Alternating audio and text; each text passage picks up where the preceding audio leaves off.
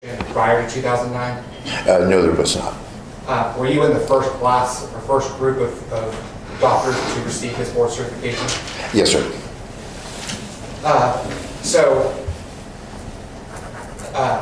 You're in Galveston for 11 years. What are you doing during those 11 years? So I taught medical students and residents. I also was what's called an attending pediatrician in the general pediatric clinic, and I also had a clinic. About half of my time was spent in the clinic for examining children for child abuse or neglect. So after those 11 years, what did you do? So in 2007, I was recruited to come to the University of Texas Medical School here in San Antonio and practice full-time in the child abuse and neglect program here, which is called the Center for Miracles. And after about a year or so, I actually was named the medical director of the Center for Miracles. So those 11 years in Galveston, did you have any type of relationship with what's now known as the Center for Miracles while you were working in Galveston?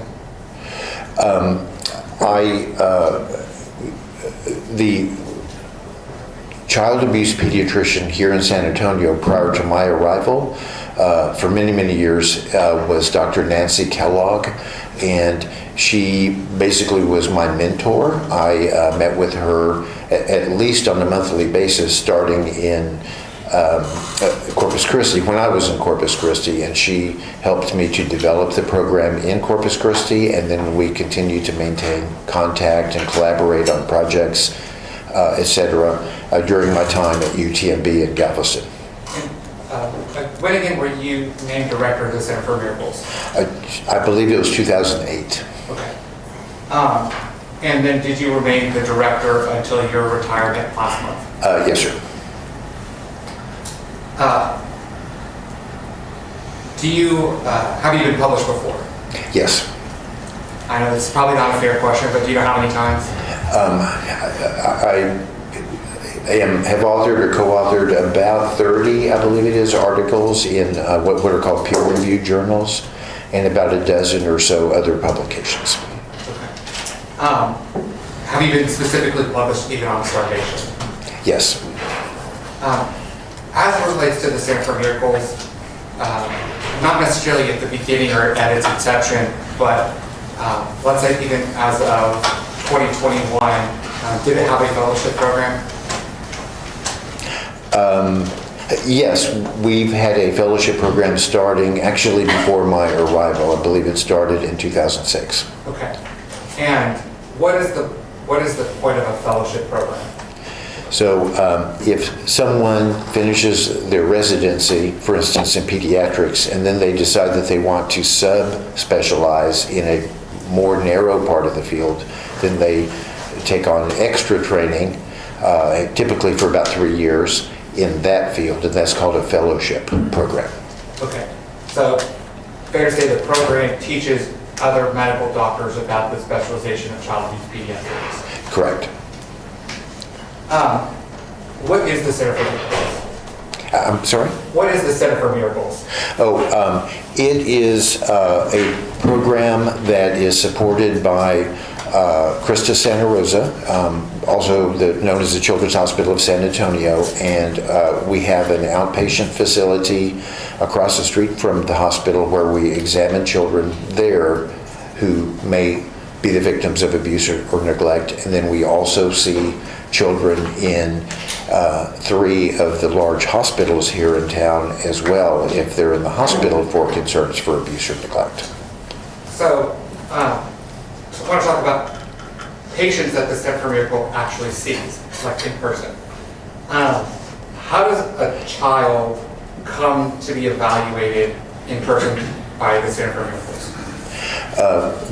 The child has to be referred to us by either Child Protective Services, by a law enforcement agency, or by another physician. And why would they refer a child to be seen by you? We are recognized in the medical community in the area as having a particular expertise and training and skills in evaluating injuries for possible abuse or neglect that most other physicians don't have. So are children brought to you referred to you because there's a suspicion potentially that there's some type of child abuse? Yes. Other than seeing children in person, does the Center for Miracles also do consulting work? Yes. And what does that look like? Well, and this happens mostly for Child Protective Services. They frequently will send us a case file that would be interviews and other records that they may have, medical records that they've collected and photos, and ask us for our opinion about the likelihood of a child's injuries being due to abuse or neglect. Okay. So I want to talk about the findings that the Center for Miracles can make in evaluating a case. When we use terms like non-specific, what does that mean? So, particularly in the cases where we're reviewing a file rather than examining a child in person, when it comes time for us to make a conclusion about our level of concern for abuse or neglect, we basically have 4 levels of concern. We either say that we have no concern for abuse or neglect, or we say that we have some concern, or our highest level would be that we feel there's substantial evidence for abuse or neglect. But if we really can't distinguish between whether an injury is likely to be due to abuse or due to some other cause, we say that the injury is non-specific. In other words, we just can't tell. So a non-specific finding, does that mean that you are ruling out child abuse? No. And it doesn't mean also that you're ruling in child abuse? Correct. Does the Center for Miracles, or at least did it while you were the director, maintain statistics as it relates to findings of concern for child abuse? Yes. And what is that? Well, the last time that we did this evaluation of our cases, which was probably about a year ago, the numbers basically came down to about 52% of the time we either had a concern for abuse or neglect, or we felt there was substantial evidence. And 48% of the time, we felt there was either no concern for abuse or neglect, or that the finding was non-specific.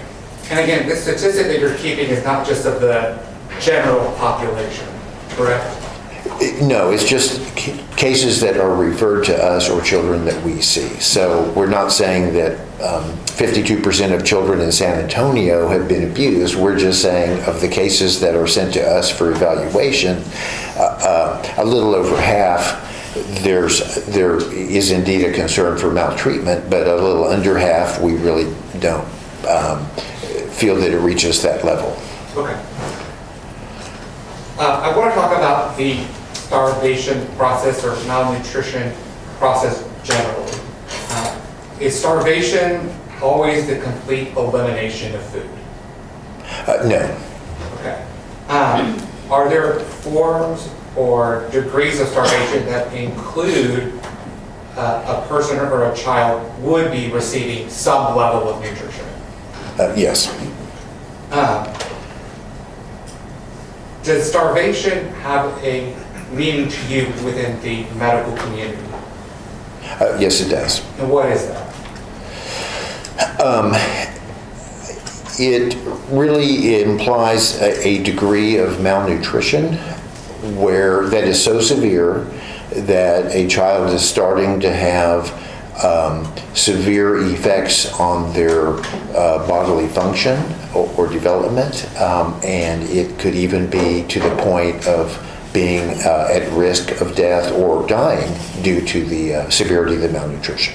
Okay, and what is malnutrition? Okay, so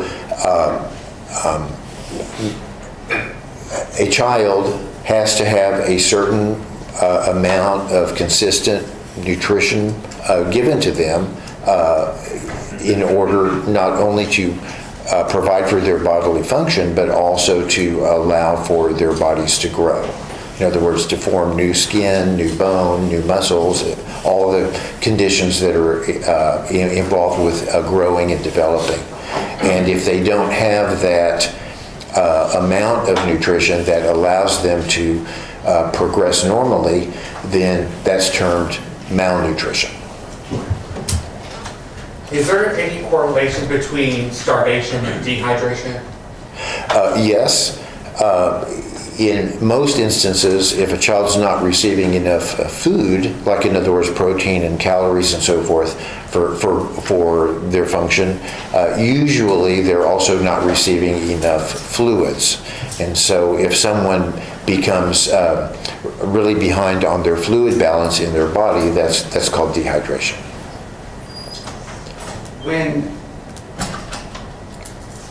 Is there also a distinction between what some doctors might say failure to thrive versus malnutrition and or starvation?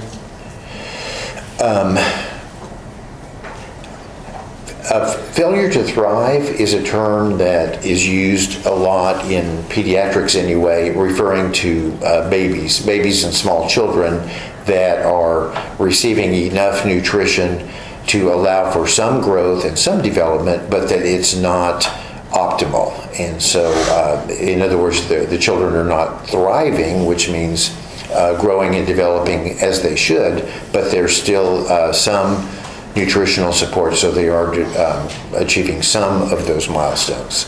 Whereas malnutrition implies a greater degree of lack of access to nutrition, and then starvation would be the most severe, where the bodily organs are starting to be damaged. Okay. What types of things would you, as a clinician, want to review prior to determining or forming an opinion as it relates to whether a child is suffering from malnutrition and or starvation? Well, really the key to the diagnosis more than anything else is the child's growth chart, how the child has been growing over time as compared to the standards that we expect a child's growth and development to meet. In other words, there's a range that's considered normal growth and development, and that range allows for kids that are big and kids that are little, but and everything in between, but that are basically growing normally, versus children that are not growing normally, that they're so far under the range of other children that there's a concern that there's a problem with that child. Okay. Are there different types of starvation? And let me be a little bit more specific to that question. Many people might think of starvation of these infomercials where there's maybe African children with these distended bellies. Is that a different or a form of starvation or malnutrition? Well, what I would say is that malnutrition and starvation can happen for more than one reason. Like, for instance, if a child is in an environment where the food is just literally not there, then they can become malnourished because of the famine situation that their environment is in.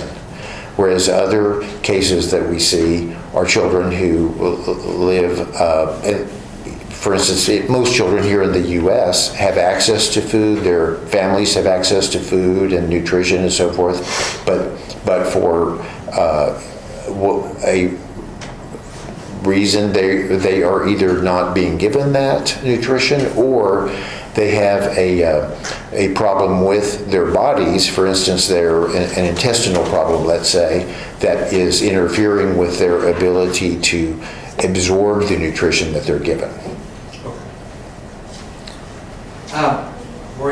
Did you review medical records as it relates to Benjamin Cervera with a date of birth of September 28th of 2016? Yes, I did. And what medical records do you recall reviewing? I've reviewed his birth records from Metropolitan Methodist Hospital. I've reviewed some outpatient pediatric records from when he was an infant. I've reviewed several emergency room visits to Children's Hospital of San Antonio, one to Northeast Baptist Hospital emergency room, and a few additional outpatient visits to ear, nose, and throat doctors and to a pediatrician. And then the medical records also related to, for instance, his autopsy after he passed away. Okay. Why is it important to review as many of the medical records, specifically in the case concerning malnutrition and starvation? Well, first of all, that's really where the most reliable information is going to be about how the child has been growing. In other words, most of the time when a child goes to either the doctor or to the hospital, they are weighed and measured. And so we can, if we can accumulate those weights and measures and chart them against the normal growth chart, that's really very important for us to be able to determine whether or not the child's been growing normally. The other thing is, usually there's information in there that really helps guide further evaluation of what may be causing the child not to grow normally. So in your review of, I'm going to call him Benji when I refer to Benjamin, did you review Benji's medical records and look at the weights over those periods of time? I did. And did it appear to you that Benji, for the majority of his life, struggled or had issues gaining weight? No. In my opinion, he didn't initially have trouble gaining weight. He was born prematurely and he was small during the first year or two of his life, but he actually grew within the normal limits. So I want to talk about Benjamin. He was born premature? Yes. What effects with him being born premature would you expect to be seen in the medical records and or any long-term complications of that? So the typical growth charts that we use to evaluate these situations are all derived from full-term babies and how they grow. And so if a baby's born prematurely, that's going to make them look small initially on a standard growth chart. And so typically, like for instance in Benji's case, he was born about 5 weeks early. For about the first year or so of life, he's going to look smaller than the other children, even though it really just reflects his prematurity, not necessarily that there's a problem. But after about the first year or so, their growth pattern typically fits the growth pattern of the general population of children. Okay. Would you expect him at 4 years old to still have lingering effects of his premature birth? No, that can happen, but that's typically a problem more in children that are born months early, not a few weeks early.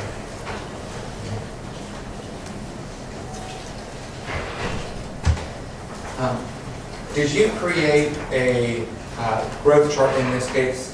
Yes, I did.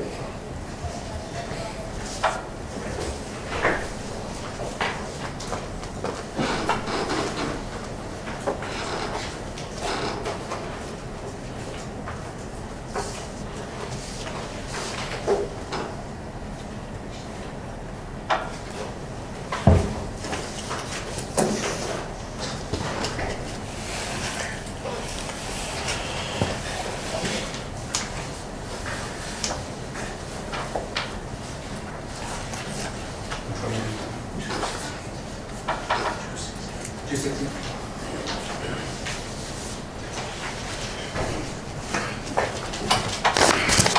Dr. Lucifer, I'm going to show you what's been marked as State's Exhibit number 216. Do you recognize that document? Yes, I do. And what do you recognize it to be? This is a growth chart that I prepared where I took weights from different sources and placed them on a single growth chart so that they could be evaluated more fully. And this started when the first point I put on there, he was about 3 years and 4 months old. And then there were some additional points leading up to what he weighed when he was dead. And this doesn't contain all of the weight points throughout Benji's life.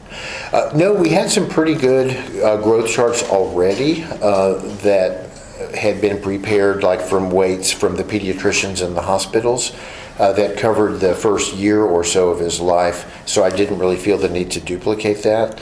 But we had more issues with the weights when he was older, like 3 and 4 years of age, because they were from all different kinds of sources.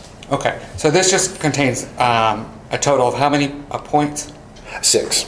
And this growth chart that you're looking as it relates to the weight, what is the source of the, not Benji's points, but the overall chart? Oh, the overall chart is a growth chart that's was developed by the World Health Organization and is one of the standard growth charts that's used worldwide. And I'm not going into like the specifics of the calculations and the math, but the World Health Organization, the data that's contained in it, fair to say that's the world's population that it's taking into account? Yes, that's Okay. correct. So this isn't necessarily specific to the United States? It isn't actually. It actually, we do prefer this one for the older children specifically because it takes into account ethnic differences, regional differences, things like that. Okay. I'm going to show you what I'm going to mark as State's Exhibit 217. Do you recognize State's Exhibit 217? Yes, I do. And what do you recognize it to be? This is a growth chart that I prepared of some of Benji's height points, starting from when he was not quite 3 years old. Okay. And I want to talk about measuring of children's lengths and their height. Are those numbers always going to be necessarily reliable? No, unfortunately, especially with small children, trying to measure their height actually is kind of difficult because they don't always cooperate and they don't always stand still and those kind of things. And so you really have to have a pretty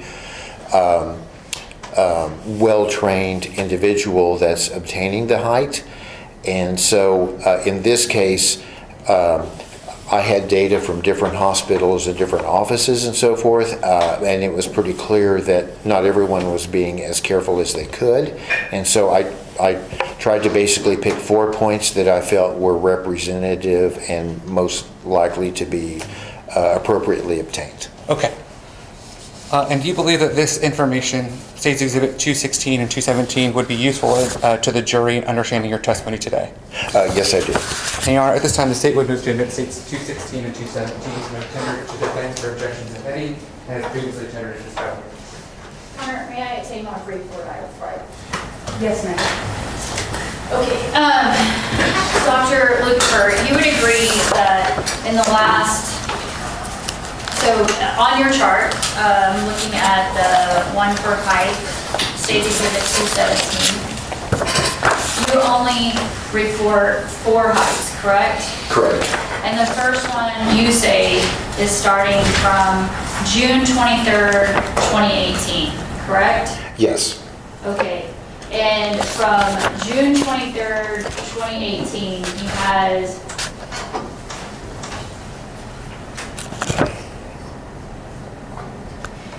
ten other measurements, or 10 total. From June 13th to the date he passes, his height is measured 10 times by different doctors, correct? Yes. But you've only put 4 on there. Correct.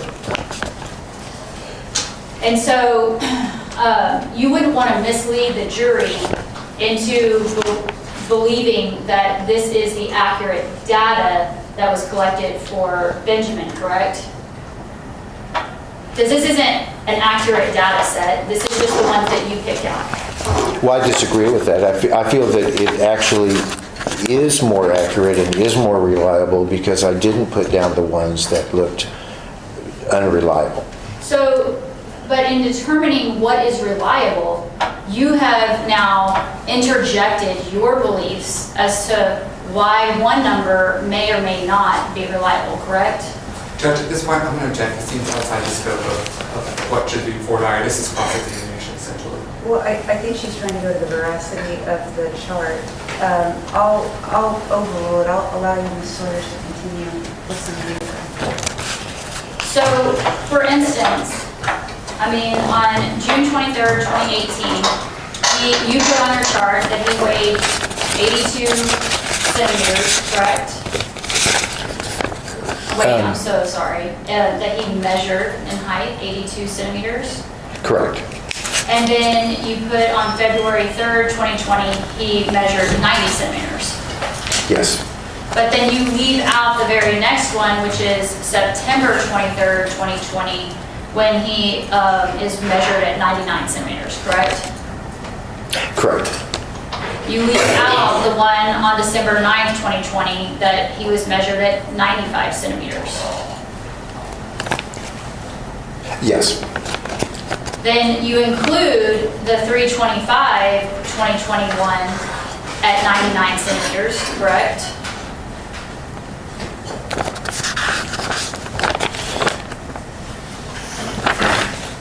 Yes. But then you leave out on May 1st, 2021, the 99 centimeters that shows up.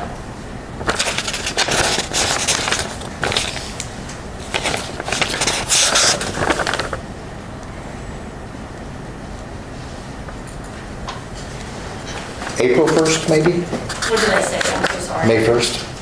I apologize. Thank you. April 1st, 2021, the 99 centimeters that shows up. Yes, I looked that up. You include in your final data point, July 21st, 2021, at 97 centimeters, correct? Yes. But then you exclude the next three data points. There's also, on the same date, on 7/21/2021, you exclude 89 centimeters at Little Buddies, correct? Correct. You exclude on 7/26/2021 the 94 centimeters at Little Buddies. Yes. Oh, I apologize, that would not have been at Little Buddies. It would have been at the ENT of San Antonio. Is that correct? No, I have that the July 26th measurement was at Little Buddies Pediatrics. Then let me back up. When I said July 21st, 2021, he had two measurements. He had one at CHOSA that you included for 97, but then he also has one at the Pearl ER for 89 centimeters. Correct. Okay.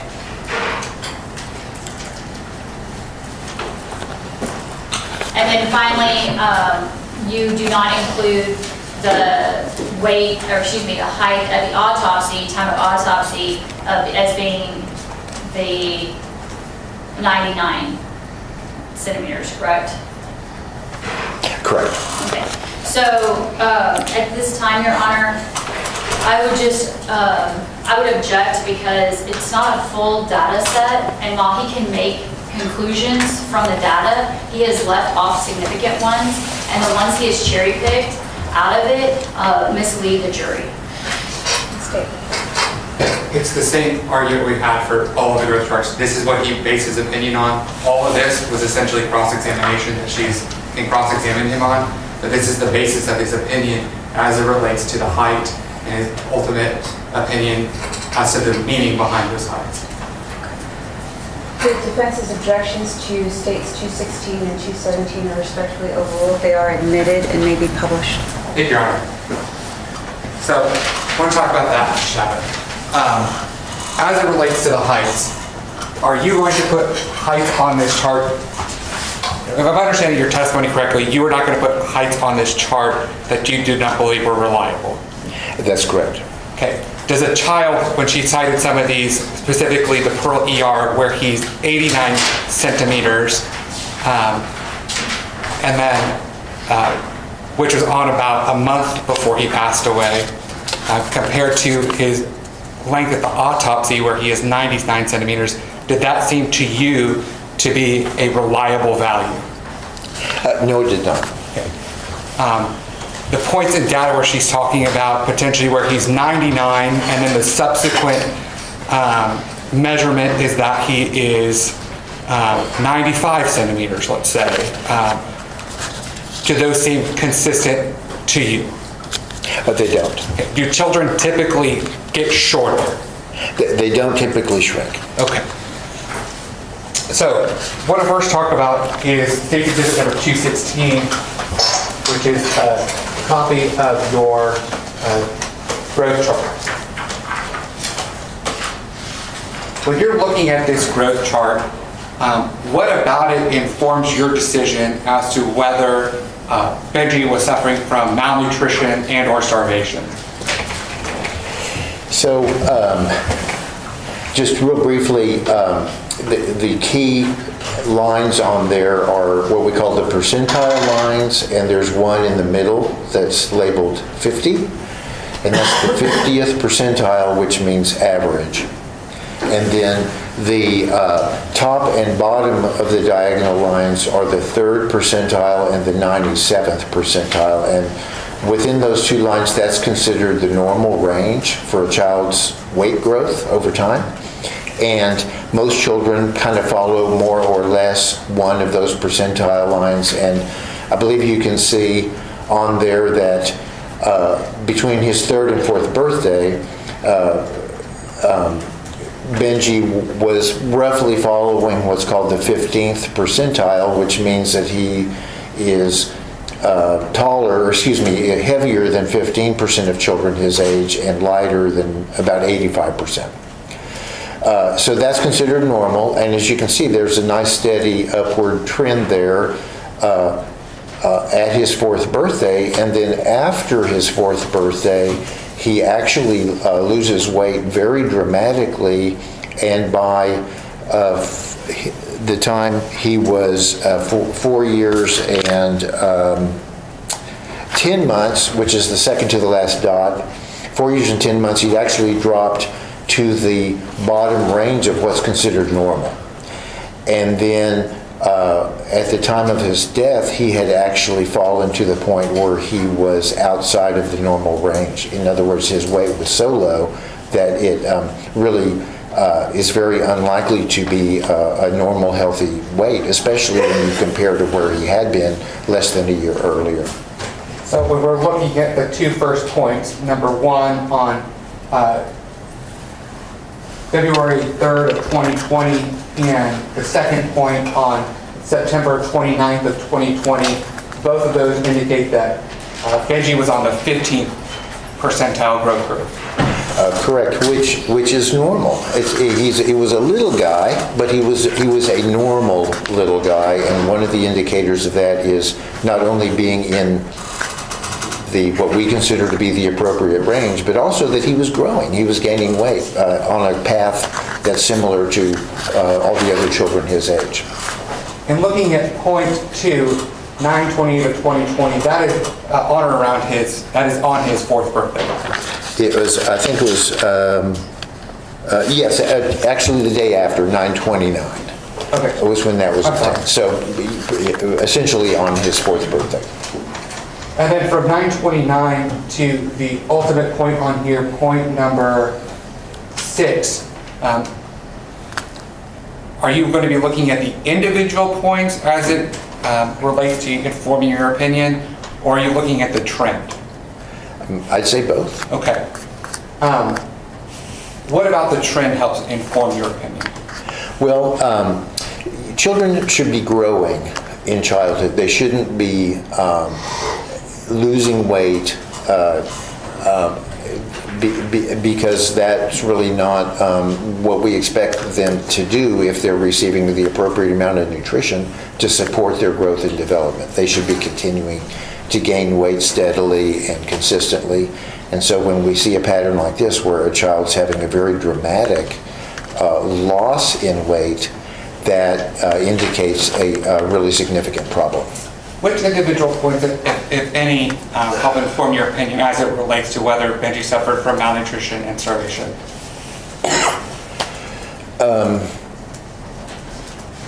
I would say particularly the last 2 points indicate that he's whatever is happening to his body has become so severe that he's no longer in what's considered to be the normal range for a child his age. Okay. I'm going to show you what's been admitted as State's Exhibit number 217. This is the height chart, correct? Yes. And when we're looking at this point, the first point on 6/23 of 2018, and I believe this third one's actually supposed to be 3/25 of 21.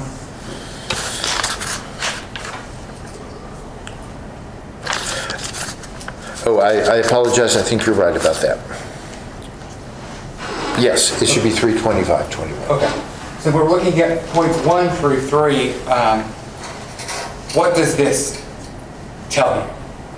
Well, what it shows is that before his third birthday, he was still, in terms of his height, not in the normal range for compared to other children his age, and that was consistent with some of his growth points when he was smaller. When he up until a little before his first birthday, he was being weighed and measured regularly by his pediatrician, and so he was also running along the lower limit of what's considered the normal range for length, is what we call it in a baby at that time. So he, and a lot of that was probably related to his prematurity, and it looks like by his third birthday he was still in the process of recovering, either from being a premature baby or from some other unknown reason why he was very small as a small infant.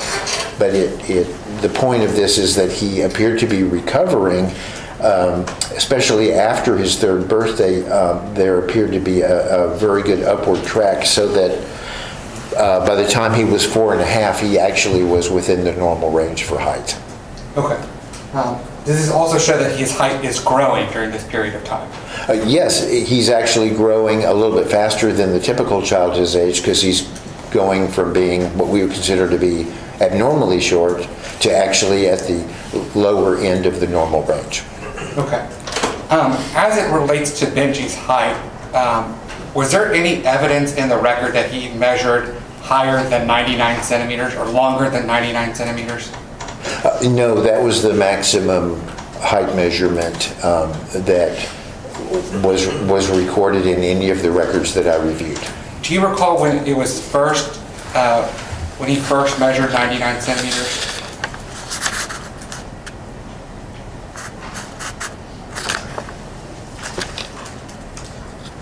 I'm pretty sure that was September 29th of 2020 at Northeast Baptist Emergency Department. Okay, so that would, September 29th of 2020 would have been around his 4th birthday. Correct. So from 4 years old to his ultimate death at 4 years and 11 months approximately old, is there any evidence that Benji grew in height?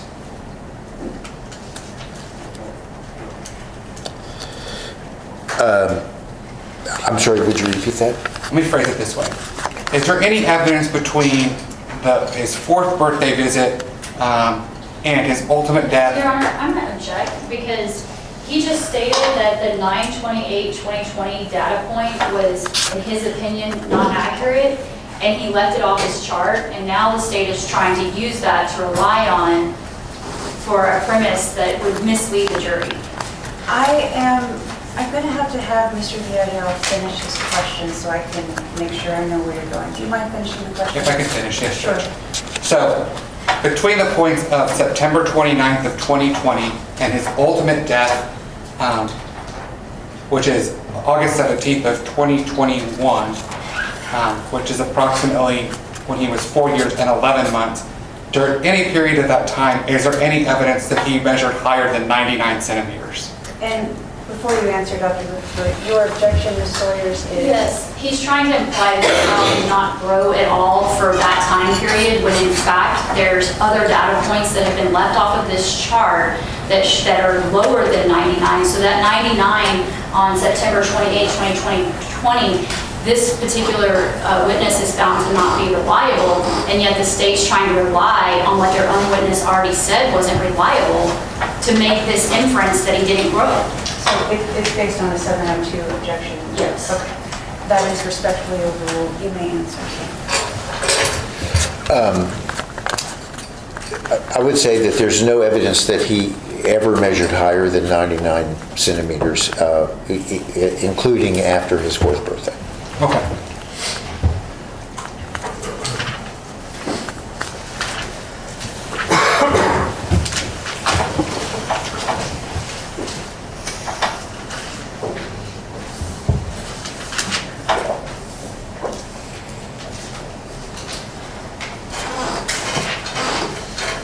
When you reviewed the medical records, did you see any indication that a parent or guardian had expressed concerns to medical professionals relating to the ability for Benji to gain weight prior to his appointment with, not appointment, rather his visit at CHOSA on September 21st of 2021?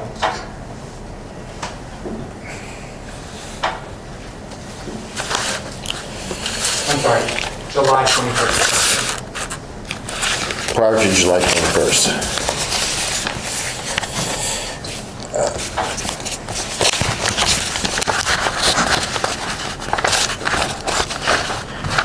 I'm sorry, I am going to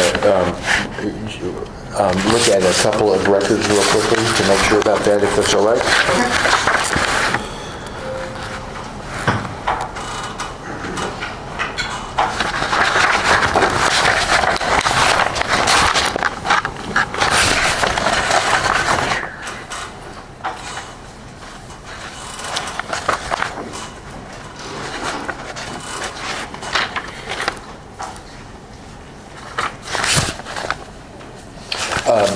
No, sir. So based on your review of the medical records, no caretaker had expressed to medical professionals, based on those records, that they had concerns with Benji gaining weight. Is that correct? Correct.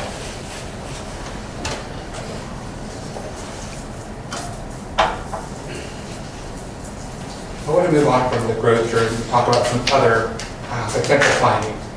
What is Lanugo? Lanugo is a type of hair growth where the hair is very fine, and it's in locations that are not typical for hair growth to happen. And does that hair have a particular texture or presence on certain parts of the body? It typically has a really soft feel to it, and sometimes it's the kind of hair that people refer to as peach fuzz. As it relates to malnutrition and starvation, is there any correlation between Lanugo?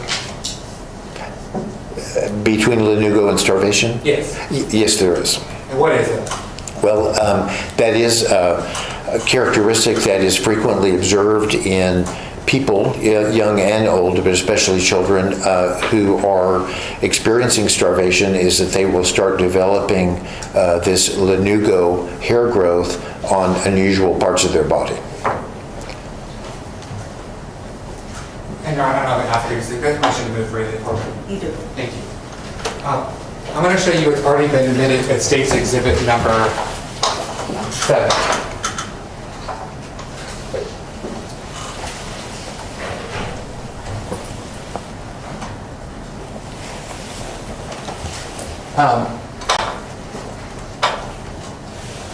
As State Exhibit number 7 relates, this hair on Benji's back, does that appear consistent to you with Lanugo?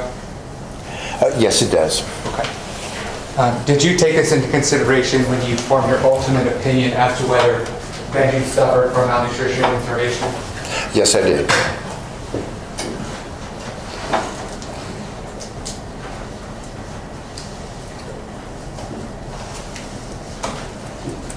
Would it be normal or ordinary for a 4-year-old to grow that hair on their back?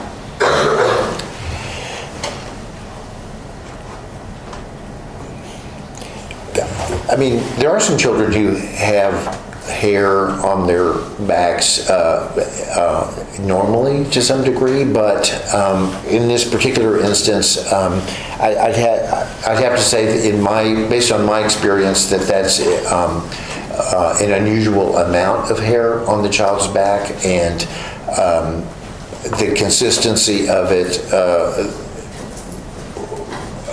made me concerned that actually it did represent Lanugo hair growth, which would be abnormal. Do you recall in a review of the record seeing any other indication that Benji might have Lanugo? I don't believe it was previously mentioned in any of the other visits during the year or so before his death. And I'm not saying necessarily Lanugo specifically, but any other observations made by a medical professional that could be interpreted to mean that Benji had Lanugo, to your recollection?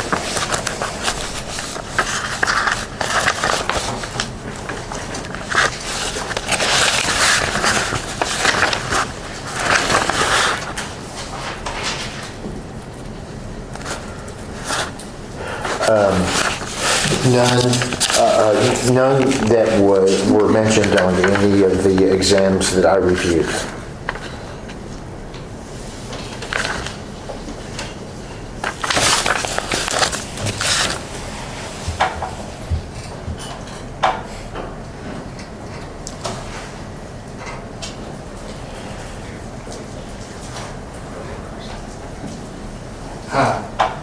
Did you review the autopsy findings?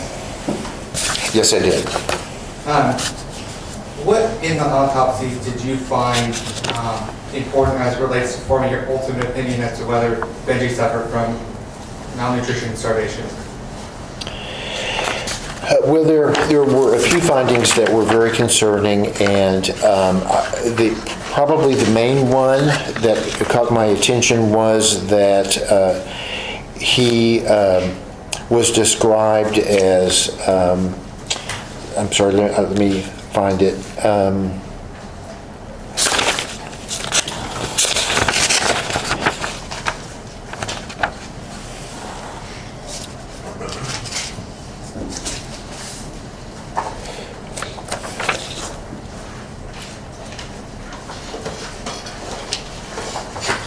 Well, he was described overall as being cachectic.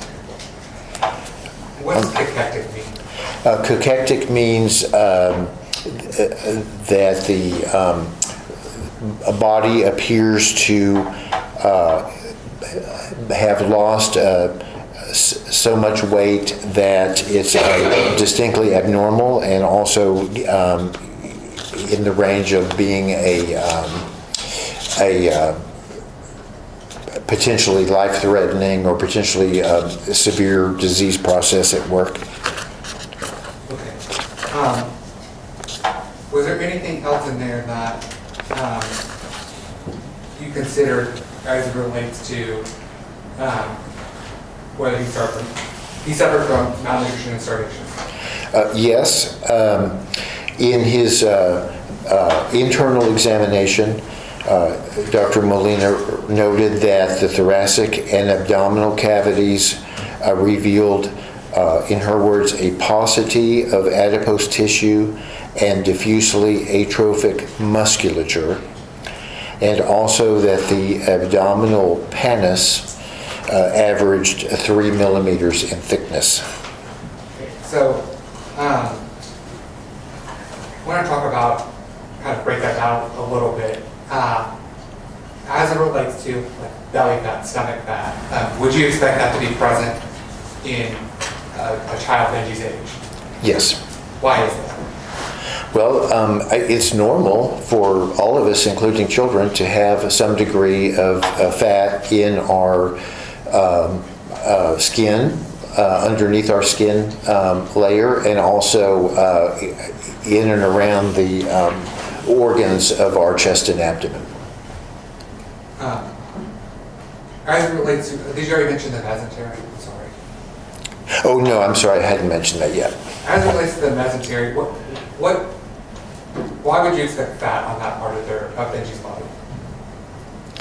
So the mesentery is a really thick membrane that supports our intestines and kind of keeps them in place, and then also the blood supply to the intestines goes within that mesenteric membrane, and it's normal for there to be a pretty substantial amount of fat in and on that membrane. And how did Dr. Molina describe the mesentery? She described it as translucent with an absence of adipose tissue. What does that mean? Well, translucent would mean that you can see through it, so it was very thin. And then second of all, adipose tissue is one of the terms that we use in medicine for fat tissue. And she noted that basically there was no fat tissue in or on that mesenteric membrane.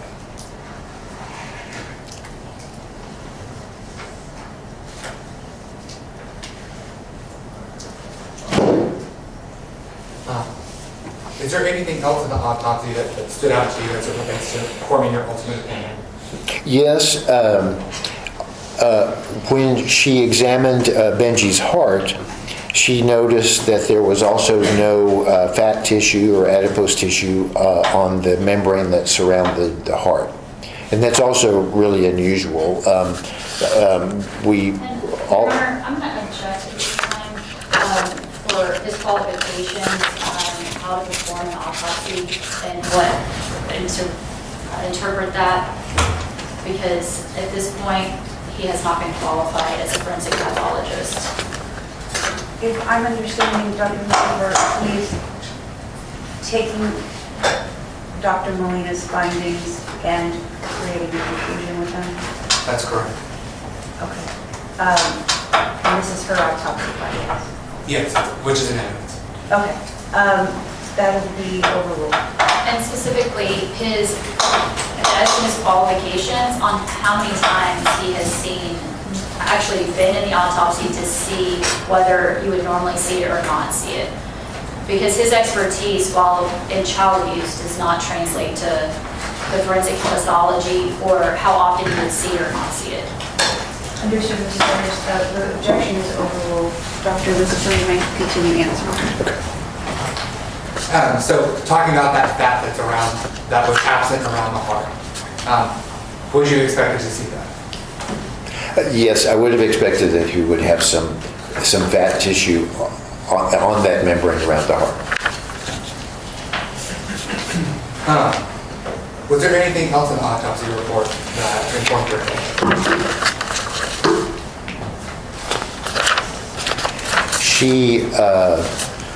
Dr. Molina made note that she could not find a thymus, which is a part of our immune system. It's a thin organ that's present at the base of the neck. And so that would be, in a 4-year-old, pretty unusual not to be able to find any thymus tissue. What is the purpose of the thymus? It makes some of the white blood cells that are involved with our immune response to infections and infections basically. And does the thymus always stay the same size? No. What's the pattern of its growth or decline? Well, thymus organs tend to be pretty big at birth, and they do gradually go down in size as we get older. but they're usually present throughout childhood. And so one of the things that can affect the thymus and cause the thymus to become small early is chronic stress. Okay. So chronic stress can cause the thymus to atrophy or decrease in size or eventually go away? Yes, our immune system is a big part of our body's response to stress. And so if someone's under chronic stress and the immune system is being overtaxed, then one of the things that happens is that the thymus can start becoming too small too early. And would malnutrition be a possible stress? Yes, absolutely. Would starvation be a possible stress? Yes. Was there anything else in the autopsy findings that you found relevant to informing your opinion?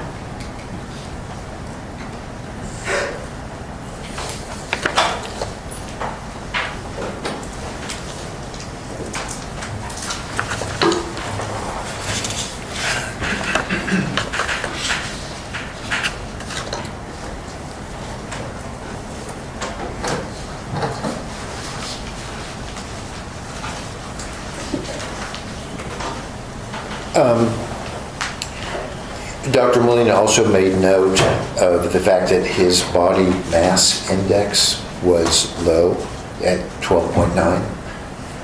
And normal would, in this age, would probably be around 15 or 16.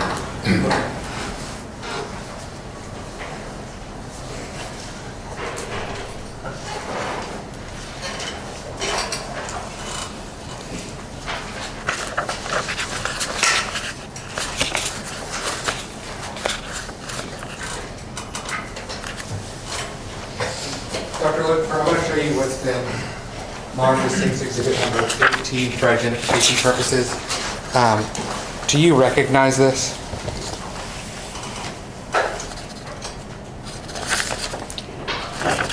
Yes, it's a printout from the World Health Organization of the expected body mass index for different ages of boys.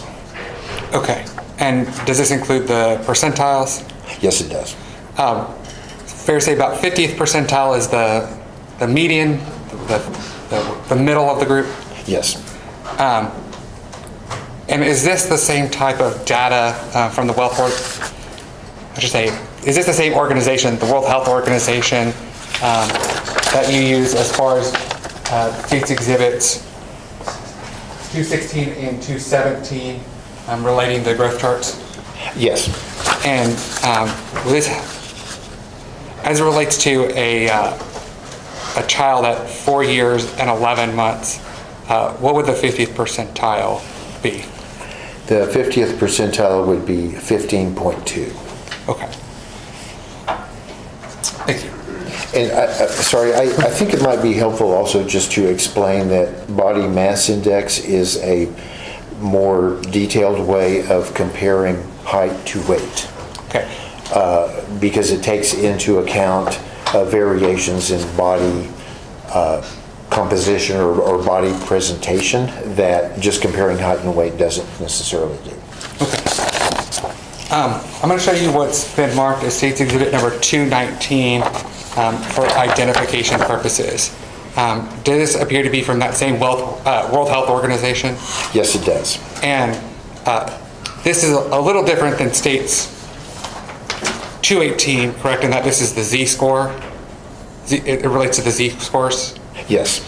And what was Benji's BMI at the time of his death? 12.9. Okay. Using this pen, can you mark at 4 years and 11 months where 12.9 would be? Yes, sir.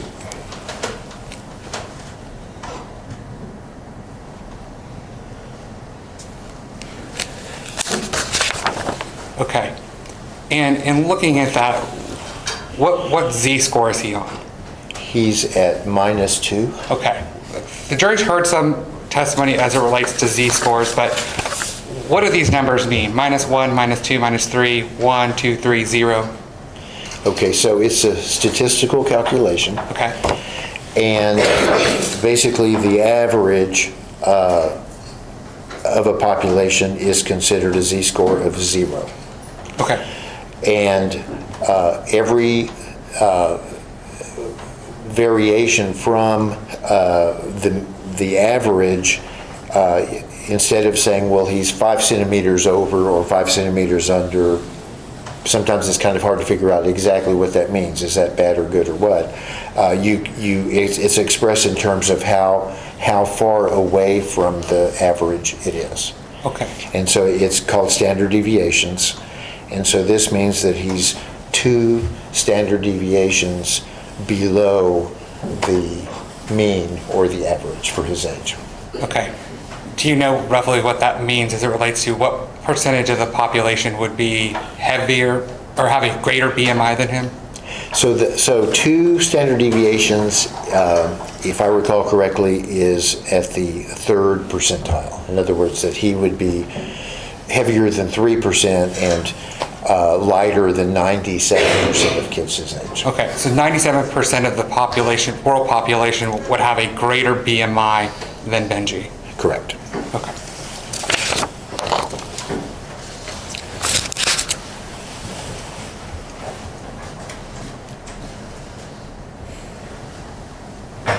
As it relates to the autopsy, and I want to specifically talk about some of the vitreous fluids. Were you able to review that? Yes. And were any of the vitreous fluid findings important to you or relevant to you in informing your opinion? Yes. Which one? If any. Well, the one that really is the most striking is that his sodium level in his vitreous fluid was quite elevated. It was 159. What does that indicate to you? That he was dehydrated. Okay. Is there, again, that relationship between starvation and dehydration? Yes, it's one that we very frequently observe, and it has to do with the fact that if someone's not getting enough food, they're probably not getting enough fluids either. And so dehydration is a really commonly seen part of malnutrition. Was there anything else on the autopsy that you reviewed that ultimately informed your opinion?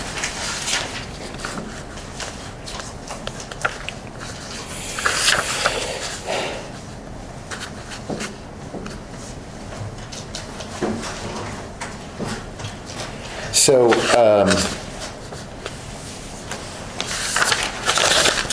he also had a very low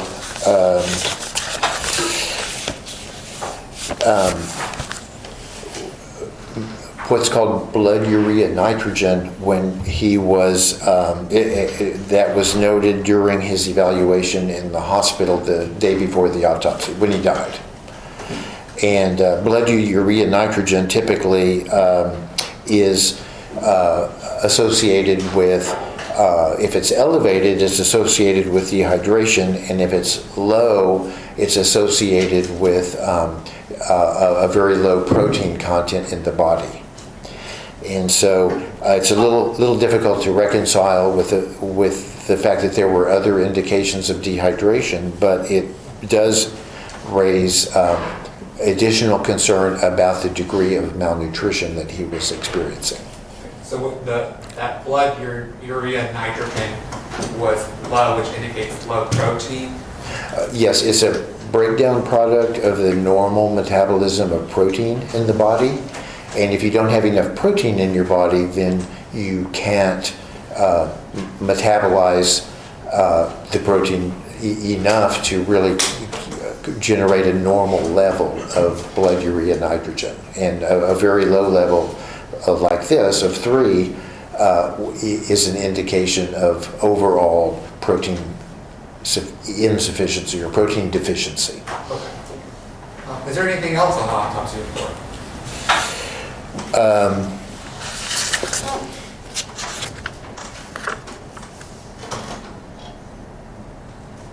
No, I'm sorry, I don't. I think we've covered the important findings, in my opinion. Are compulsive behaviors associated with malnutrition and starvation? Well, I don't know if they're necessarily associated. I don't know that they're always seen, but we certainly see children who have been chronically malnourished who start exhibiting abnormal behaviors around food. Okay. Would chewing on the fingers, could that be a compulsive behavior Yes. associated Your with? Honor, I'm going to object to the leading. I didn't suggest any answer. I'm trying to process it in my head and analyze your question. That is overruled. Go ahead, sir. So can chewing on the fingers be one of those compulsive behaviors that might be associated or be a sign that a child is malnourished or Yes. starving? Yes. What about eating their own feces? And again, objection, it's leading. I understand that considering the witness and the form of the question, I'm going to overrule the objection. You may answer, Dr. Okay. So that wasn't discussed in the autopsy report, but in answer to your question, yes, children who are experiencing deprivation of food have been known to eat their own feces. Okay. Were you provided pictures of Benjamin prior to your testimony? Yes. And did you review those in forming your ultimate opinion as to whether Benji suffered from malnutrition and starvation? Yes.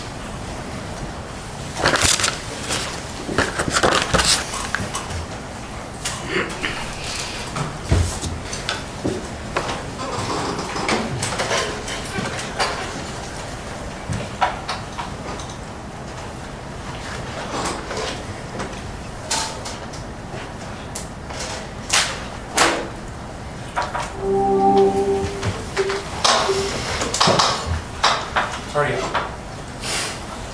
I'm going to show you what's already been admitted as State's Exhibit number 76. There's been evidence of this photo on the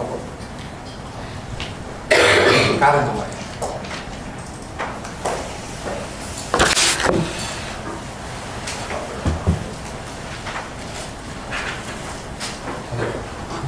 This photo was taken on or about April 4th, 2021, and this photo on the right was taken on August 14th of 21.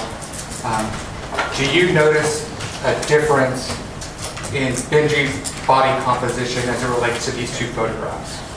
Yes. And what do you notice? Well, I'd say on the picture on the right,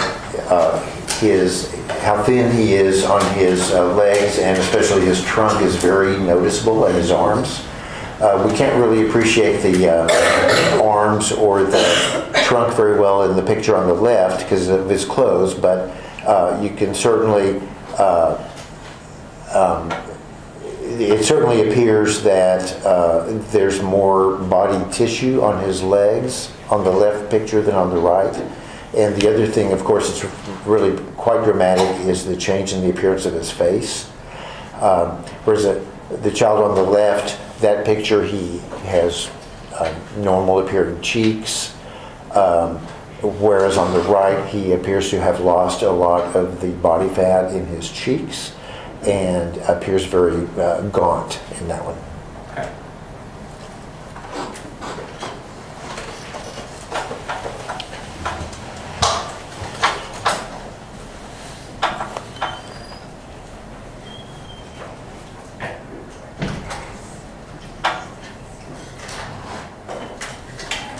Dr. Luker, I'm going to show you what I'm going to mark as State's Exhibit number 220.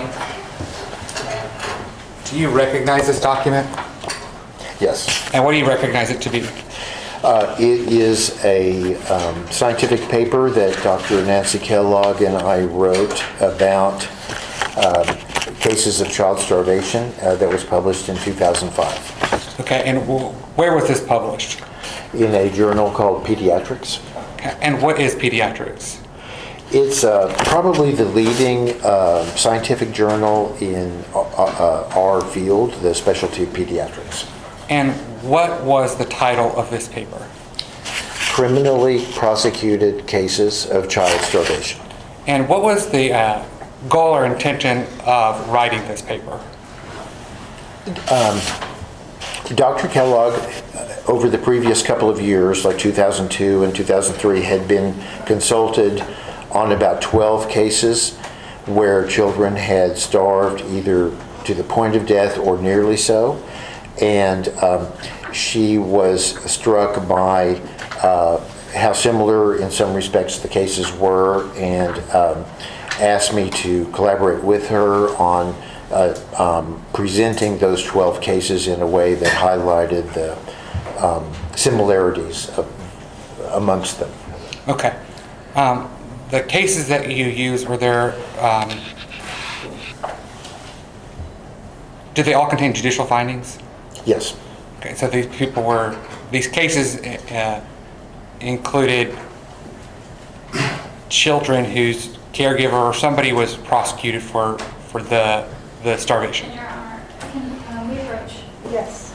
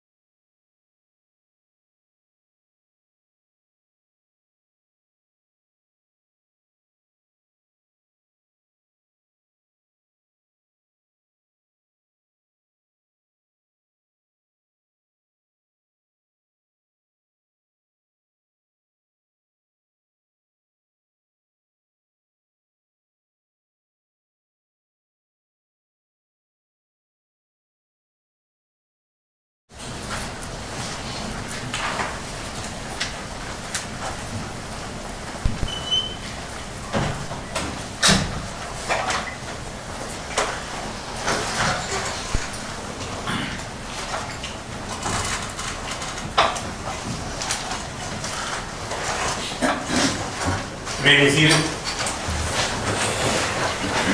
Yeah, do you want to continue? Looking for that instruction first. Yes. Ladies and gentlemen, you will disregard the last question by the Assistant District Attorney and any answer from Dr. Lucifer. Thank you very much. Mr. Gabriel? Thank you, Judge. I want to talk about just your clinical experience, your experience in reviewing cases at the Center for Miracles. That Z-score that we talked about in State's Exhibit number 219. I'm so sorry. -2. In your experience, have you seen other kids who are malnourished and or starved to the point of death who have had a similar Z-score?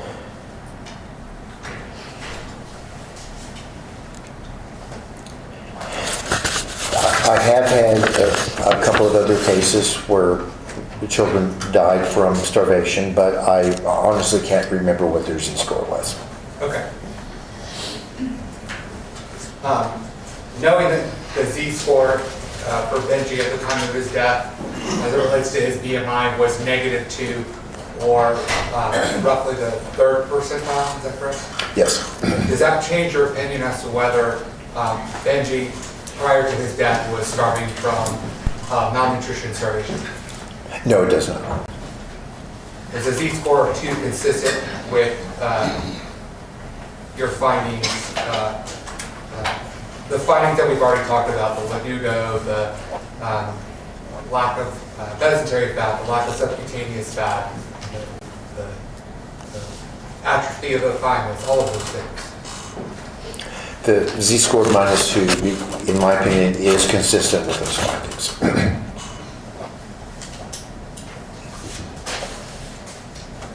So when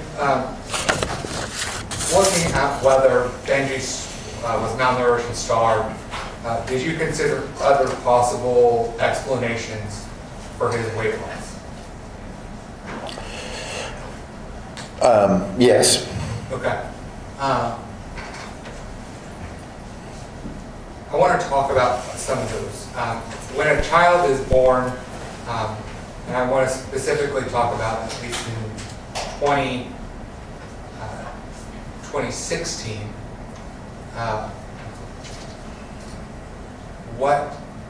is there any metabolic testing done at birth? Yes, there is. And what is it? Well, the most extensive would be the what's called the newborn screening protocol, which is performed in every baby born in Texas, where a little bit of blood is taken from the heel and sent to the lab, actually 2 different times in Austin, to check for, it's actually up to 55 diseases now of the metabolic system that can cause health problems for babies as they get older. And so Benji did have the newborn screening protocol performed, and we do have a record that the results were normal.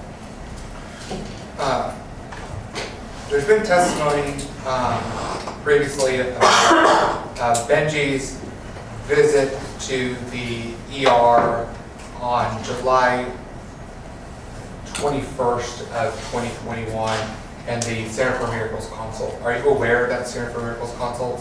Yes. For that Center for Miracles consult, what was the purpose of it?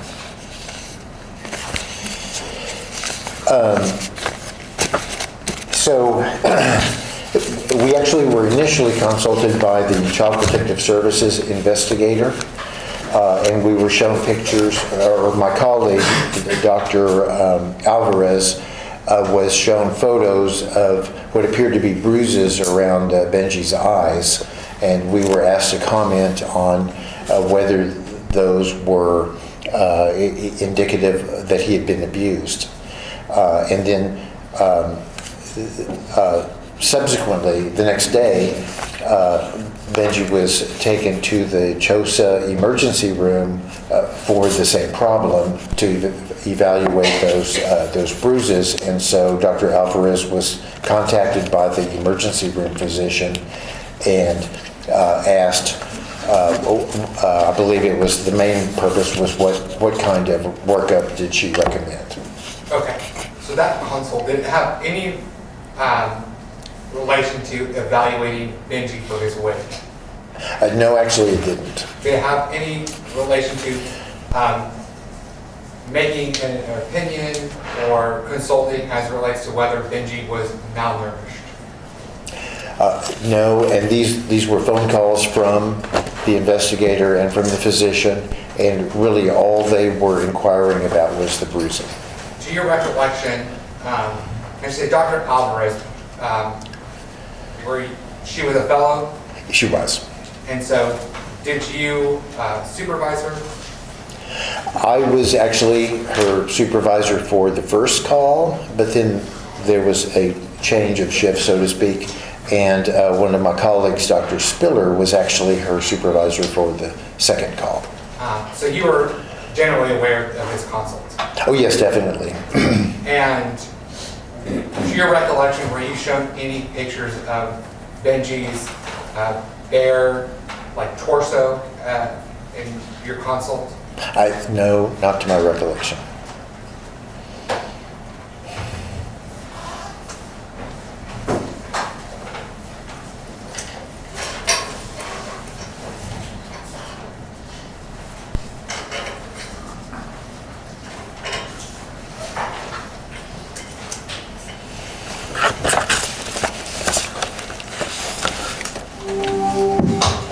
I'm going to show you what's already been admitted. State's Exhibit number 94.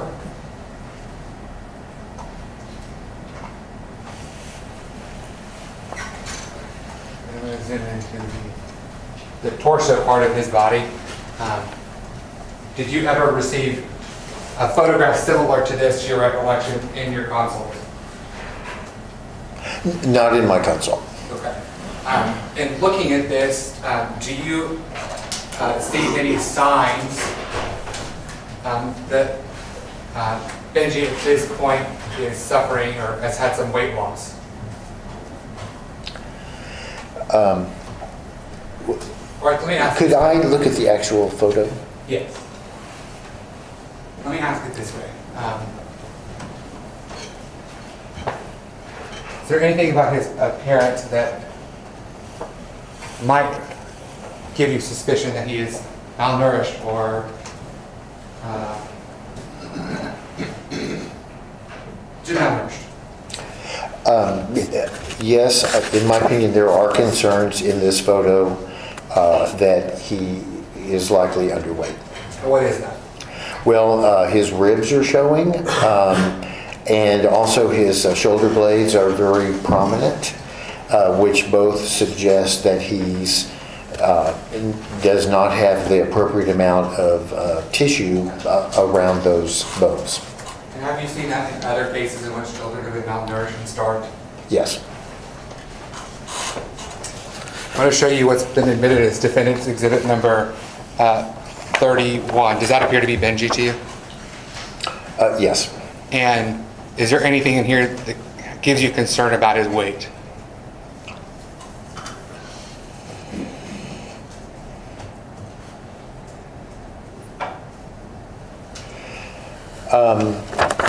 Well, I'd have to say overall, probably not. His ribs and his flank area are visible, but he appears to have more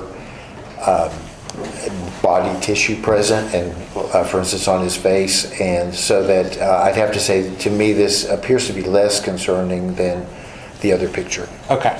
So this one, if you had seen this, you would have been concerned that there was potentially issues related to his weight. That one, yes.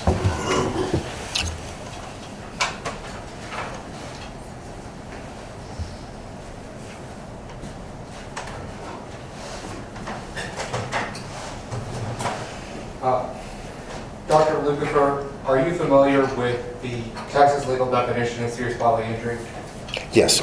And want to talk about Benji prior to his death. This weight loss prior to his death. Would you consider that serious bodily injury? Yes. And of course, his death would be serious bodily injury. Yes.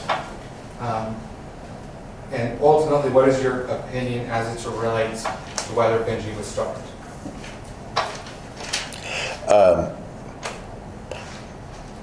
My opinion is that there was substantial evidence that Benji had been the victim of starvation leading up to his death.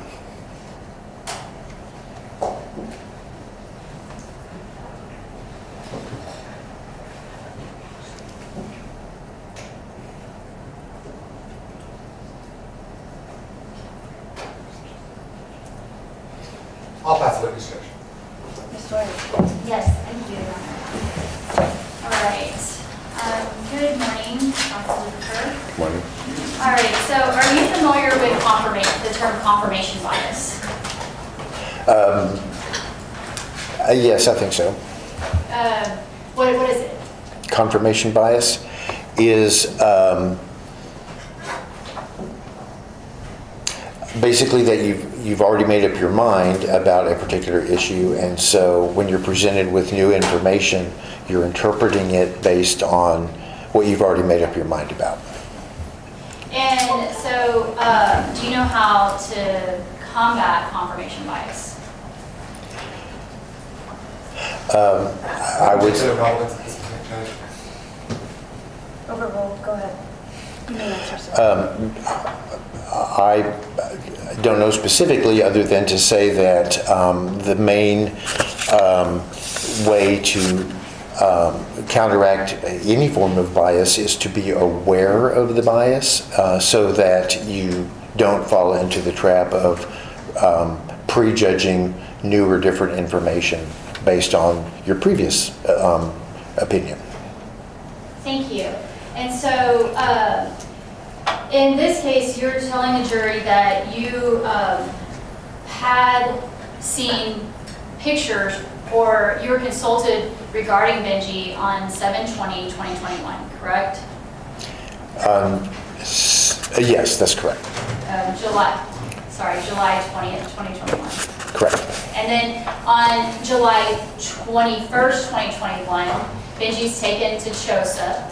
Yes. And at that time, the ER doctor, Dr. Henry, contacts Center for Miracles again. Yes. And then it wasn't you that was on call that day, it was Dr. Spiller? Dr. Spiller, yes. Okay, but you were aware of this case? Yes. Okay. And then there was that you said another doctor that was working with y'all that went by the name of Dr. I apologize. What did you say her name was? Marianne Alvarez Griffiths. Griffiths. Okay. Yes. So Ms. Griffiths, or Dr. Griffiths. And so all three of y'all conferred on this case, correct? Well, at different times. Dr.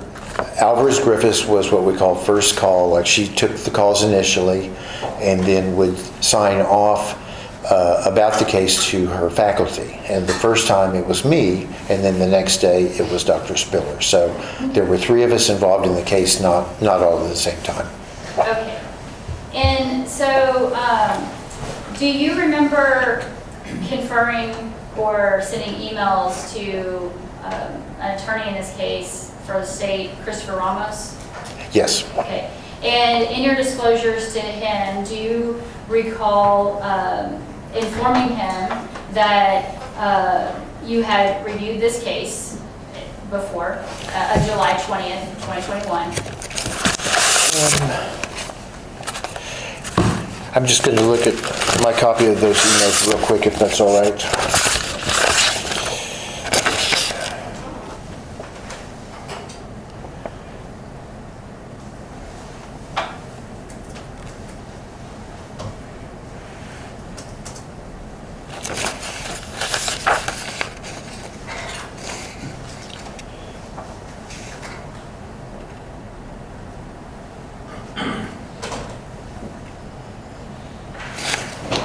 All right, yes, ma'am. So, at that time, you told him that you had seen Benjamin about a month before he died, correct? Wrong, that is wrong.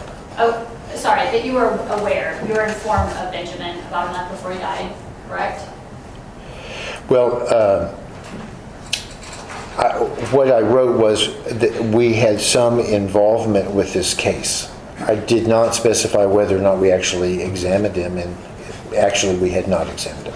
At this time, Your Honor, may I see your emails? Yes. Okay, may I approach, Your Honor? Yes, ma'am.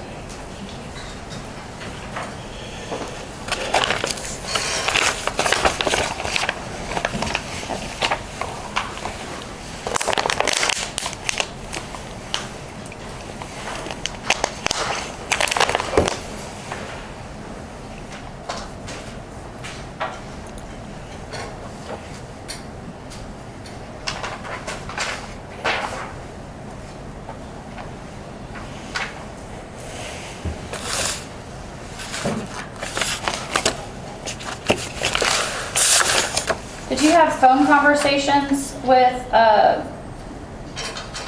the attorney Ramos?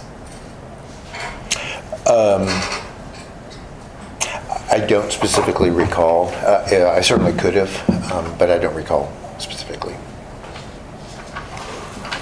Do you, and so,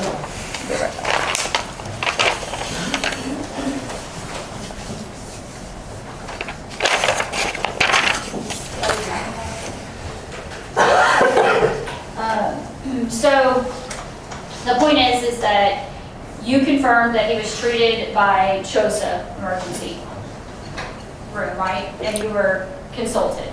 Yes. And that you further expressed that it appears that Benjamin did not appear starved or cachectic at that time.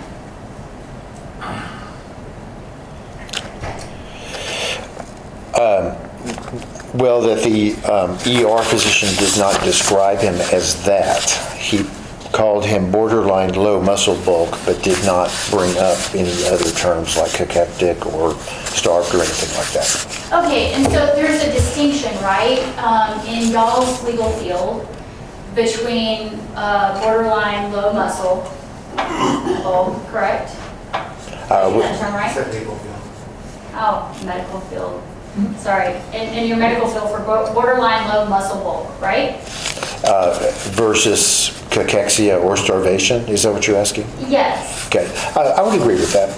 Okay, and so in one implies what? What is the difference between the two?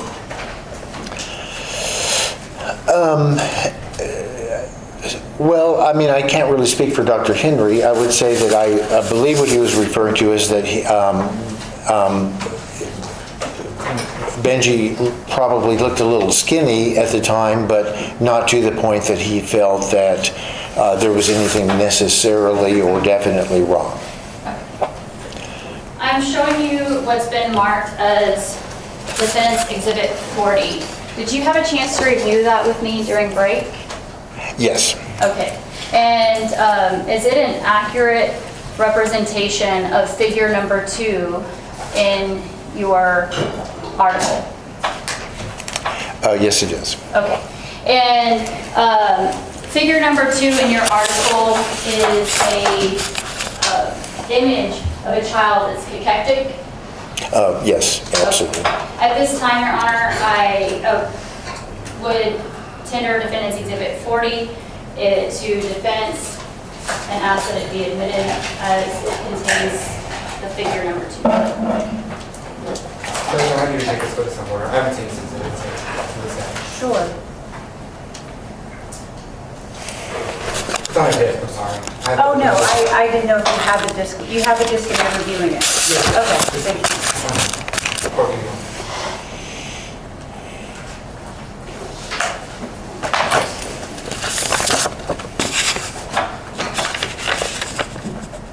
Can I take this witness on board, Irish?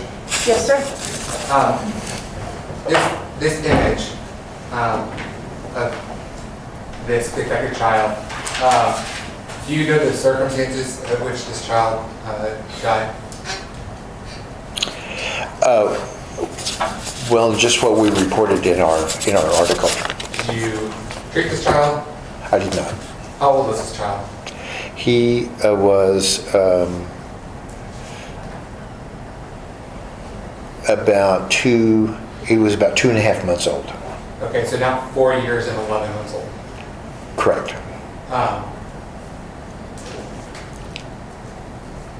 Are you aware of the circumstances in which this child died?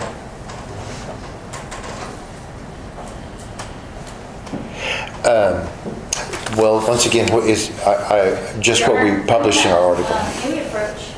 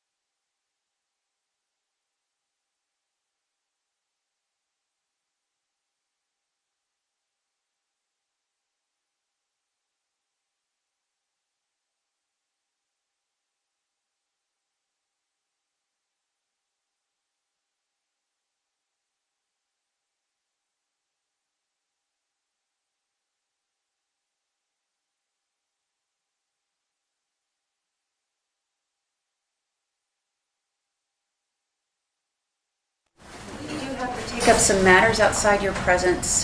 It is around, it's 12:10, so we're going to go ahead and give you a lunch break. Let's go ahead and have you back. Let's have you back at 1:30, please. All right.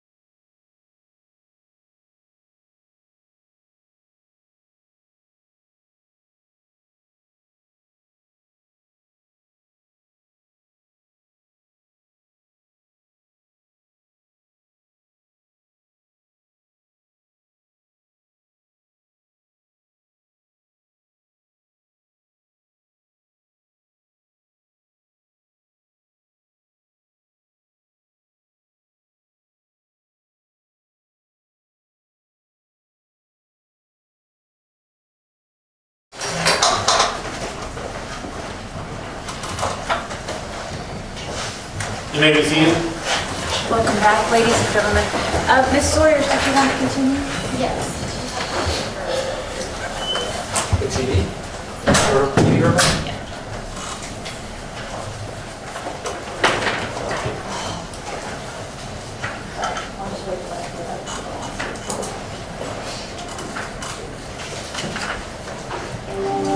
All right. So when we left off, you would agree with me that there is a figure 2 that's referred to as a photo in your paper that you wrote, and that publication date of the article. December 2005. Okay. And since then, have you looked at any starvation cases or done a lot of starvation research? I've had a few cases of starvation. I can't say that I've done much starvation research. Okay. And so the last time that you really looked at it was 2005 as far as research goes? Yes, once that was published, then I really didn't try to make any changes or edits or anything. Okay, and that figure 2, you would agree that there's degrees of wasting on a body, correct? Yes. And the figure number 2, was it a more severe wasting of the body on the spectrum? It was an extremely severe case. Okay. And now, when we were talking about being able to identify malnutrition, right? Because at this point, let me ask you, would you agree with Dr. Molina's definition of starvation, that that starvation is lethal malnutrition without other cause? Without another cause. Well, in my experience, it's not always lethal. Okay. It would be severe malnutrition without other cause. I would agree with that. Well, I'm sorry, without causes other than not receiving adequate nutrition. In other words, most cases would be severe malnutrition that resulted from not receiving adequate nutrients.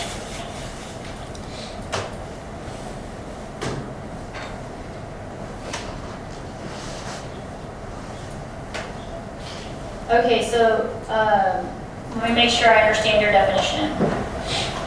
Severe malnutrition, that is a result of not receiving adequate nutrition? Nutrients. Nutrients. Yes.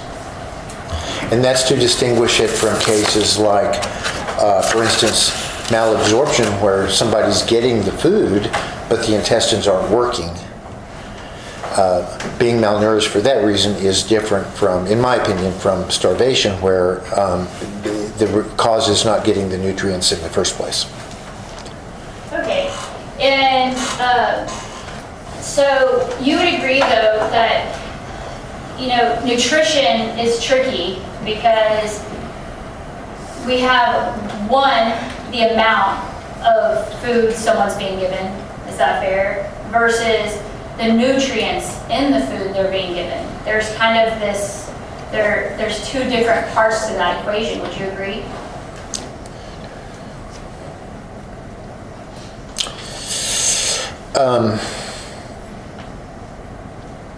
I think it would be a really extreme situation where someone was getting plenty of food, but for some reason the food didn't have nutrients in it. That would be, like for instance, there are some people that eat dirt or chalk or things like that, but that's not really food. Kind of by definition, that's a alien substance. And so I think your Your definition that you suggested there is probably not a realistic one. Well, I don't have a definition. I'm just talking about the fact that it's fair to say that not all food has the same nutrients. Like one type of food doesn't necessarily have the same nutrient value as another type of food. Is that fair? Sure, that's fair. Okay. And so in that sense, we as a society, or maybe medicine, I'm not sure, because there seems to be lots of different types of diets, right? There's the Atkins diet, the Mediterranean diet. I mean, there's all these theories about what is healthy food, correct? Yes. And would you agree with me that even medical professionals will disagree over what is the best diet? Yes, that doesn't have much to do with the issue of starvation, but yes, I would agree with what you've said so far. So if someone has a vitamin deficiency, right? We get our vitamins from food. Mostly, yes. Yeah. And so does it matter what you're eating? If someone has a vitamin deficiency, does it matter what they're eating? Yes, probably. Okay. Yes. And so, I mean, it's not just the volume of food sometimes, but the quality of the food that can matter.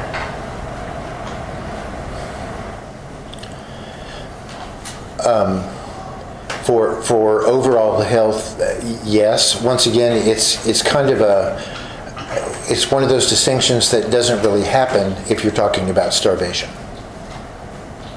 All right.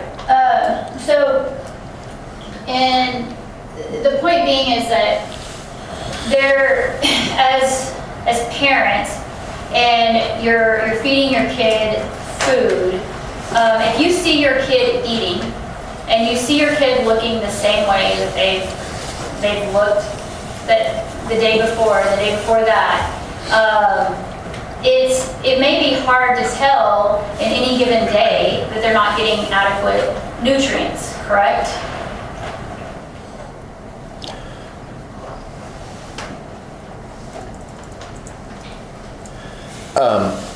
Well, if what you're asking is just from one day to the next over a short period of time like that, is it common that parents can't really tell if their child got enough food that day? I would say yes. Yeah, because if you are sitting at a dinner table and you see your child eating, and then you go to work, and then you come back, you've seen your kid eat, you came back from work, and you don't know necessarily what's going on in the time between you saw your kid eat and the time you get back, correct? Correct. But if they look similar to you in a short amount of time, you may not notice that a child is not receiving all the nutrients that they need. Over a short period of time, yes. Okay, so I'm going to show you what's been marked.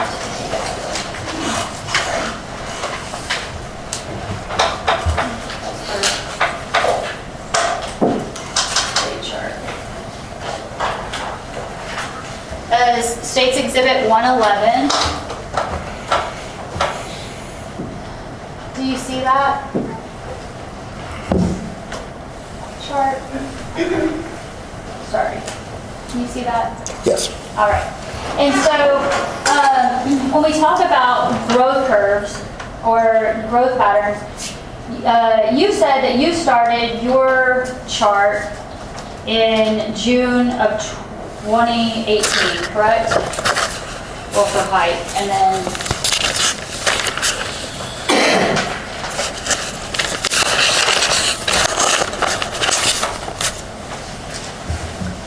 is that correct?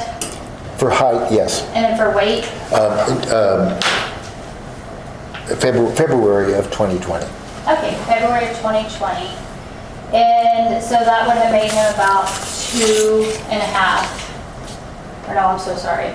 February of 2020, 2016, 3.5 years old? Pretty close, yes. Okay. So that makes him about 3.5 years old, which is 36 months. And so you started it here, correct? At the approximately 30, oh, you can't see on mine. About here, 36 months is where your chart starts. Yes. Okay. And so your chart doesn't include everything over here, which is from birth. Fair? Correct. Okay. And so what I want to point out, though, is that you can see that the weights when Benji was born are tracking along, would you agree, the 5th percentile line? I can't really see. There's a lot of glare. Do I? Here. This is the song. Let me see if I can find it. Can you tell if they're tracking along the 5th percentile line? Yes. Okay. And I'll let you look at that one, and I'm going to display Defendant's Exhibit 34. Okay.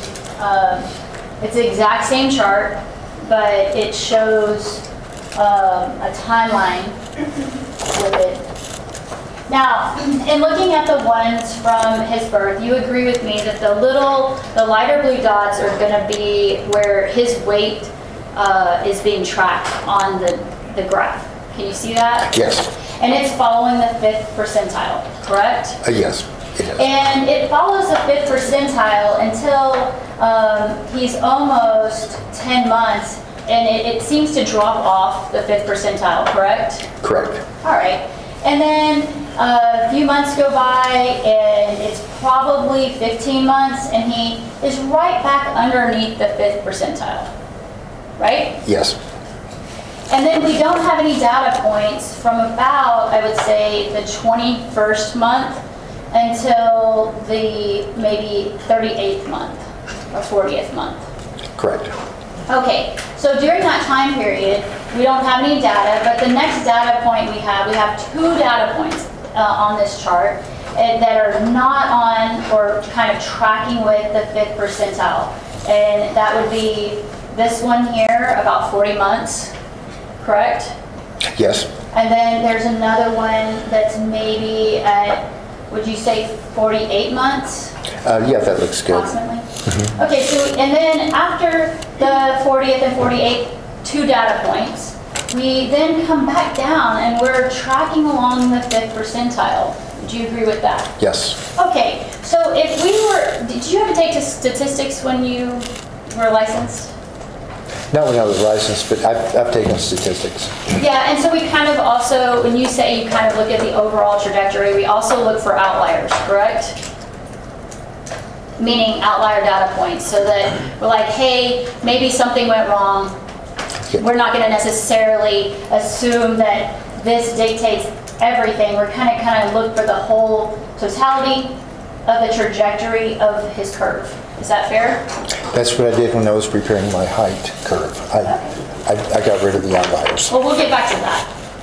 So, in regards to this chart, though, you would agree with me that he pretty consistently tracks the 5th percentile for most of his life. Correct. Okay.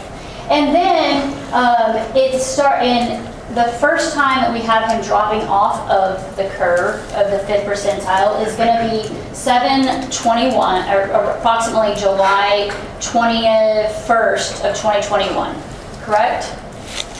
Let's see.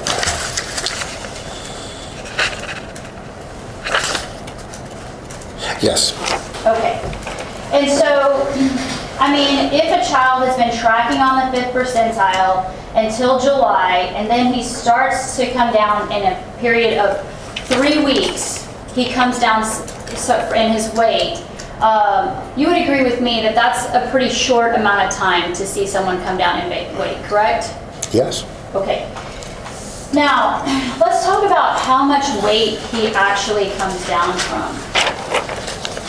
That would have been not so big, okay? But during the, excuse me, no problem.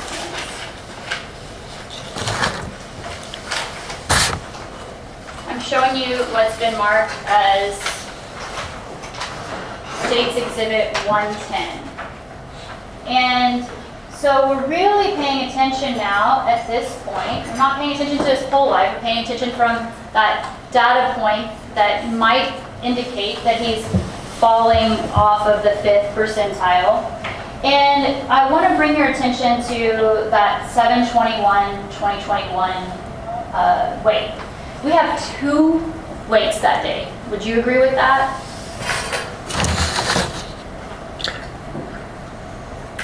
Yes. We have one that is going to be in the morning at 14.6 at Pearl ER. And then we're going to have one that's 13.8 at CHOSA, correct? Correct.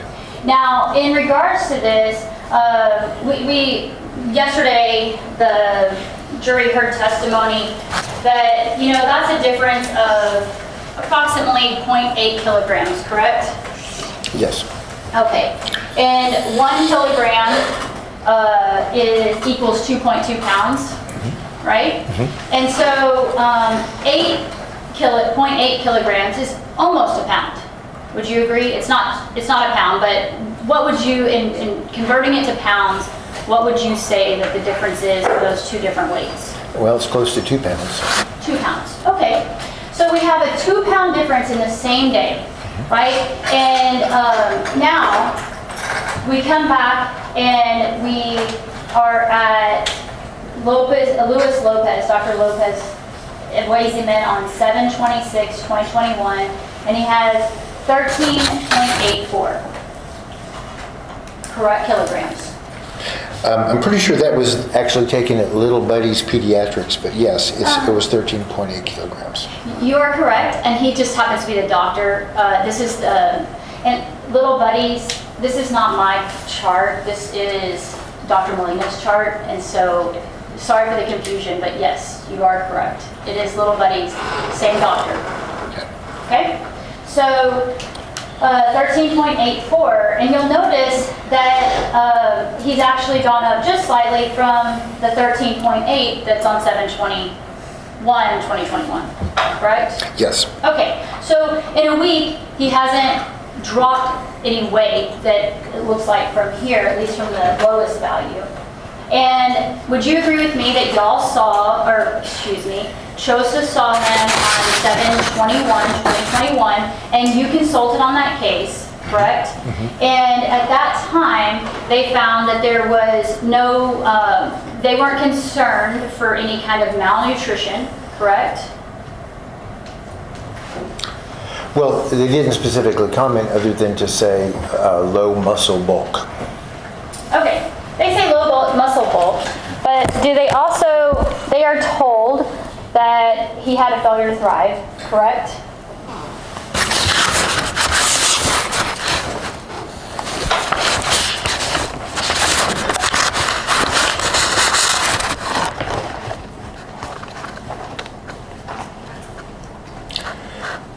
Well, I don't see that. I see that parents say that he previously struggled to gain weight. I'm showing you what's been marked as state's exhibit. Oh, previous failure to thrive, I'm sorry. That was in the first paragraph. I do see that. Okay, well, and it's not just that, but even the coding. I'm going to hand you state's exhibit 102, and I've turned your attention to 7/21/2021, and you will note that he's even coded in the medical records as they're looking at him for failure to thrive, correct? Yes. Okay, so, I mean, everybody's aware. Everybody's aware on July 21st, 2021, that this child is being looked at for failure to thrive, and would you agree with me that not one single doctor, not even Center for Miracles, recommends that he go see a nutritionalist or receive IV treatment or anything of the sort, correct? We were not made aware of the weight concerns when we got the phone call from Dr. Hinkling. Which is why we didn't comment on that. We didn't realize that was a concern. The other thing is, I would just point out that on July 22nd, it was an emergency room visit for his ear.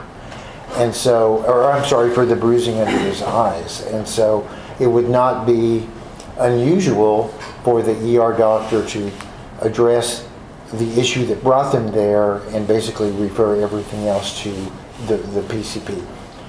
Right, but if a child walks into the ER and is in a state of such severe malnourishment, would you agree that even if a child walks in with one complaint and you discover another as a medical doctor, you're going to take up the complaint that the other complaint as well? You're not going to ignore it just because you might have initially been put into contact with the patient for one reason. Well, I would like to say that. I'm not sure that's actually how things work in the emergency room. Okay, so you understand that one of the things that Brandon has been charged with is failure to seek proper medical care, correct? Yes. Okay, and so when a parent has their child in the presence of a doctor and the doctor does not identify that there might be issues or concerns that they need to be aware of, that would indicate to them that they have done their duty. I'm sorry, I'll rephrase. The point is that would you agree that parents rely on medical professionals for their expertise and knowledge? Yes. In healthcare, and that when the healthcare provider is made aware of an issue, but then does not recommend any additional treatment, that a parent may not realize that anything else is needed to be done. Judge, correct? Judge, at this point, I'm going to object to calls for speculation.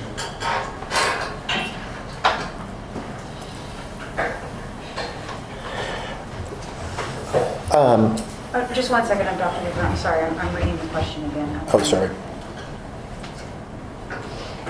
Sustained. You don't have to answer that, Dr. Newbern. So, but the point is that if a medical professional had evaluated the child and didn't identify an issue, how would a lay parent looking at the child know there was an issue? Judge, I'm going to object as it calls for speculation of the relevance, generally speaking. That question I think can be answered. You can answer it. So that's respectfully overruled. Dr. Lucas, you can answer that. So I guess I'm having a problem because Dr. Henry did make a recommendation to the parents that they take a further step about his weight and feeding problems, which I don't know if the parents Okay. What did was or that not. recommendation? I recommended that parents discuss the need for possible referral to a geneticist with their pediatrician. Okay, so does a geneticist oversee food? Yeah, in a genetic condition where that's an issue. Okay, so did you read the whole medical report from July 21st, 2021? From July 22nd? Starts on the 21st, while you're there way into the morning hours.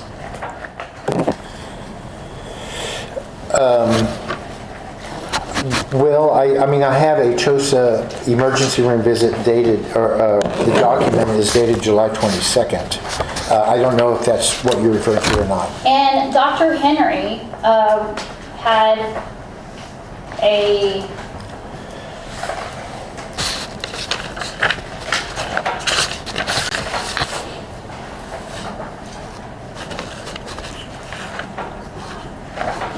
departure plan. Did you read the departure plan?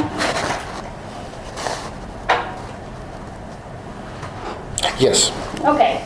In the departure plan, when it said it's referred to a geneticist, would you agree with me that it's referring to the, it says specifically, he is safe to continue to watch at home. Please follow up with your regular doctor as soon as possible to discuss his symptoms. He may need a referral to a geneticist as well as a behavioral specialist.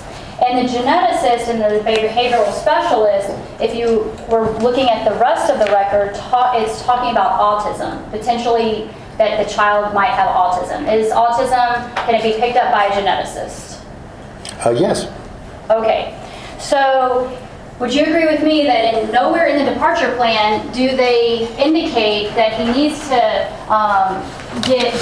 have additional nutrients or do a journal or a log or anything like that to make the parents aware that, hey, this kid is suffering from malnutrition?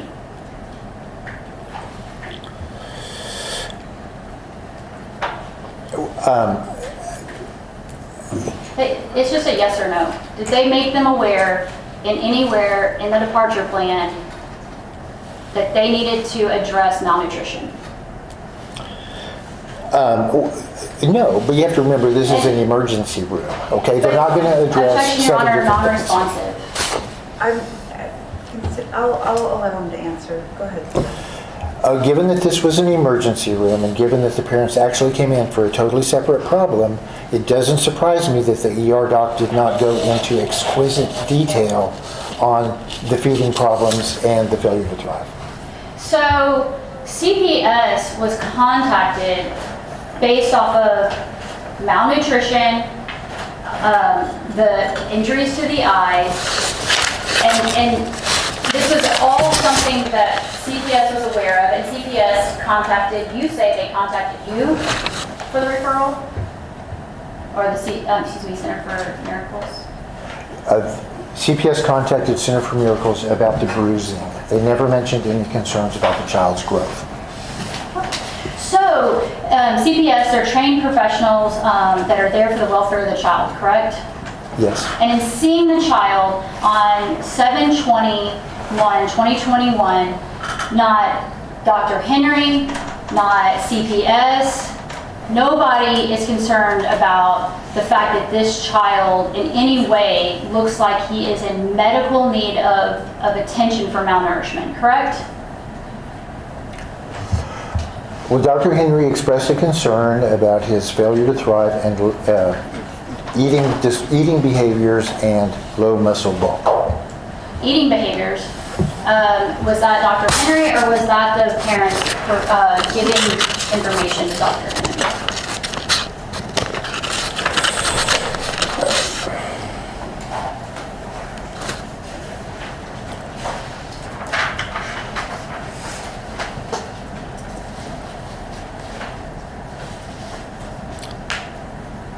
Well, I'd have to say Dr. Henry was more focused on the reported self-harming behavior, so he did not specifically talk about the eating behaviors that he makes a note of anyway with the parents. Okay. All right, so now let's go to your growth chart.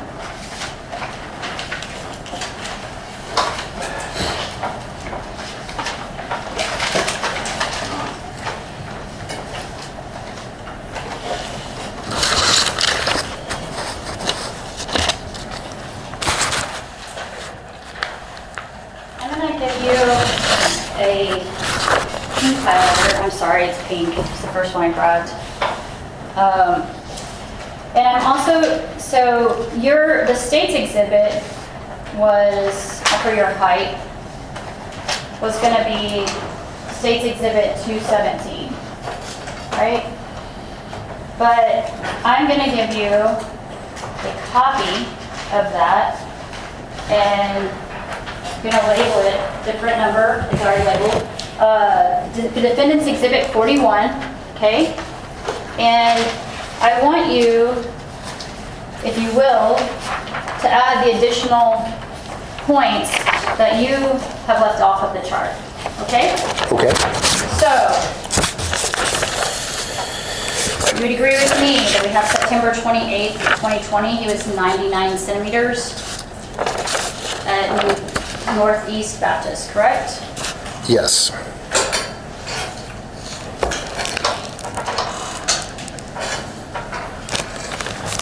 12/9/2020, he was 95 centimeters at Little Buddies.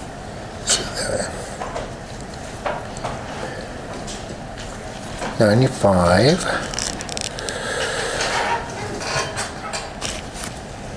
Yes. April 1st, 2021, he was 99 centimeters at Chosa.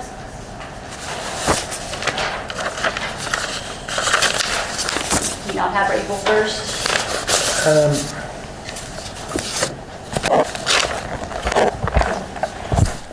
I have to wait. I don't have the height for that day. Sorry, tell me again. 99 centimeters. April 1st, so that would be... And then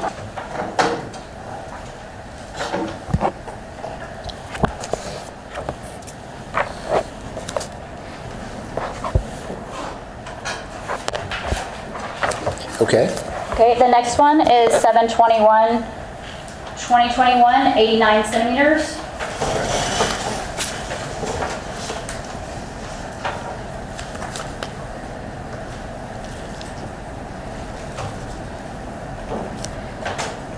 Okay. Next one is 7/26/2021 at Little Buddies. Do you have that one?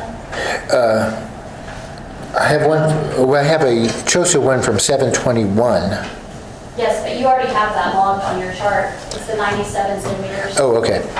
But in regards to Little Buddies, from July 26, 2021, do you have that with the height? 94. If you could log that one, please.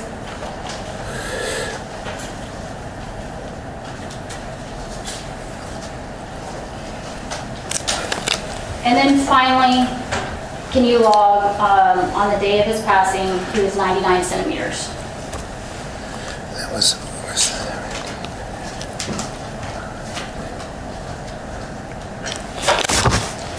Okay, thank you. Is that an accurate representation of the data that you just put onto, that I called out, that you put onto Defendant's Exhibit 41 as highlighted in pink? Yes, in my opinion. Okay. All right. I'm tendering it to to state for their review and asking that Defendant's Exhibit 41 be admitted.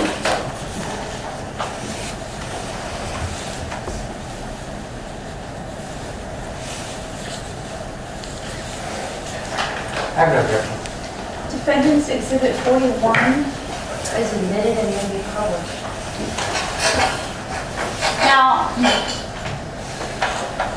Now that you can see the pink dots on the screen, would you agree with me that on the date of his death, on August 17th, 2021, that he weighed, measured height, 99 centimeters?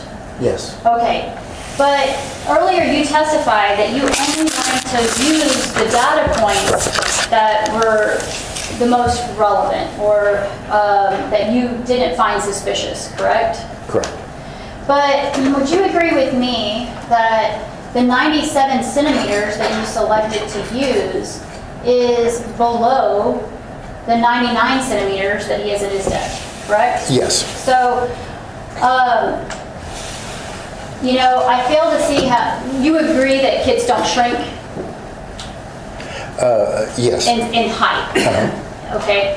And so, the fact that you chose to leave out the 99 centimeters at his passing, but chose to include the 97 centimeters at his, on 7/21/2021, you didn't find that suspicious? I mean, 97 centimeters is a suspicious number, correct? Well, yeah, it concerned me, and that's why I actually didn't connect it to the other dots, is because I wasn't completely sure what that represented. Maybe the 99 centimeters that came before it was the outlier, and maybe the 97 was the more accurate. You know, I just didn't feel like I had enough information to really say with certainty which were the accurate dots and which were the outlier dots. Fair, and so it's best to provide all of the data so that you can see the outliers better, correct? Well, except that makes growth charts really confusing to look at. Well, but we wouldn't want to mislead people in any way, correct? No.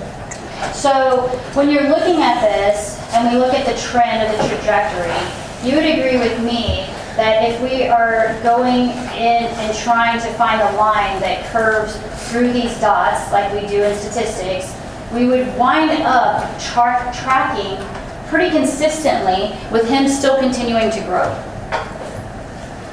I don't think you can say that from all these dots that are all over the place after his 4th birthday. Okay. Well, and this isn't after his 4th birthday, right? This is before, I mean, your chart starts before his 4th birthday. No, but after his 4th birthday is when we start getting all these outliers. Well, okay. That's because that's the data you have. I mean, you don't know what there was only 2 data points between that you've included. I didn't go back behind the 4th birthday, correct? We were only, anyway, let me just continue. The point is that what I hear you saying is you cannot make a conclusion one way or the other whether or not he was actually growing during that time period. Well, it certainly looks like he was on an upward trend that started by his 3rd birthday, the very first point back there, and because it looks really consistent with the next dot when he was 3.5, and that looks pretty consistent with the dot when he was about 4.5, that one. Okay. And so consistency is one of the tools that we use to try to figure out when we have all these outliers like this, is what seems to be the most consistent set of data. So those 3 to me looked like the most consistent. All right. And so you're not trying to tell this jury, though, that he had stopped growing height-wise, correct? Because you don't have data to support that. That's correct. I don't think we have data to support anything after about his age 4.5, give or take.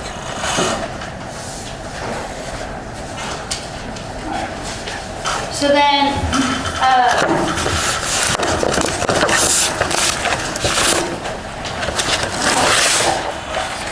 earlier State showed you State's Exhibit 94. Do you recall that? Yes. And asked, did you have any concerns?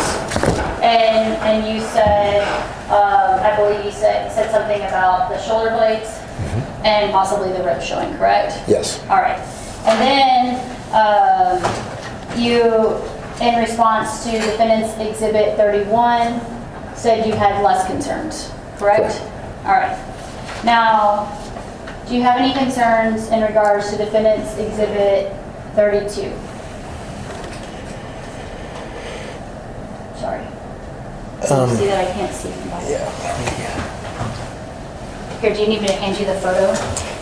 Yeah, it's pretty glary from over Yeah, here. it's a little hard to see.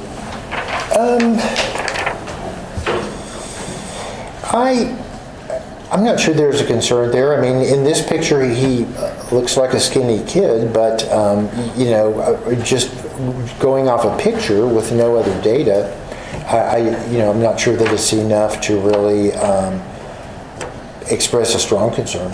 Okay. And I'm showing you what's been marked as Defendant's Exhibit 22. And do you have any concerns there? Same observation. He looks a little skinny, but particularly with clothes on, which of course is going to decrease our ability to give an opinion on this topic. I don't know that there's a specific concern to express. And you see the buccal fat on his face? What is buccal fat? Sorry. Well, that refers to the fatty tissue that most of us have here in our cheeks. Okay. And does he have buccal fat? Let me see. Yeah, I think he probably does. Okay. And does he have buccal fat here on Defendant's Exhibit 32?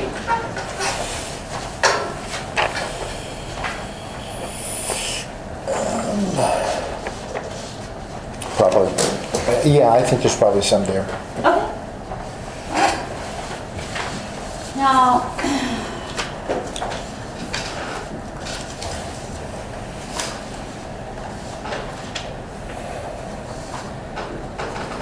you spoke earlier about this. I'm showing you what's been marked as State's Exhibit 219. Can you see that? It's the BMI for age boys. Jody, that hasn't been admitted. Oh, I'm sorry. I thought y'all had admitted it. I apologize. Was it using some, I'm sorry. Go ahead. I thought you, okay. I don't think we admitted 219. Can you check? State's Exhibit 219 was only identified, marked for identification. Oh, It was not okay. admitted. Okay. All right. So I'm going to go ahead and this is your representation of a chart that you've looked at, correct? Yes, I put the dot down there. Okay. And you estimated where that dot should go. It wasn't done through a computer or anything. You were just eyeballing it, correct? I guess you could say that, yeah. And so, but this is a chart that would generally be relied on in your field and professional field? Yes. Okay. At this time, Your Honor, I'd like to admit State's Exhibit 219. State's Exhibit 219 is admitted and made public. So, we're showing you the chart, and you would agree with me that you've only found one BMI on the chart, correct? You've only logged one data point. So I think there's more BMIs in the records. I was only asked to chart that one. I understand. I understand that they can be calculated, but would you agree this only has one data point, right? That I would agree with. Yeah. And, but would you agree with me that that you have not come to the court with a chart that tracks the child's BMI? That's correct. And you believe that the BMI is significant because it can tell you more about the child, not just the child's.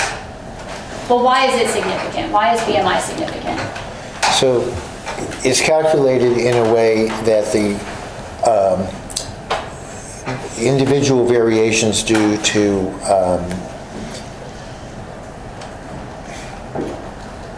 like body type or body shape, it's not influenced as much by that versus it sets up a standard that's more reliably compared to the rest of the population. Okay, so like it compares height to weight. So if you had a really tall person who is skinny or a short person who's overweight, fat, I don't want to use the word fat, but fat, overweight, it takes into consideration their stature potentially. Well, it is a way of measuring weight for height, but if you just compare the weight to the height, that is overly influenced by body shape. And so the body mass index, BMI, irons that out a little bit, so there's less, it's less influenced by the factors that you mentioned, that someone can be tall and thin but normal versus short and overweight or normal. So from our point of view, it's a more reliable way to compare a person to the general population. Okay, and so you did not, let me ask you this, do doctors also rely on BMI in their everyday practice if they've only seen a child once?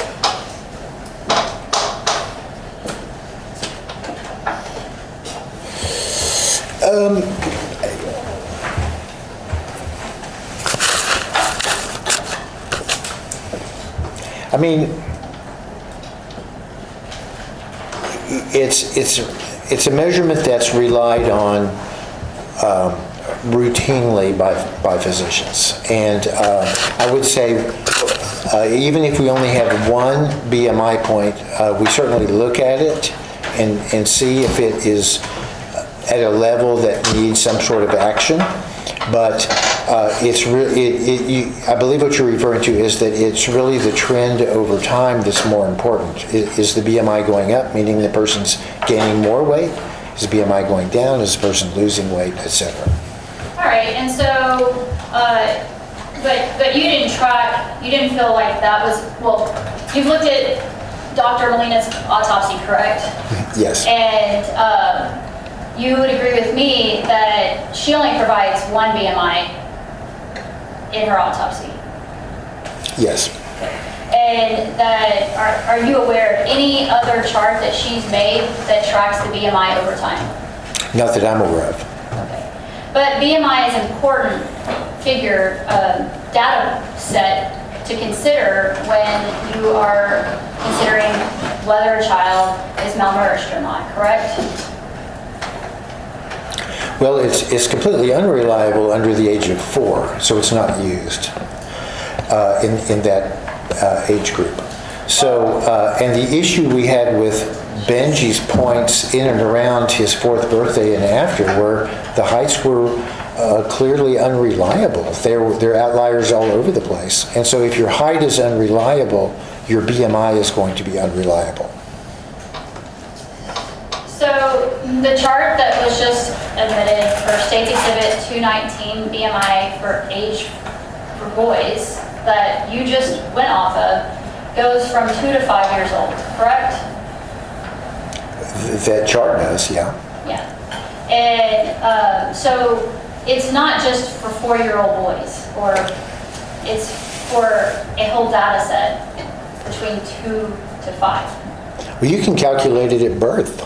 I mean, it's just a calculation, but what we found out through the years that it's not reliable for clinical use until after the 4th birthday. Okay. So when we're talking about things that you evaluate in considering starvation, there's the intentional starvation, and would you agree, there's an unintentional starvation? Yes. And some of what can factor in determining unintentional starvation might be education, someone's education and not knowing what needs to be done, what foods are most nutritious to help a child, correct? Well, once again, I would argue that it's more the volume of food that's given or not given to the child. Especially in a country like the U.S., food is generally nutritious, at least to the extent of not starving to death. And so if a child is getting a reasonable amount of food, they're not going to starve to death. So if you have parents that are reporting on 7/21/2021 that the child is eating but has had difficulty putting on weight and had needed nutritional supplement like shakes, and you're looking at a child it doesn't weigh very much, it would be real easy to just say, hey, you know what, let's just make sure that he's getting the right nutrients and to hook him up to an IV to see if it's the parent's fault or it's a failure of the child's metabolic system, correct? Well, an IV is not going to tell you information about that because an IV is basically water and salt. So that's not going to correct undernutrition. So the approach to that would be to admit the child to the hospital and have objective observers see whether or not the child actually eats and how much they're eating and appropriate amounts, etc. And so that you're not relying on 1 or 2 reports from someone who may not be telling you the truth. Okay. And so, but there's a way to rule that out, that you could address it medically if you needed to, correct? Yeah, if it's a really big concern and no other option seems appropriate at the time, then putting the child in the hospital would be a step. But an ER doc who's never seen the child before wouldn't know what other approaches have been taken or have not been taken by the primary care doctor or other doctors. And so Dr. Henry, as the departure plan pointed out, says and you need to follow up with your pediatrician, correct? Correct. And you would agree that the parents follow up with a pediatrician the very next week? Yes, it looks like they did. And that pediatrician also did not recommend that the child go and see anyone in regards to food consumption or concerns of malnutrition.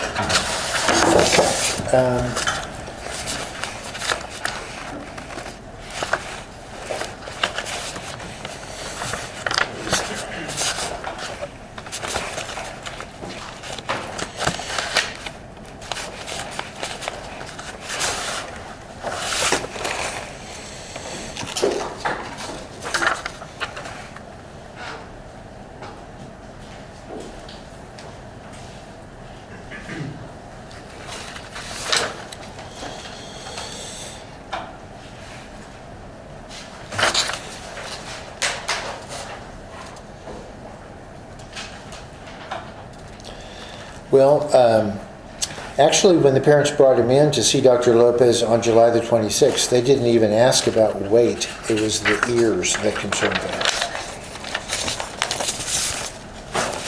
Did they weigh the child?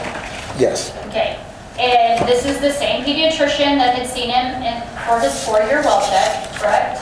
Right. And the eyes are still, he still has black eyes at that time, correct?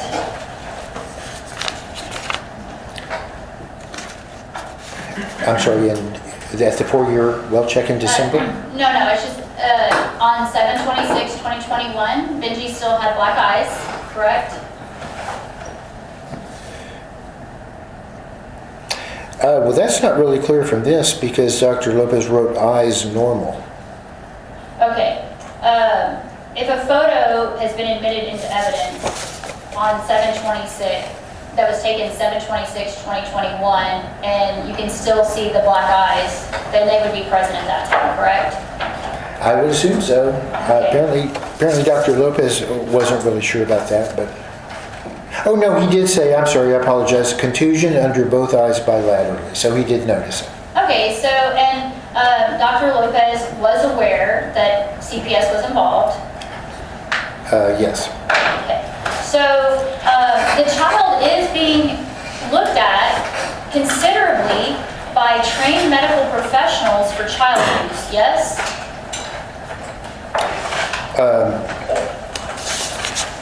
Well, I don't know if they told him about Center for Miracles being involved or not. He just says CPS called and wants medical records. Well, and I understand that, but my point is that if Child Protective Services is involved, then you would also believe that they are aware. Judge, I'm going to object to calls for speculation. I'll move along. Thank you, Your Honor. Okay, so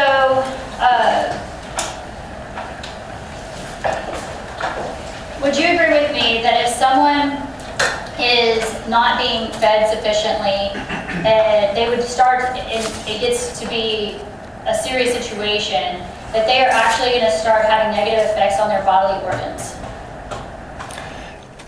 A serious level of malnutrition, yes, has negative effects on bodily organs. Okay. And would you agree with me that at least on all of the medical records that you reviewed when Benji went to the doctor, there was no report of any negative effects on his bodily organs?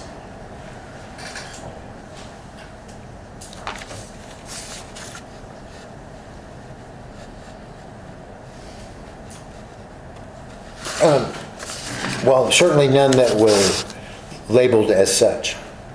Okay. You have no problems with his vital functions at any of those 3 visits in July, correct? Yes, that's correct. Now,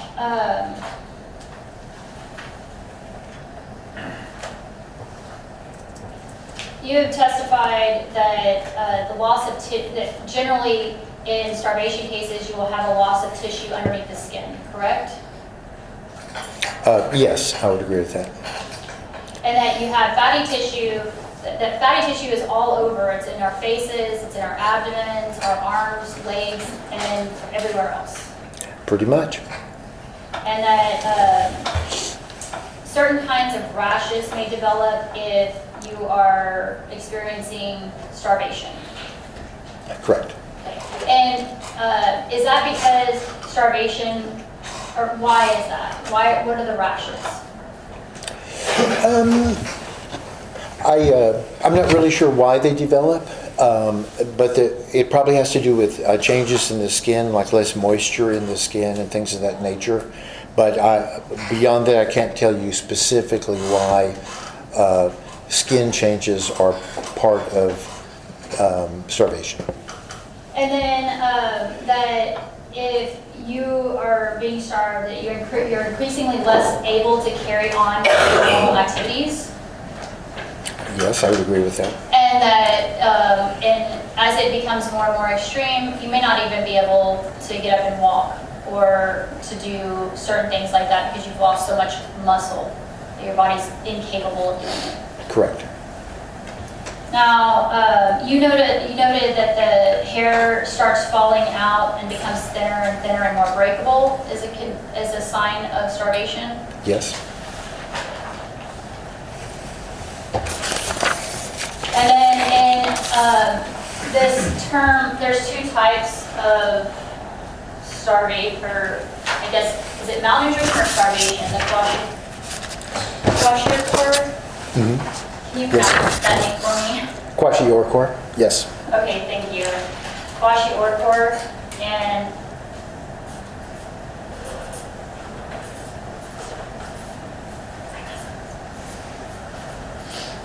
okay, I'm gonna spell this and make sure that I hand you it and tell me if it's spelled correctly. Is that? Yes, ma'am. Okay.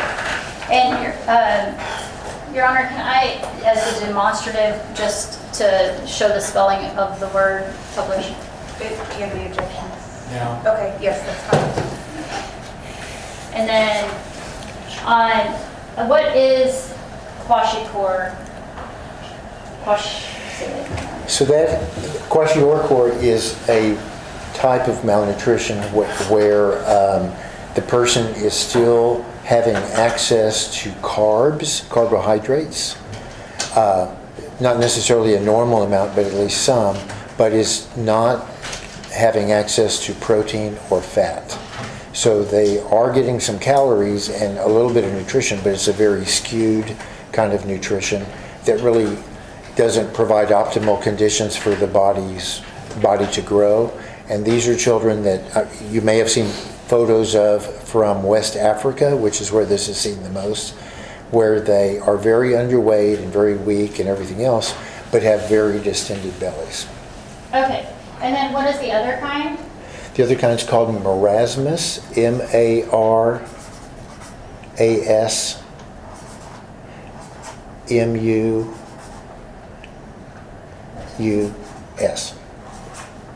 Okay, and so this, can I put distended belly under this term? Would that set it apart from this one? Yeah, that's kind of the characteristic feature of it.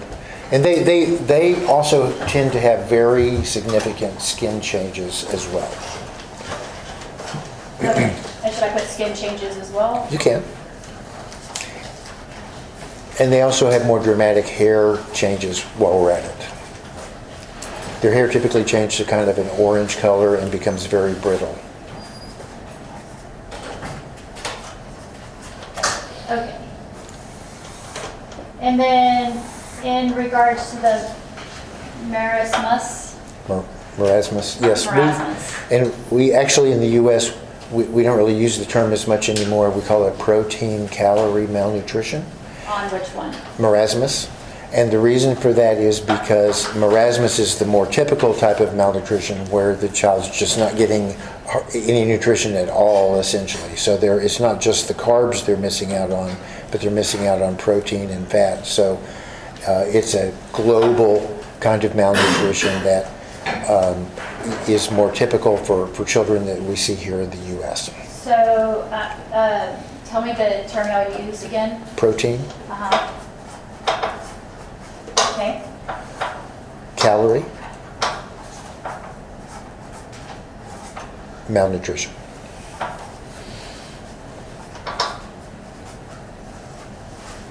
Okay, and you said this is more of a global, It just means global malnutrition. Like, in other words, the children are not getting any significant nutrient.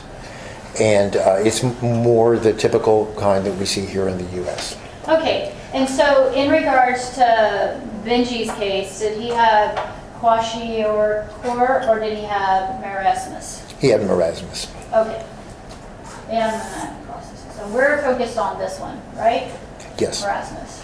And are there any special, like, things that we look for under marasmus that we don't, that are different? Well, they don't have the distended belly. If anything, it's the opposite. They have going in belly, a concave belly, and because it just represents weight loss. You know, they're just losing weight over every part of their body.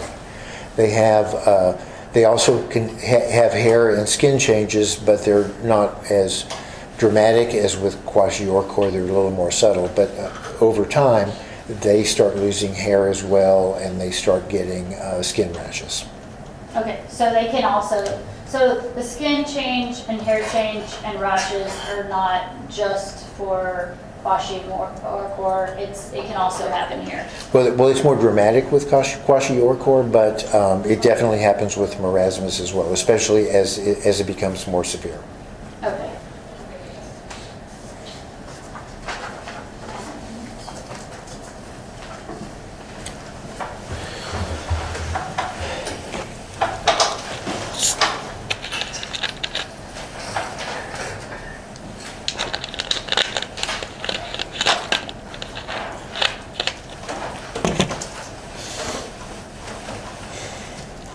Now,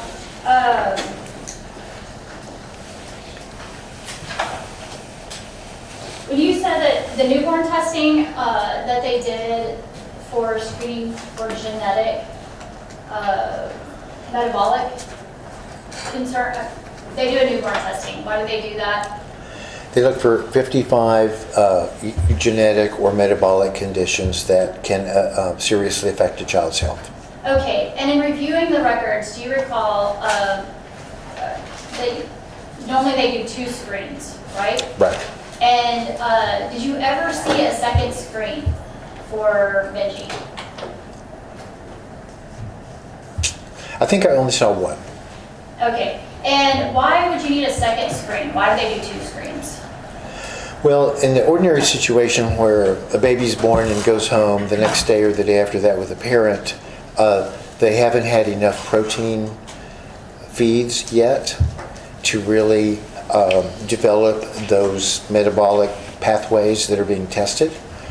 And so typically when a baby comes back in for its 2-week checkup, they go back to the hospital and have a second test. Now, since Benji was there for longer than just a couple of days, it's possible that had something to do with why only one was done, but I honestly don't know that for sure. And it's entirely possible that he had a second one, but the results were just in a different place or something like that. And so let's talk about metabolic issues that can arise after birth. Can you get metabolic disorders after birth? There are a couple, there aren't very many, but there are a couple of metabolic conditions that can develop later in life. And what are those? Well, the most common one would be diabetes. The thyroid gland can develop problems later in life. That's called acquired hypothyroidism. And I guess there are a couple of other hormone-related ones. There's one called Cushing's syndrome, Addison's disease, and a few more. But they're pretty, with the exception of diabetes, they're pretty uncommon, especially in children, and are usually present in such a way that they can be identified fairly quickly. Okay, and what are some of the symptoms of diabetes? It's called, the classic ones that we look for, and I'm going to say that there's two kinds of diabetes, and I'm going to talk about type 1 diabetes, which is the kind that usually presents in childhood, and the symptoms are drinking too much, drinking a lot, eating a lot, and urinating a lot. Okay, and what would be a high blood sugar for a young 4-year-old, or for a 4-year-old? Pretty much the same as in adults, over 100. And if Benjamin did have that and somebody missed it, could that cause starvation and death? No, it's a different kind of death. Did you testify previously regarding that same question and answer yes? Well, I did testify previously about this issue and whether Benji had it. I don't remember that specific question being asked. Would it help to refresh your recollection to Sure. your statement?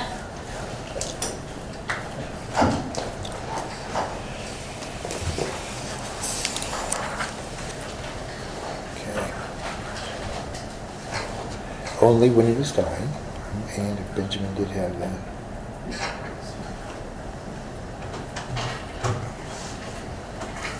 Well, it could certainly cause death if someone missed it. Starvation probably isn't the right word. Okay, but if somebody missed that Benji had diabetes, it could cause death, correct? It would cause death to miss type 1 diabetes, but typically it would be over the course of a week and a half or 2 weeks at the most. It wouldn't be something that took 9 months to develop.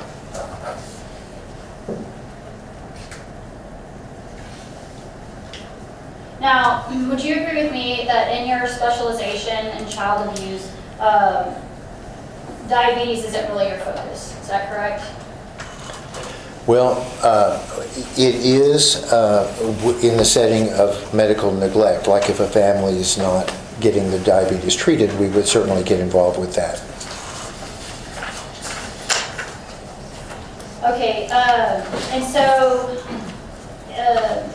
are you aware that Benji received CPR in this case?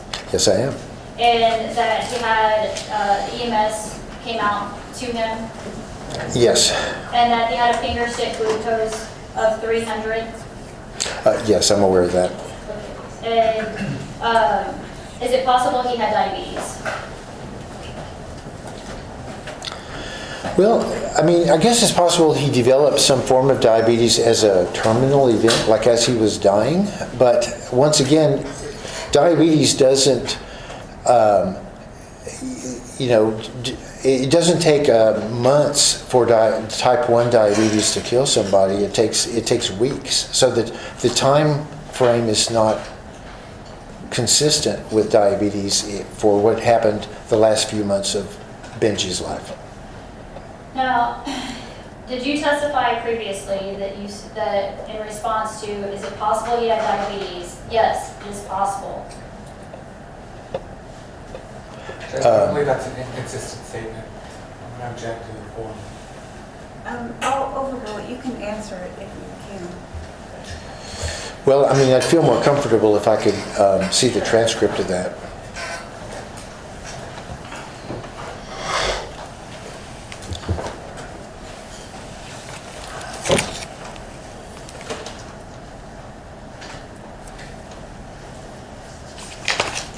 Yes, I did say it was possible.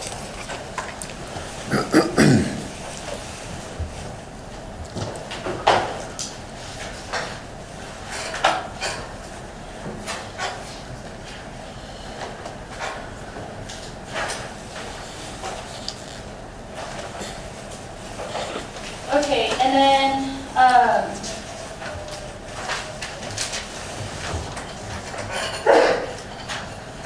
type 1 diabetes can have a rapid onset, correct? Yes.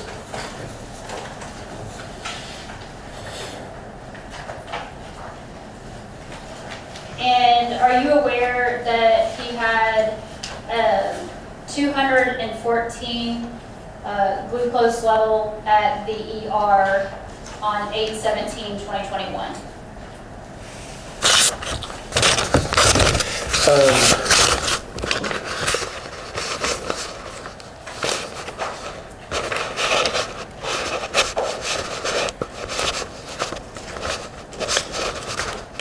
I remember that it was elevated. I don't remember the exact number.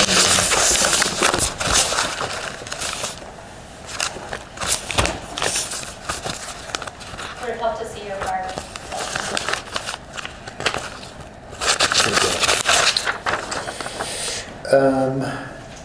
214, yes. Is that a high level? It is.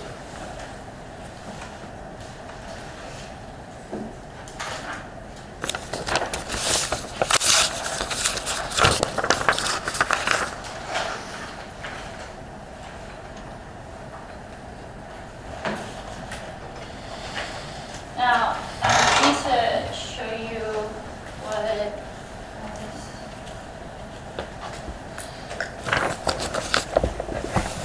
I've marked here as the EMS records from August 17th, 2021. Would you agree with me that they indicate that they did perform a suction? A suction? Yes. Okay, thank you. And would you agree with me that in addition to the EMS doing a suction on Benji, the ER doctor also did a suction of the internal contents of the stomach? Yes. I pass the witness. May I proceed, Karen? Yes. Dr. Lucas, I want to show you first what's already been admitted, Stacy, exhibit number 103, which is the records from the communicative pediatrician. Is what I'm showing you, Stacy, exhibit number 103, that newborn health stream? Second test, yes. There it is. Okay. Okay. That is what that means. So there's that second test, and he's negative, right? Correct. Everything was normal. Okay.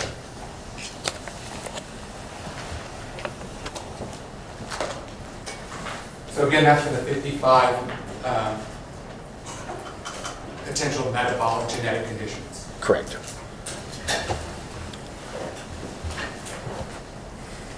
How does one die from type 1 diabetes? So,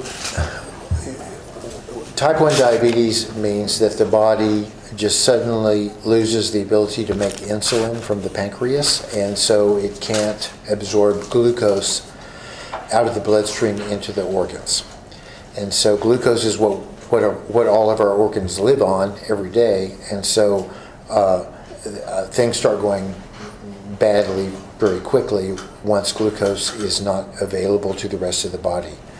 And so one thing that happens is the blood sugar builds up to very high levels and starts pulling water out of the body in the form of urine because of those high glucose levels. The second thing is the body starts looking around for other energy sources and starts metabolizing fat, in particular like crazy, which releases a waste product called ketones. And ketones are very toxic to the body at high levels. And so the ultimate cause of death with untreated type 1 diabetes is basically severe dehydration and what's called ketoacidosis. Okay. Talking about ketoacidosis, would you expect if somebody has ketoacidosis, there would be ketones in the blood? I would. What about acetone? Acetone is one of the ketones, so yes. So if Dr. Molina testified that she drew the blood and there was no acetone, what would that indicate to you? That he wasn't having ketoacidosis. it would not have died from type 1 diabetes. Correct. Really, a fatal case of type 1 diabetes would always involve ketoacidosis, and so if it wasn't there, then the cause of death was something else. Okay.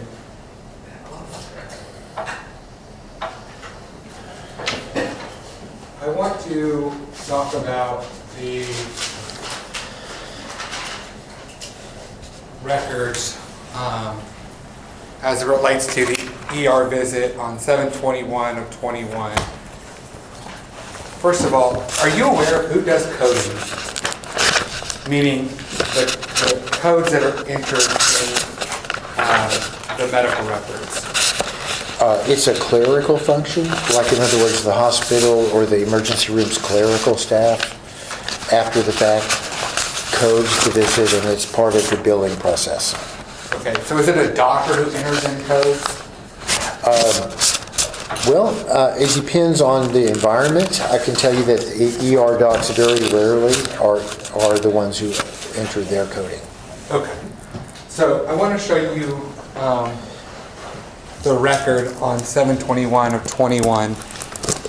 What is, I'm sorry, I'm going to spell it HIRSUTISM. Hirsutism, Yes. that means excessive body hair. Could that also be consistent with Lanugo? Yes, it could. And again, Lanugo is consistent with the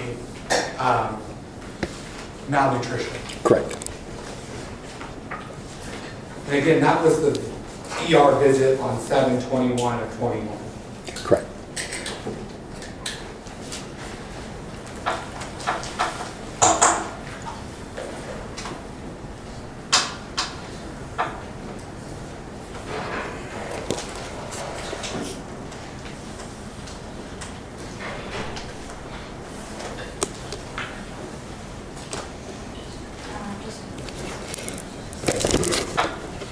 So I want to look at, I'm sorry, again, the record on 7/21 of 21.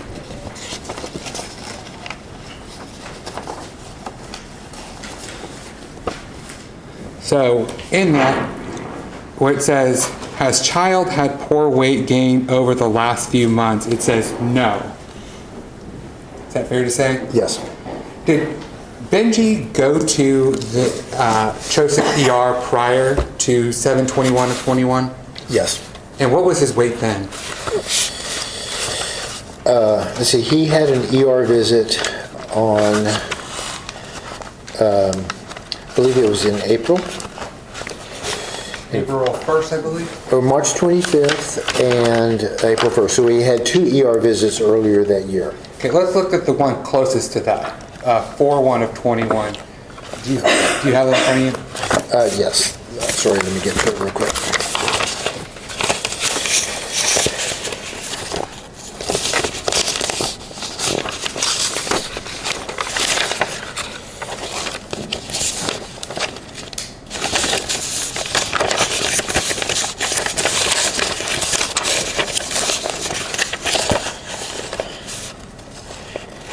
For 1 of 21, he weighed 14.6 kilograms. Okay, is that consistent with the child having that he's not having poor weight gain over the last few months?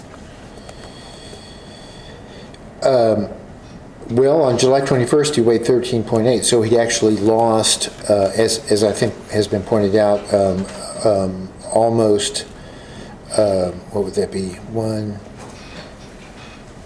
almost a kilo. So he actually lost 2 pounds from April to July, so it would not be consistent with normal weight gain, obviously. Right, and that's at the same facility, right? Correct. Okay.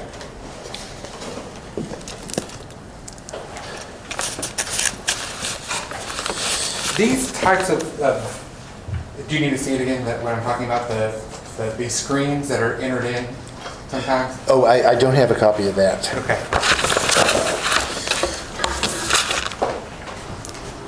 Are a lot of these just kind of like clicking when you're going through the record, whether maybe doing intake on somebody? Yes, they're done very quickly, but I would also point out that the information is obtained from the parent or guardian who comes with the child. Right, and then in that, you can look below that. Does it talk about eating, the child eating?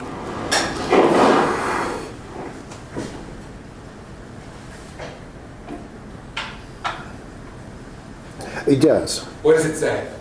The question is, has child been eating/feeding less in the last few weeks? And the answer that's recorded is no. Okay, so the parents at that point do not report that there's been feeding issues and that there's no weight gain issues. According to the record. Okay.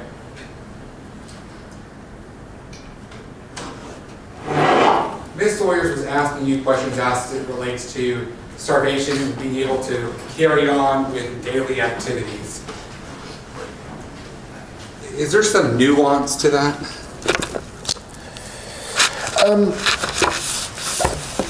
I think so. I mean, starvation happens over a period of time in most cases. You know, it's a gradual process. It's not, in most cases, it's not that someone locks a child in the closet and then they don't get fed at all after that. It's a process of being fed too little, infrequently, things of that nature. And so it's a gradual loss of weight. And what you get with that is also a gradual loss of function. So it's not like from one day to the next they suddenly can't walk or something like that. It's a gradual weakening of the body over time. Well, in somebody that's malnourished, have you seen cases where they can still walk? Yes. They can still talk? Yes. So just because the fact that a child is walking and talking does not mean that they are not malnourished. Correct. She asked you about negative effects on the bodily function in prior visits. Is there enough information in the records for you to definitively say one way or another as it relates to his bodily organs? I don't feel that there is enough information in the medical record. A lot of these are ER visits. The focus is on something else. The pediatrician visits, even there the focus was on something else, usually ear infections, which was also happening a lot to Benji that year. And so that was generally the reason that he was being brought in.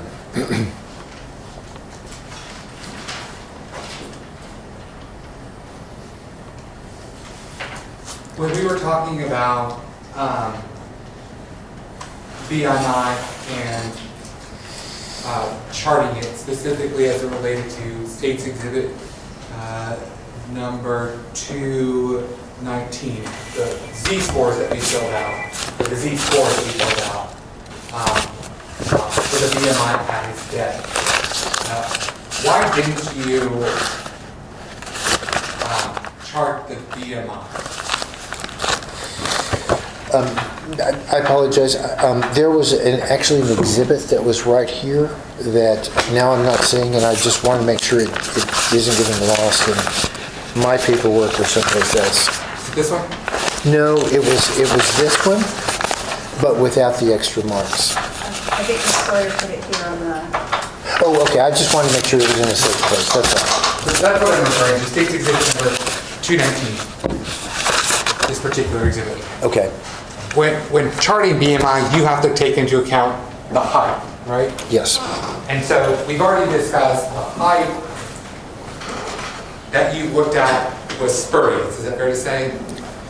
Well, starting around age 4, it certainly looks like that at least some of the heights were not accurate because there are these outliers all over the place. So if you can't trust the height measurement, the BMI is not going to be trustworthy either. So looking at defense exhibit number 41, I want to go to these portions here. In your opinion, is it likely that Benji was getting shorter, getting taller, getting shorter and taller on the same day and then getting taller? No. Okay. And is it this type of sporadic jumps in the record prevent you from relying on the height as much? Correct.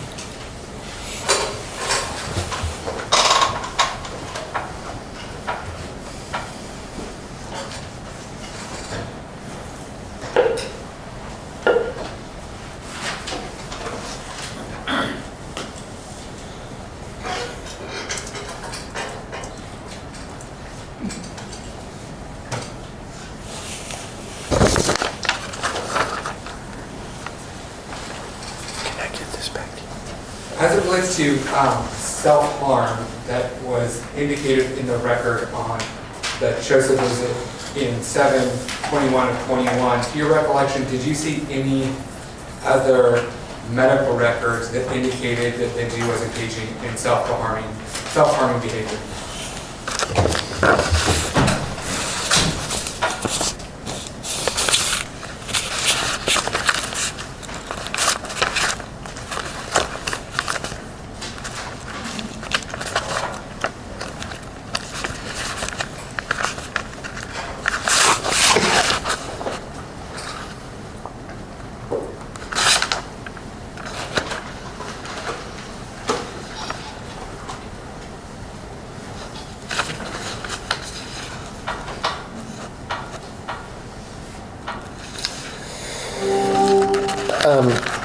On the ER record from August the 17th, the day that he died, Dr. Kumar, who was the treating physician that day, made a note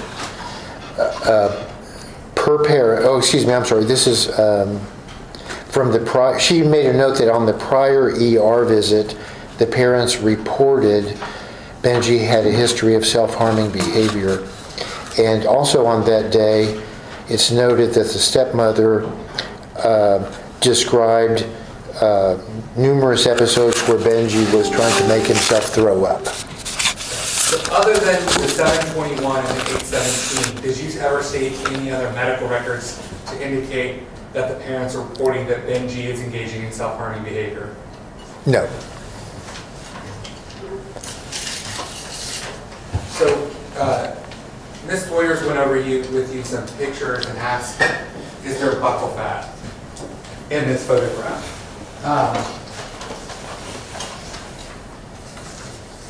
My question to you is that even on the day of his, let's say the picture on the right, does he still have buccal fat on in that picture? Is there a way that I could see the picture itself? I only have this one digital, but I can rotate Oh, okay. the TV for you. Well, can I step Is down there and any look step at down, it? Judge? Yes, sir.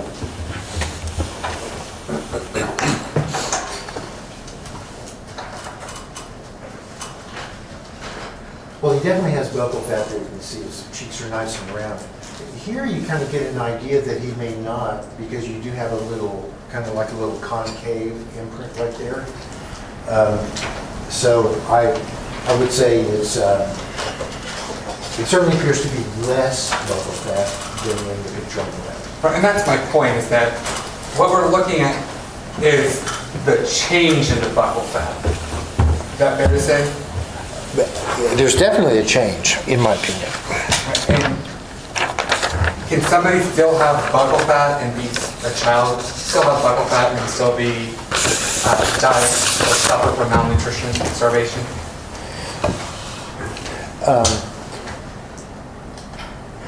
Yes. Once again, I'm sure that it's really kind of a gradient where you don't suddenly lose it one day. It gradually diminishes over some period of time. So yes, I think it is possible to be malnourished and still have a little bit of buccal fat. Okay.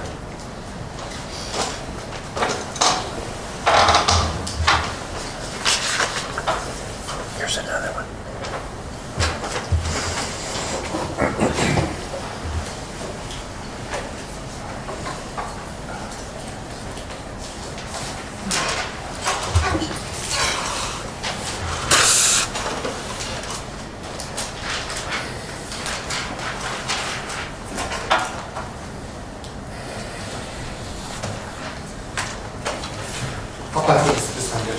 Ms. Sawyers, do you have a lot?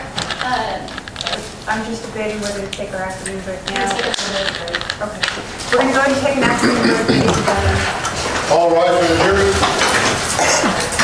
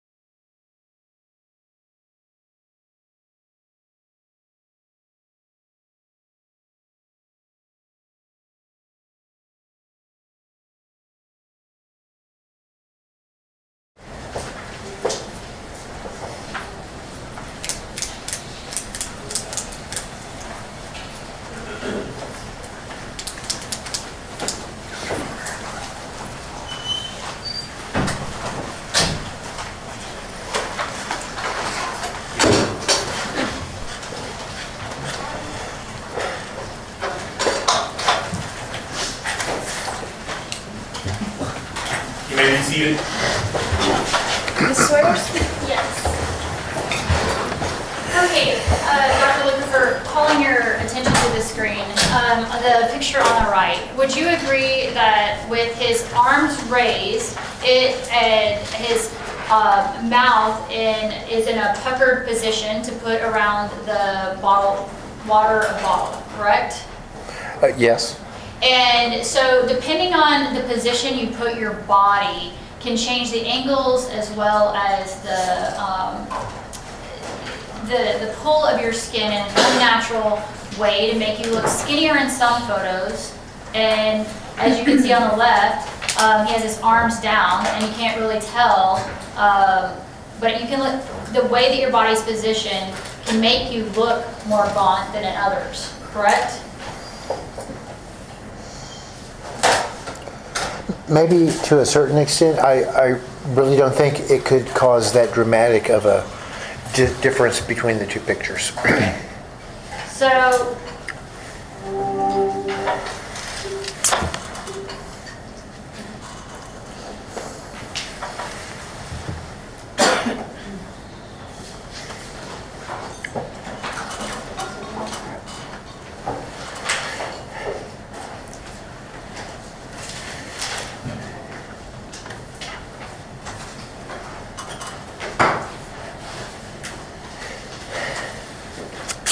So I want to show you what's been marked as Defendant's Exhibit 31. And you testified earlier that you had less concerns over this photo, correct? Yes. And you see, would you agree with me that he's showing buccal fat? It looks like it, yes. Okay. And that the angle of this photo, even though he has his shirt off, is more similar in facial expression to how the photo on the left looked, correct? Because he was smiling in both photos. Oh, well, that's true. And so it's hard to compare these different body statures when your face is sucking on a bottle versus when you're smiling, right? It gives you two different presentations.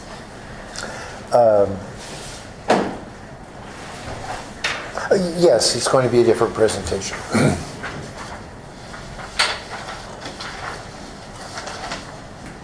And then when we went back to Defendant's Exhibit 32, you can see that you would agree that he's not wearing anything that's covering his arms, correct? Yes. Okay. Do you know what date that photo was taken? No. Okay. Do you know what date this photo was taken? The Defendant's 31.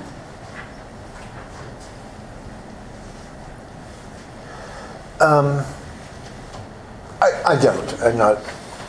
Do you know Not for what certain. date this photo was taken? Defendant's Exhibit 22. I know. Would it surprise you to learn that this is the photo of Benjamin on the date that he passed?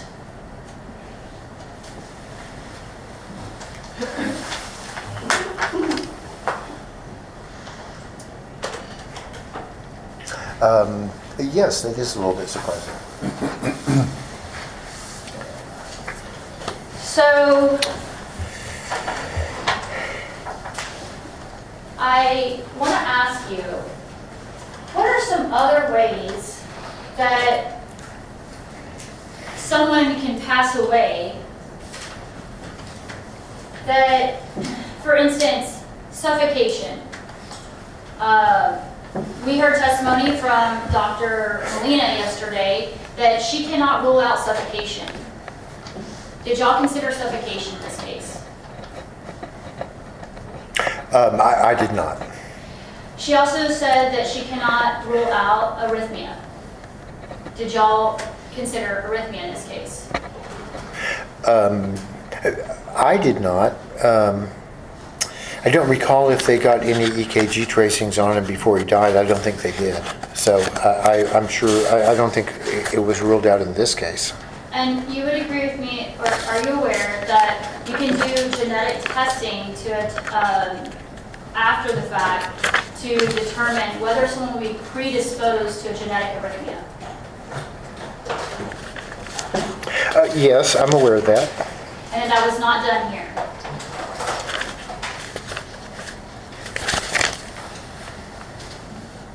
Are you aware that it was not done here? No, I wasn't aware of that. So in evaluating this case, you evaluated it for anything other than starvation?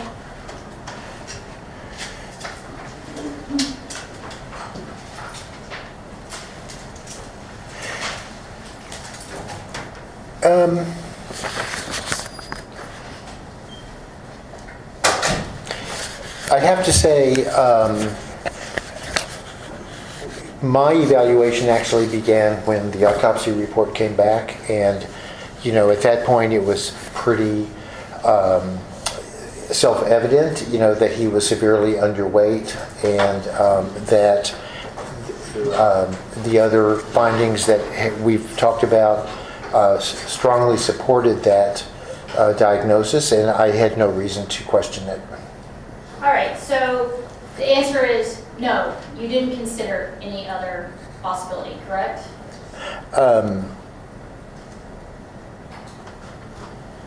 Well, none seem to be evident from the available information, so based on that, I would say no. I did not consider other conditions. In your review of this case, you did not review the CPS records, correct? No, correct. You did not review the body-worn camera that captures Benji talking to the officers on July 20th, 2021, correct? Correct. And you did not review the recordings of him talking to CPS on 7/20/2021, correct? I did not, correct. Did you review the recordings of Leo talking to the CPS records on 8/17/2021? Of Leo? Yeah, do you know? Oh, the sibling? I did not. And so if there was an outcry that Miranda had hit the mouth of Benji and blood was coming out by Leo, you didn't review that? I was not aware of that. So that none of that came into your consideration, right? No, have to say no. And let's talk about the things in the report about, Dr. Molina, you have, according to you, gone and looked at other cases that were alleged to have starvation in them, and you would agree with me that one of the things that they look at is growth arrest lines on the x-rays of these individuals, correct? Correct. And was that done here?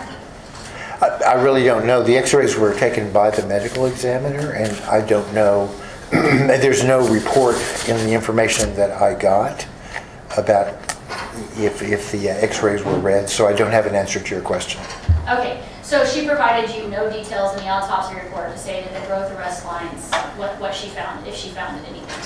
No, it just says a full body radiology study was obtained, but there's no information about how the x-rays were read, if they showed anything. You would agree with me. Actually, I take that back. It says, oh no, it doesn't say what the reading was. Sorry. So she took x-rays, but it has no findings. It has, well, it does address the fact that there was no findings from the x-ray, correct, in the autopsy report? Well, I thought it might, but actually on rereading it, it doesn't even say that. It just says full body radiographs are performed. Okay. Now, you would agree with me that there needs to be a distinction between, or there is, between malnourished and starved, right? Because we keep using those terms interchangeably. And right now, this is a very critical, would you agree with me that being accused of starving a child is a very heinous crime? Yes, absolutely. Right? And so we wouldn't want to confuse being malnourished with starvation, right? Because even though it's a scale of the spectrum, using these terms interchangeably can be very misleading. I would agree with that. I don't, I personally do not look at them as being the same thing, and I don't think in the medical world generally they're looked on as the same thing. Malnourishment is the broader category, and starvation is the more severe end of that. Okay, so when we talk about, the fact that a child may be malnourished, that is not the same thing as saying they are starved, correct? I would agree with that. When we talk about stunting, you would agree that there's no evidence at this stage that you have of stunting? That's correct. That refers to loss of height potential, and his height had returned to the normal range by age 3.5 or so. Now, your statement earlier that relied on Dr. Molina finding no ketones, right? That was your, or I apologize. I think the state told you that Dr. Molina said she found no ketones. Did you Correct. hear them say that? Correct. You didn't say that Dr. Molina found no ketones. I didn't say that myself. I didn't have that information. And the reality is that when Dr. Molina does her autopsy, she performs labs, correct? Correct. As part of her autopsy, and you review those labs or the findings, or you can review them. Yes. But you also have to look at whether or not the lab was done correctly. Correct? Well, that's not information that I would typically have, but it is important that the labs be done correctly. I would agree with that. Yeah, you have to take that into consideration when you are looking at a lab to whether or not you should rely on it or not. Correct? Well, if information comes to light that the labs were not performed correctly, then that would certainly cast doubt on their reliability. But I did not have any such information. And are you aware that the labs were not done until over a month after Benji passed? No, I wasn't aware of that. I'm not too surprised to hear that, but I had not specifically been informed of that.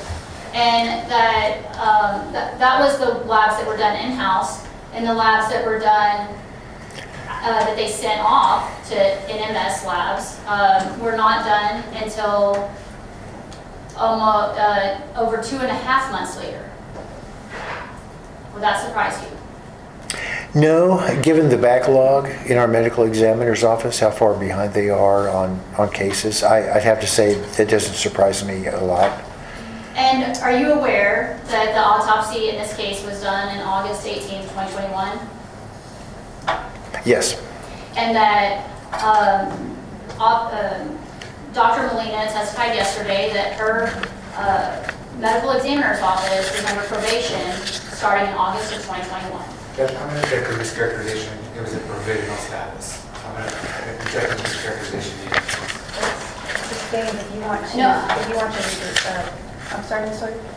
I asked her specifically after she used the word provisional status, and she agreed that I said, what month did you go on probation? And she said August of 2021. Considering the witness, I'll let you ask the question and he can correct you if he knows, if he has personal knowledge. Are you aware that Dr. Molina's office went on probation in August of 2021? Actually, now that you mention it, I believe I had heard that, but I don't have any details or any further information. So I want to talk about the accuracy of labs or the stability of a sample. Let me ask you, in regards to glucose, for instance, is it stable or unstable after it is taken out of the body?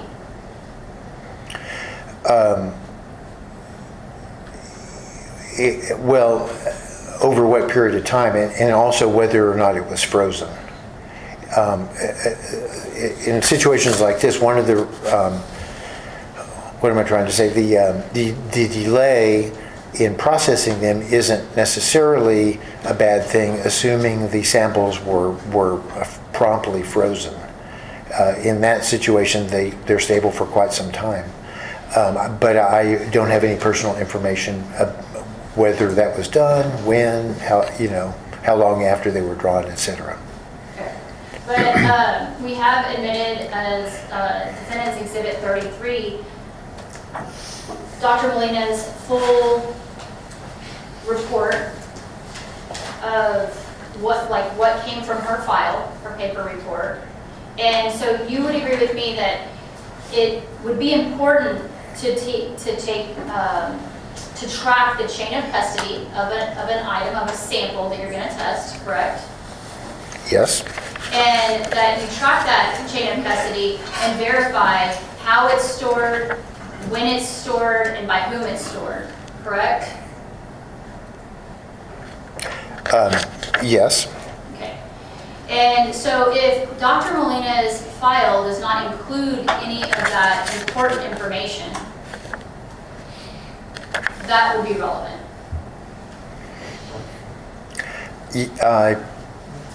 I really don't have personal knowledge about the procedures that are followed or need to be followed in a laboratory like that. But in general, when the chain of custody and how the item, the sample is preserved is important to know, correct? Oh, yes.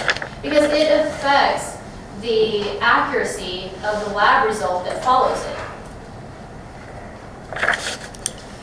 Correct? It definitely pertains to the accuracy of the results. Yes, I would agree.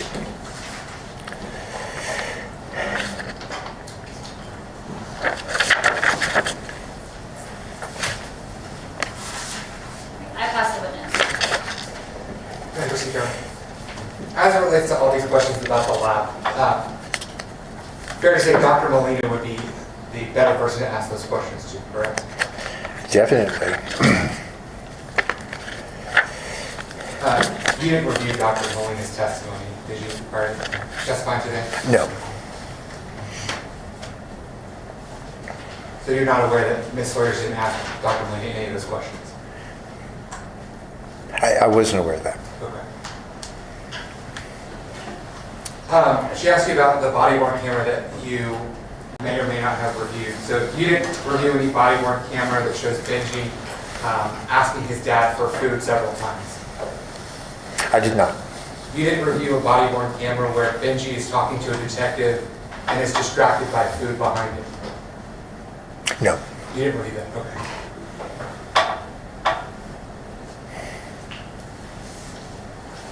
As it relates to arrhythmias, did you find any evidence that Benji had any arrhythmic disorder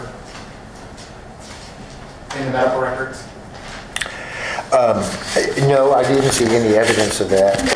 I was looking to see if by chance his heart rate had come back to the point that they were able to get an EKG tracing, but it does not appear that happened.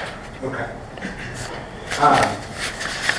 So just because, so let's say Benji did have genetic testing afterwards, and the genetic test came back that he has a genetic marker. What does that mean?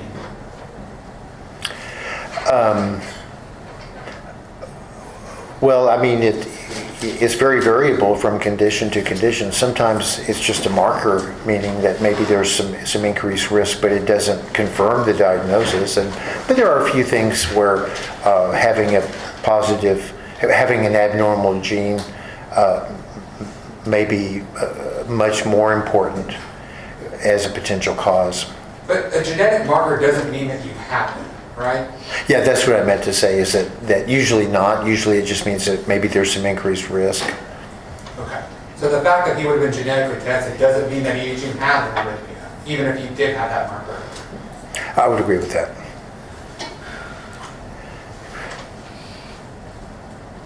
As it relates to growth arrest lines, you're not aware of any testing that Dr. Molina or consulting that she may have done as it relates to growth arrest lines, are you? No, I'm not. The x-rays were obtained that conceivably could have shown whether he had growth arrest lines, but once again, I don't have any indication about who evaluated the x-rays and what they said. Are growth arrest lines only indicative of starvation? No.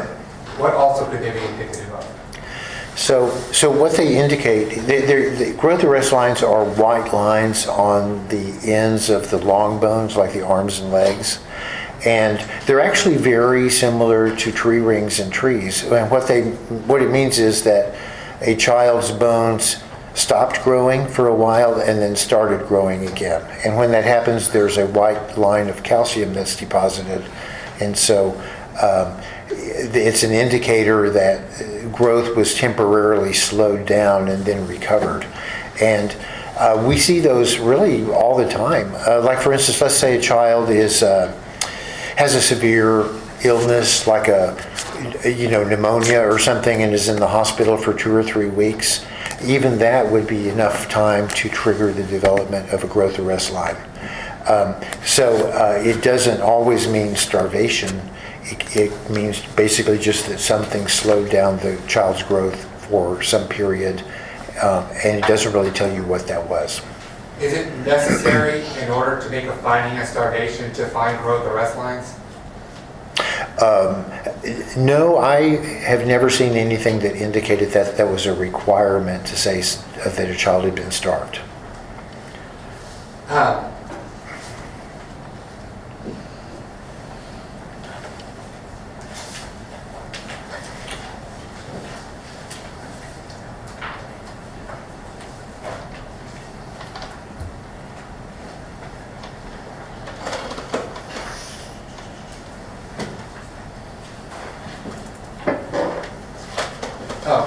What I talk about, Ms. Warriors asked you about considering other things, whether you considered this. As part of your analysis, did you exclude or, for lack of a term, exclude other potential reasons to attribute to Benji's starvation? I mean, did you consider type 1 diabetes? I would have to say no to type 1 diabetes and no to other conditions in general because the information was very consistent with starvation. In other words, we had multiple findings on the autopsy, like the lack of fat and the lack of any significant food material in his intestines, that all pointed back to starvation as being by far the most likely cause. So if there were other signs pointing to one direction, would you just ignore those? No. I mean, that's why we review the records like we do and review the autopsy and so forth, is specifically to look and see if the information's consistent with what we're thinking, or if we keep bumping into inconsistencies that don't really fit, well then that tells us we have to keep looking for other causes. And did you run into those inconsistencies in your review? No, I have to say I really didn't. Judge, I'll pass the witness. May this witness be excused? No, I need to follow up on that last. Okay. So no inconsistencies. So let me ask you, if you have a mother or a stepmom who has 4 kids in the house and on very little sleep, newborn baby, potentially has postpartum, and did you review that for any, review this case at all to see whether or not in a moment she did something to the child for suffocation? Because you didn't consider that theory at all, did you? Well, we didn't have any indication that would lead us to suspect that. So in answer to the first part of your question, No, we really didn't. I really didn't consider the possibility that a particular individual did or didn't kill Benji, because, like for instance, in the case that you're talking about, the information that we got from Child Protective Services was that the other children were growing fine, and that none of the other children were having issues with eating disorders and not gaining weight and that sort of thing. Right, and that's actually a contraindication that this child's not being fed, because other kids are being fed, and there is, so the videos that you watched or what you were shown, at no point did any of that include videos that were made by Miranda that talked about her growing frustration with Benji.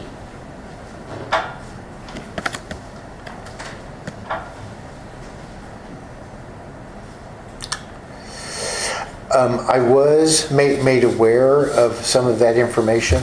I'll be honest with you, I can't, that would most likely have been after I prepared my report for CPS. I don't think I had that information at the time that I was evaluating the autopsy, etc. Okay, so the fact now that you have become aware of it, I mean, you would agree with me that when you say that there was nothing inconsistent with starvation, that's because you hadn't considered any of that other information that you didn't have access to, that wasn't provided to you, correct? Well, it's kind of hard to consider something I don't have access to. Fair. So let me ask you, you talked about the growth arrest lines, but they're not a requirement for defining starvation or finding starvation. But would you agree with me that there is no medical test that we can perform for starvation to rule it in or rule it out?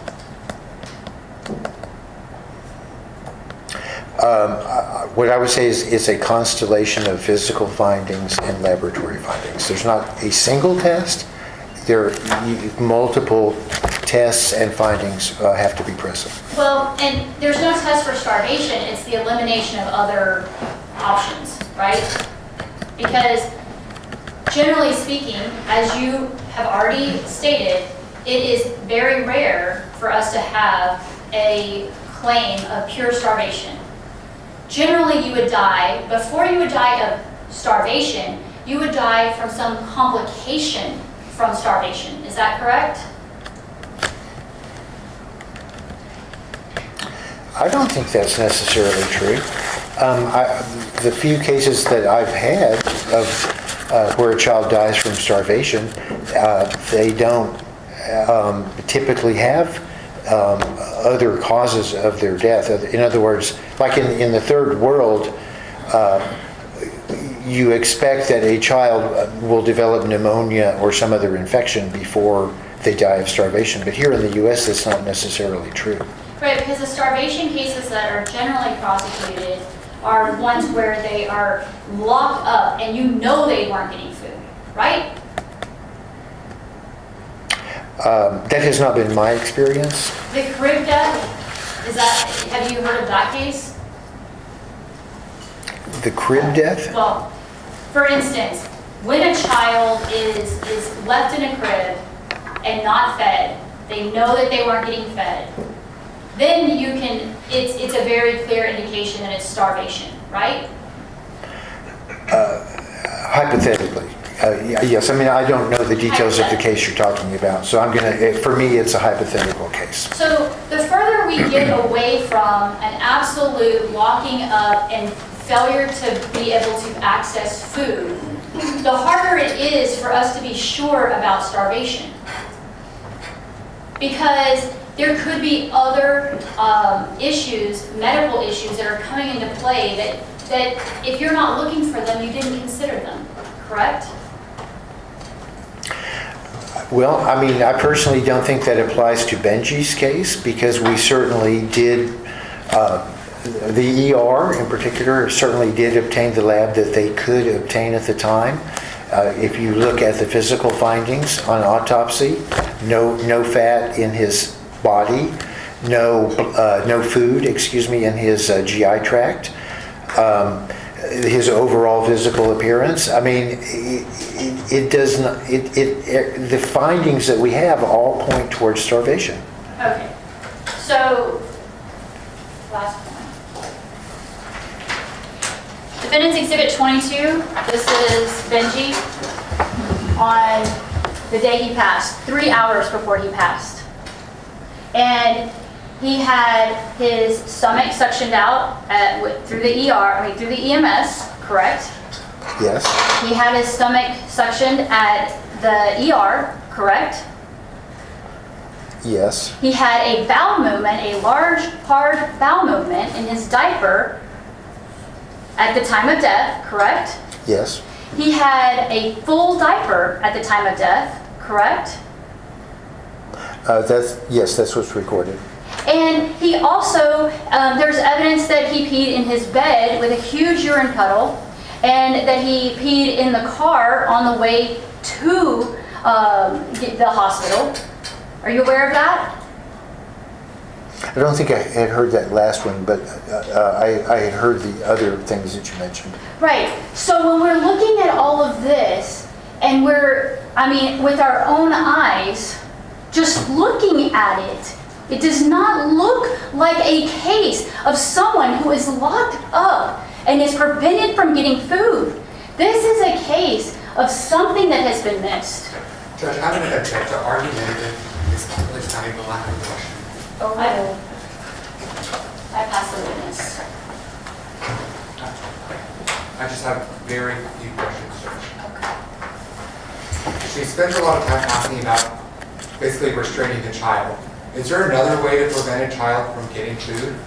Yes. What is that? Putting a lock on the refrigerator in the cabinet? Where the food is stored? Yes. Okay.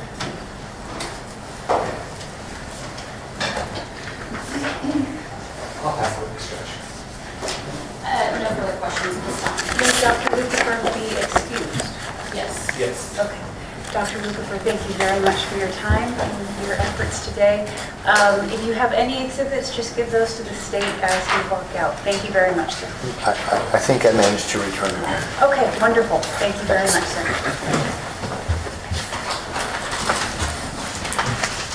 Okay, let's keep going. State, do you have another witness? Yes, Judge. State calls Candace Sanchez.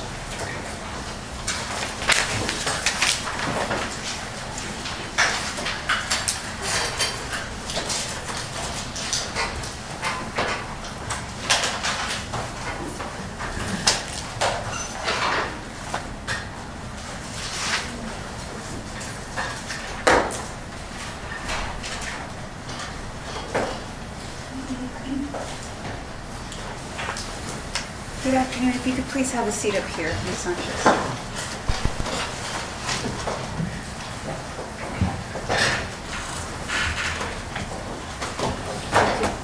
Please raise your right hand and state your full name.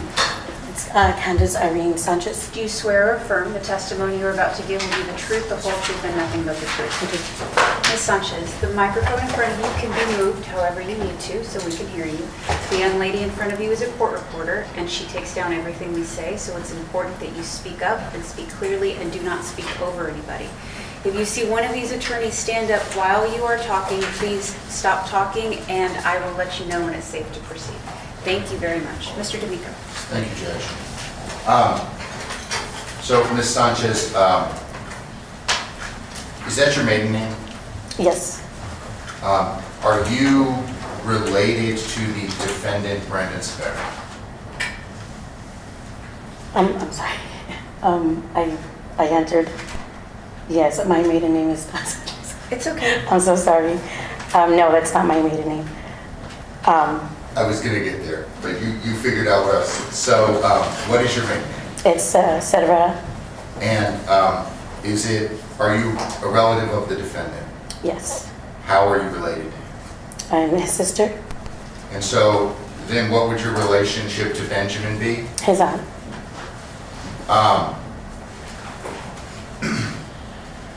When was it that Benjamin first came to live kind of like full-time with Brandon?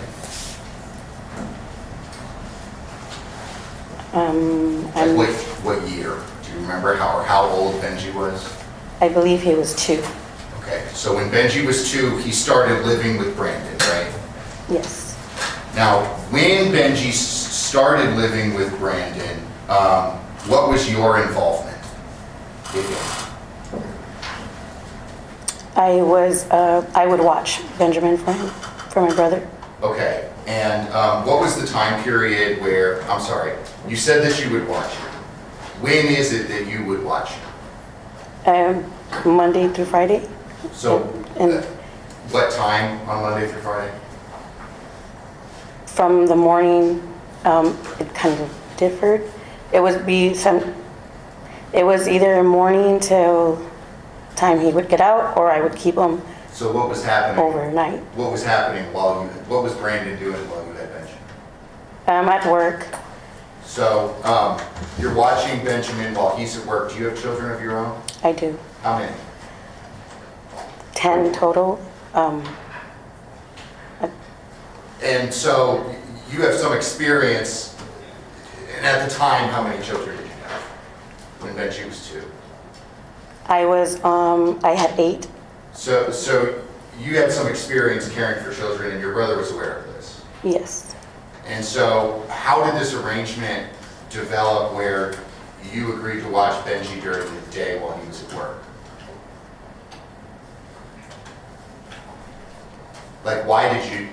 How long did that last?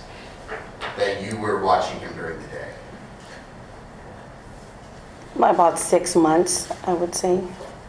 So, during those 6 months, how would that work? Like, did you and the defendant live together? No. So then, where would Benji sleep on a weeknight, for example? With his father. So it basically was like daycare with Auntie. Yes. Okay.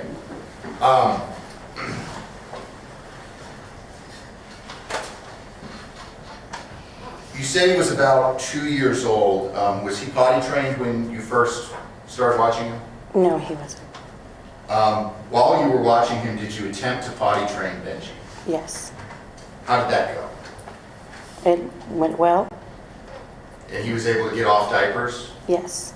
Did he have an excessive amount of accidents for a child who's off diapers? Like compared to others, you've had other children get potty trained, right? Correct. Compared to the other children that you've seen be potty trained, was Benjamin having more accidents than normal? I don't remember. But you remember that he was out of diapers. Yes. When was it, during that same time period,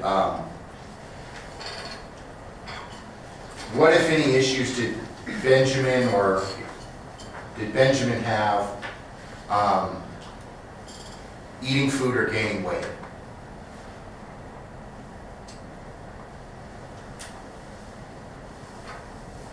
Can you repeat that? I'm sorry. So, when you had Benjamin and you were watching him, would you feed him lunch? Yes. Would he eat lunch? Yes. Did it appear to you that he was growing normally while you were watching him? Yes.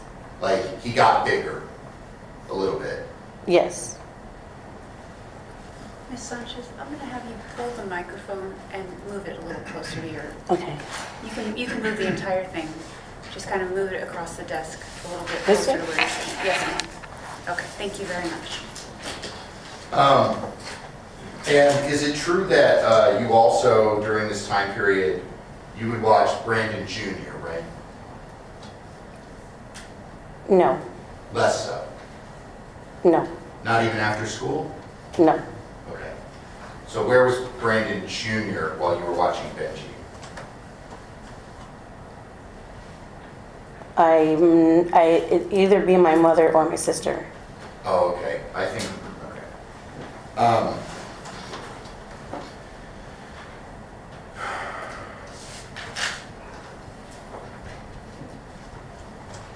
So, when is it that you stop watching Benjamin?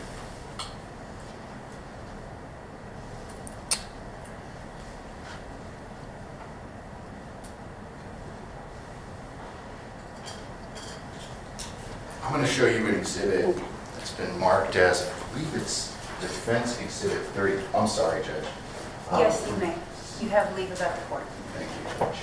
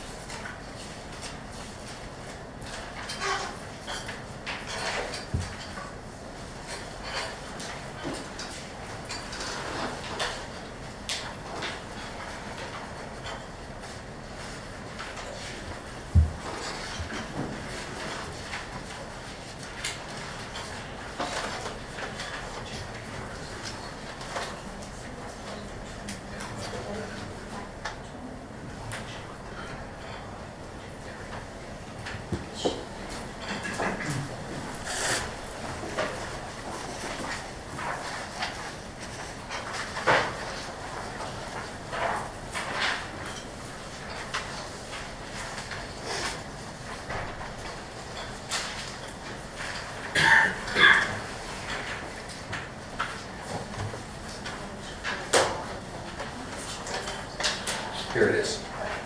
Showing you what's been marked as State's Exhibit 30, Defense Exhibit 34.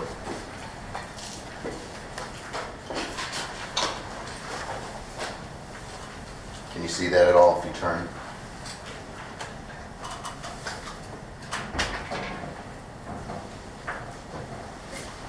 You see this period here? It's marking, there's 30 months, and it says January 2019. Yes.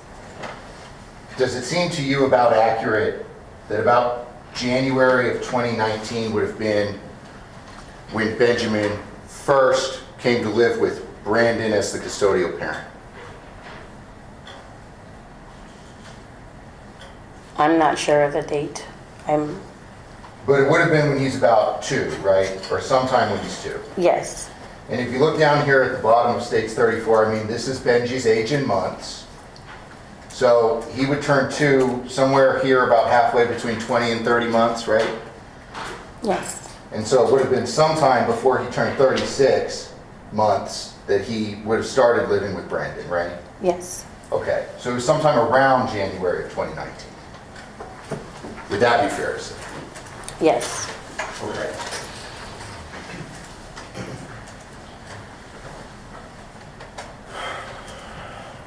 So when was it that you stopped seeing him, like you said, about 6 months later is when you stopped having him most weekdays? Yes. Okay. Why did that change? I was pregnant at the time and I was sick, so I wasn't able to, I was put on bed rest. And so who was watching Benji instead? I don't know. When, if at all, did you become aware that Benji had started using diapers again? Sometime in June, June of which year? Do you remember? 2021, I believe. 2021. So in June of 2021, how do you find out that he's using diapers? I was told, Who told you? my brother, Brandon. Okay. What was your reaction to being told that Benji was back in diapers?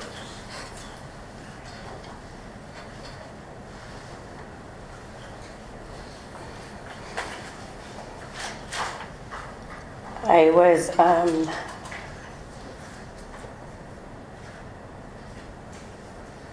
I couldn't believe it. It surprised you. Yes. So, Was there anything else that you heard in this same general time frame? We're talking June 2021. That surprised you about Benji's behavior?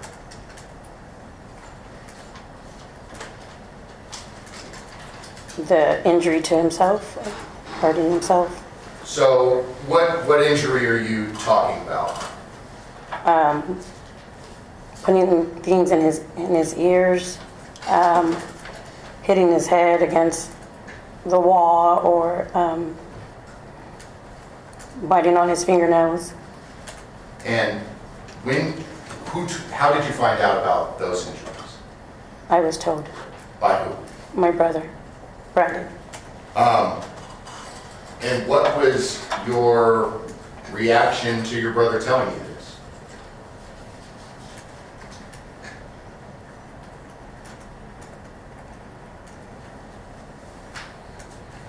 I felt my reaction was something was wrong.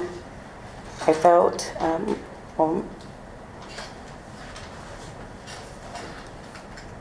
kind of put me in like a mama bear mode, but I was concerned. And did you mention those concerns to Brandon?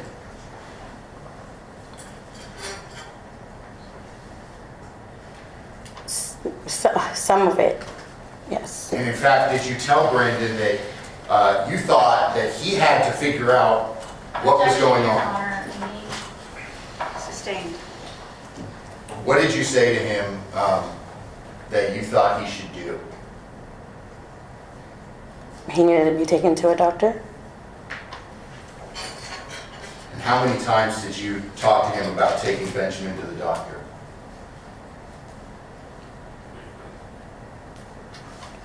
In that time period, at that time, Yeah. just once. Okay. So it wasn't actually on at least 2 occasions that you discussed with your brother Benji's need for care? And that time, it was that one time. Okay, so was there another time Yeah, before this, yes. before this? When was that? When I was caring for him, when I was watching him for him. Okay.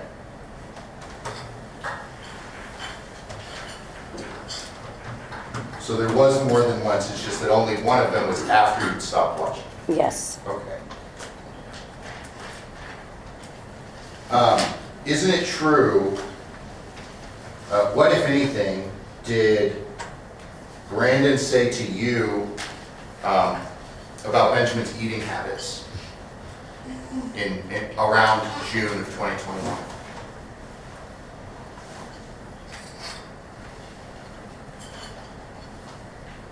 I'm sorry, can you repeat that again? Sure. What, if anything, did Brandon tell you about Benjamin's eating habits in the months before his death? He was eating a lot. He was eating more than he should have. He was eating like a man, like eating big meals. He was always trying to climb up, get into the refrigerator or the pantries to get more food after he had just eaten. And what was your response to being told that he's trying to get additional food?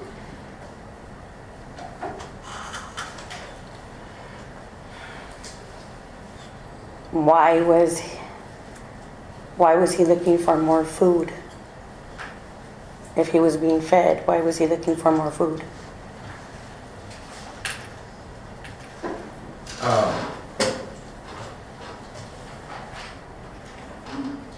How receptive would you say your brother was to your parenting advice generally?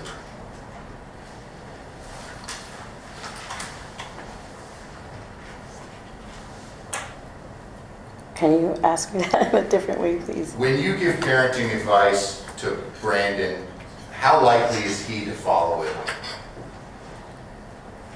He listens. It's good. He'll listen to it. Do you remember on the day that Benji died speaking with the detective at the San Antonio Police Department? Yes. Do you remember stating to the officer that Brandon is easily offended in matters of parenting and his children? Yes, if it's given to him in a certain way. Okay. So the presentation is very important for his reaction. Yes.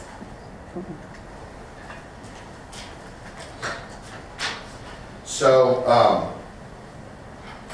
you're receiving this information about Benji, some things that concerned you back in June, right? So what, if anything, did you do about your concerns regarding Benjamin's health?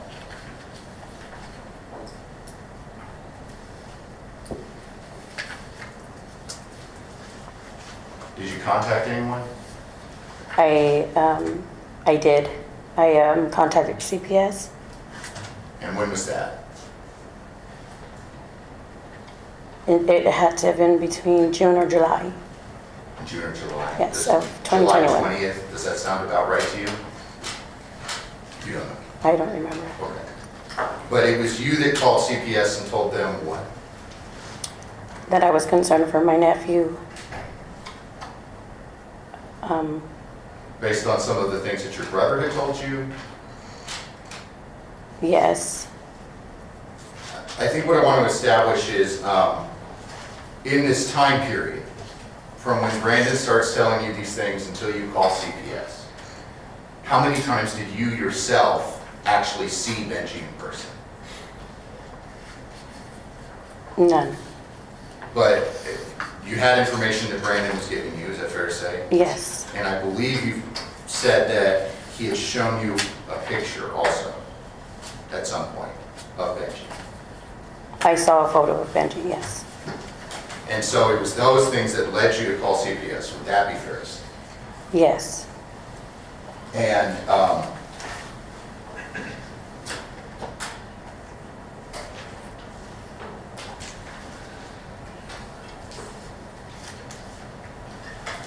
pass away, Ms. Jay. Ms. Sawyers? Yes, okay, so, let me ask, when Benji comes to live with Brandon in January of 2019, how long is it after he comes to live with Brandon that you come to start watching over Benji? Do you recall?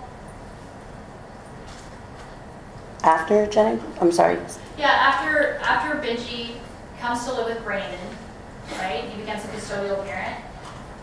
From that point, do you remember how much time passes before you have Benji? I don't remember. Okay, let me ask you, you said that you got pregnant and you went on bed rest. Yes. Do you remember that date? It was in between,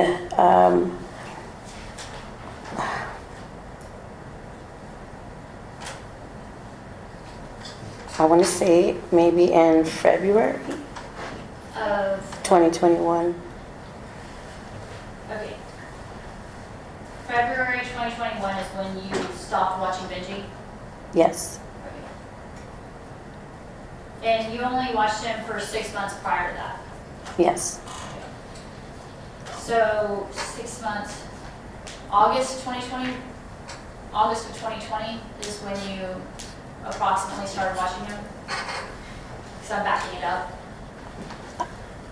Yes. I'm sorry, I'm not sure on the dates. Well, I'm just roughly speaking, you're saying that, so February 2021 is the last time you watched him. Yes. And then 6 months behind that, 2 months, February, January is 2, and then 4 months from 12 is 8, right? So August. Does that sound about right? Or do you think it was less than 6 months that you watched him? No, I believe it was about 6 months that I watched him. Okay. All right, so you talked about needing Benji, like suggesting that Benji go to the doctor once before. 2 times, you've listed 2 times, correct? Yes. Okay, and the first time you say was when you were watching Benji. Yes. Okay, and were there complications? What was it that he needed to go to the doctor for? One of the reasons I said that was because he wouldn't get full after eating. He would want to eat like if he hadn't eaten before, and I didn't find that to be normal.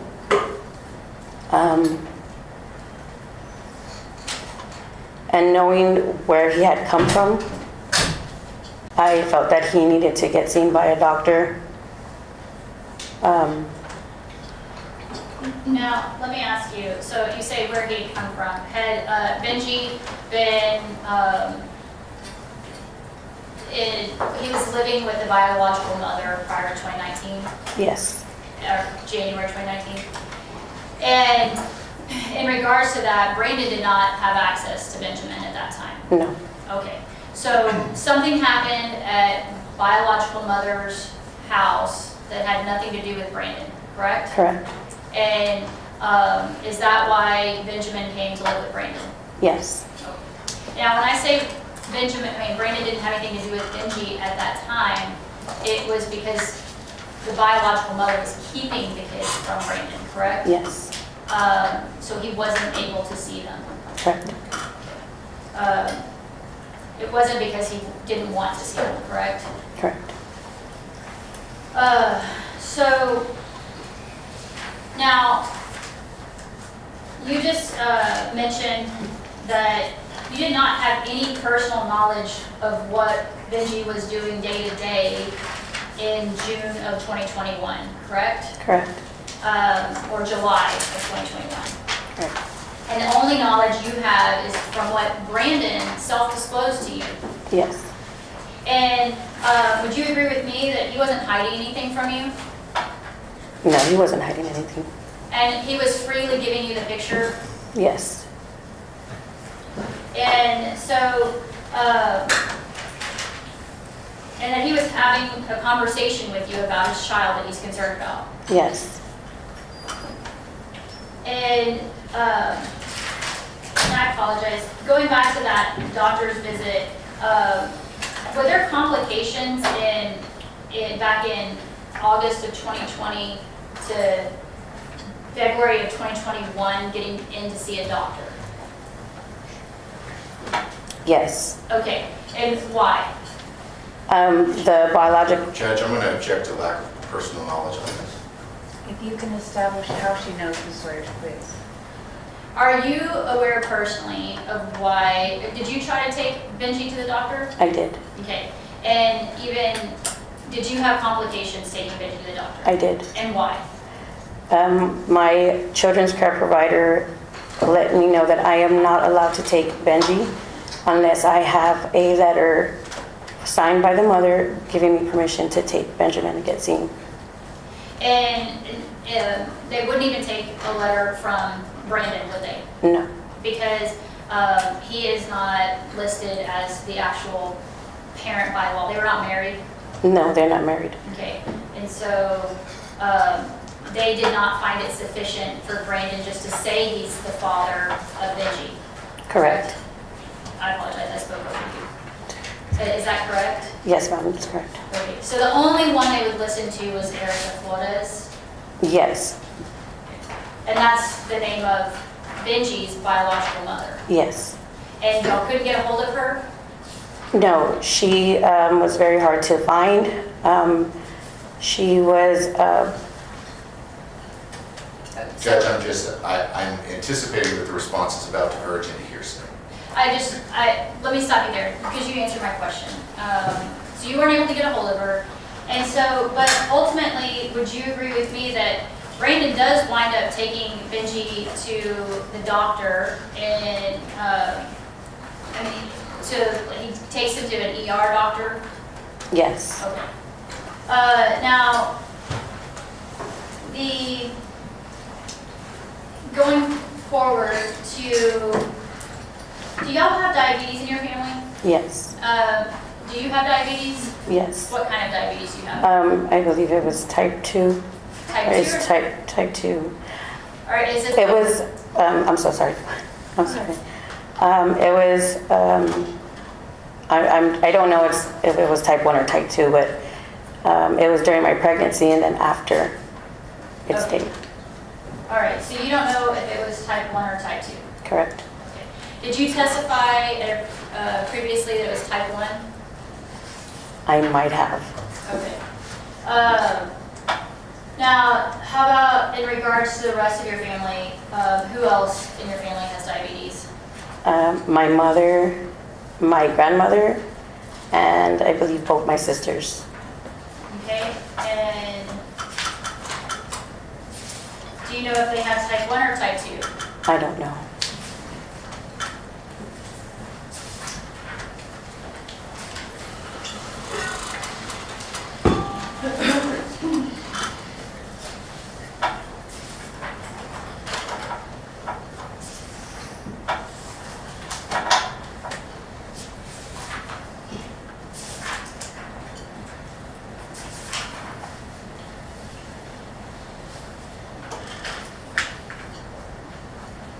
Your Honor, if I can approach. The witness? Yeah. Okay, yes. Okay.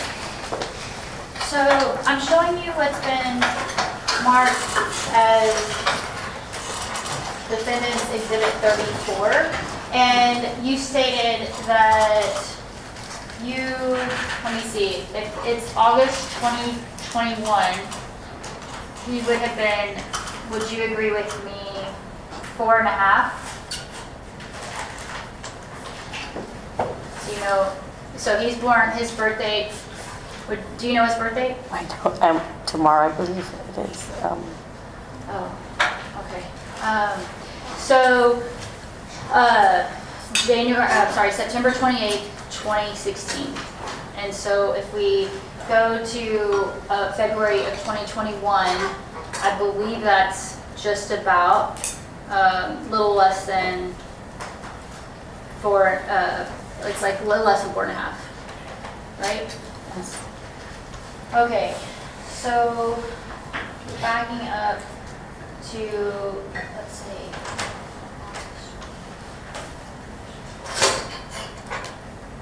So he would have been 4 years old when you had, I think we're off on dates. Because, did you say you had him when he was 2 years old? It was 2 or about to be 2. I'm not sure on the dates. I know it was in 2019 that I first received him to watch him, that I agreed to watch him. And then, All right, so, because if I'm not mistaken, earlier you said August 2020 to February 2021, and that would have been when he was turning 4 and then going into his 4th year. So that's not correct. no, it's not. It's not. Okay. I'm And sorry. Maybe I wrote it down wrong, so I want to be very clear. So so we can write the dates down.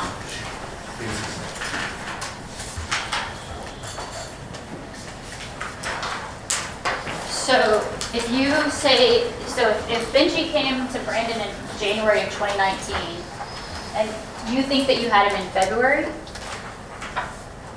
of 2019? Because couldn't have had him before 2019. No, it had to have been in 2019 because I then went into labor in 20. It had to have been 2019. Okay. So you think maybe February of 2019, or you don't know? Let's go back and talk about you say that you went into bed rest. Maybe we got the years wrong. So when Yeah, did you go into bed rest? That was in the year 2021. I had 2 children. So when I'm trying to think with my pregnancies, I was pregnant in 2019, and that's I was. Oh gosh, I'm getting myself confused. Okay, well, let's go this direction. You know that you did not watch Benjamin when he was 3 or 4, correct? Correct. Okay. And if Benji doesn't even get to Brandon until January 2019, then it could only have been from the time period, starting in January 2019 to when he turns 3 would have, when he turns 4, excuse me.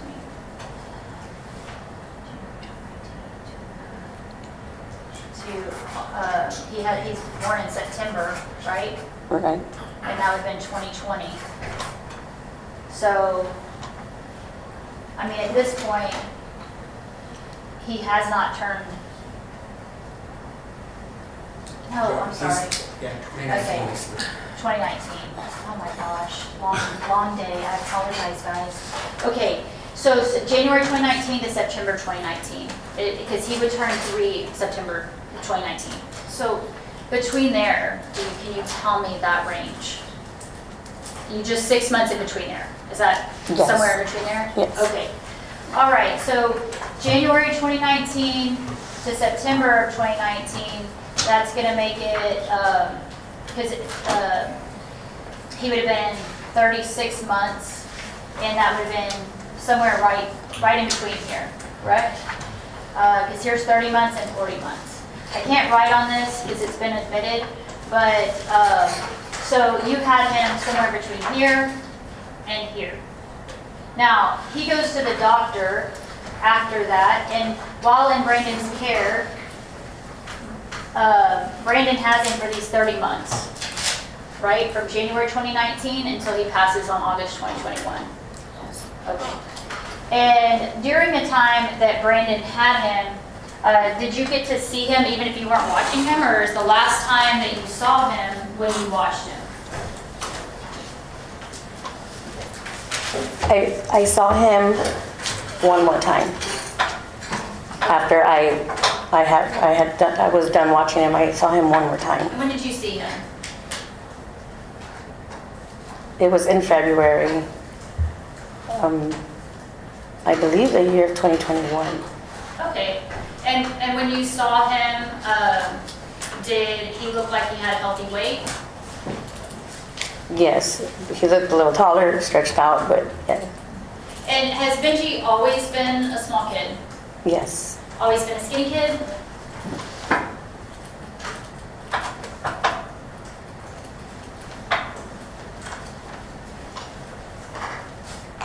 Yes, yes. I pass the witness. So, I mean, you have 10 children. Who's responsible for getting medical care for your 10 children?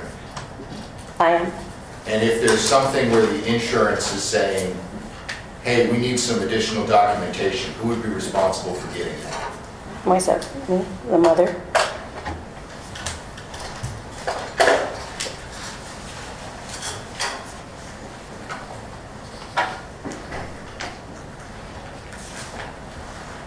Nothing further. May this witness be excused? Yes. Ms. Sanchez, thank you very much. You are excused. The rule has been invoked, which means you may not discuss your testimony with anybody but these attorneys, okay? Okay. Thank you very Thank you. much. Do you have one more to close out the day, or? I do try to. Okay, well, let's try it. Is she pending recall? No, Okay. she's released. And just for the record, Ms. Sawyers, that's fine with you, correct? Yes. Okay. Yes. All right.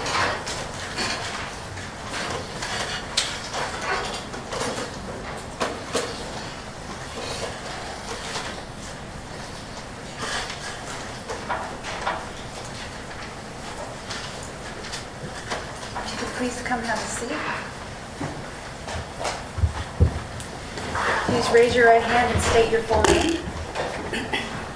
Amy Claudette Cervera. Do you swear or affirm the testimony you are about to give will be the truth, the whole truth, and nothing but the truth? Yes. Okay. Ms. Cervera, you can move that microphone however you need to. The young lady in front of you is a court reporter. She writes down everything you say, so it's important you speak loudly enough for her to hear and slowly, and do not speak over anyone. If you see any of these attorneys stand up while you're speaking, just stop talking and we'll let you know when it's safe to proceed, okay? Yes, ma'am. Thank you very much. Can I proceed? Yes. Good afternoon, Amy. What is your last name? My maiden name is Flores and my married name is Cervera. Is what? Cervera. Cervera. Are you related to Benjamin Cervera? Yes. How so? I am his aunt on the maternal side. Okay, so Benji's mom is who to you? My sister. And what is Benji's mother's name? Erica Lala Flores. Were you present in Benji's life at or around the time that he was born? Yes. And did you live in close proximity to him? Yes, I believe so. Okay. When he was an infant, do you recall approximately how often you would see him? If I recall correctly, frequently he was a premature baby. So we would see him at the hospital and go visit Erica and Brandon. Okay. Once he was out of the hospital, did you see him? Yes. And how often would you see him? Maybe like once a week, twice a week, just depending. I think during that time, Erica would watch my oldest, my baby, Jamie. She would babysit her and stuff. Okay. Mrs. Cervera, I'm sorry. You're a little soft-spoken. Can you pull the mic a little bit closer to you? You can actually move the mic. The whole thing is.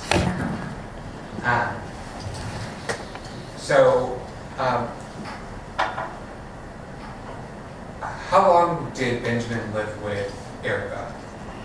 I want to say like the first 2 years of his life. And eventually did Benji come to live with you for a short period of time? Yes. When was that? I think January 6th of 2019, if I'm not mistaken. Prior to him coming to live with you for a little bit, can you describe Benji for the jury? Yes. He was really sweet. And he was funny, like adventurous. He would like to be chased around a lot, carried, and babied. He was a light. When Benji came to live with you, did you have your own kids at that time? I had one. And how long did Benji come stay with you? I would say just like a few days, maybe like 1 to 3 days. I think January 6th, I think that was the last day that he was with me. Okay. When Benji, prior to coming to live with you, did you ever see him eat? Yes. Can you describe his eating pattern for the jury? Yes. He would eat like whenever he wanted, whenever he was with us. If he wanted, like if I was eating Chinese food, he would want some Chinese food. If I was drinking Kool-Aid, he was like, I want some Kool-Aid too, and I would give him some, and he just wouldn't stop. He loved food, and he loved to play, and he loved to laugh too. Okay. Do you recall him having any favorite foods? I think the most thing that I can remember is Chinese food. We eat a lot of Chinese food in our family, so Okay. I think if I can recall, that's what I remember us eating a lot of. So during this first 2 years of his life, you see him get bigger, Yes, you see him grow taller, yes, you see him put on weight, yes, do you see him hit his milestones? yes, Do you see him when he starts babbling? yes, Do you see him when he starts crawling? yes, and climbing. Okay. I have one like that right now. Yes, Did you see when he started walking? yes. When he came to live with you for those few days, did he spend basically 24 hours with you? Yes. Again, the eating. Was there any difference in the eating when he was living with you? No, he definitely kept up with my oldest one. She's a few years older than him. Okay. After Benji comes to stay with you for that short period of time, where does he go after that? I connected with his paternal grandfather, Daniel Cervera. And I gave both of the boys, baby Vernon and Benjamin, to Danny to take care of. And I should have asked you from the beginning, when Benji comes to... Just 1 second, sir. Okay, we'll go ahead and take a 5-minute break. All right, the jury.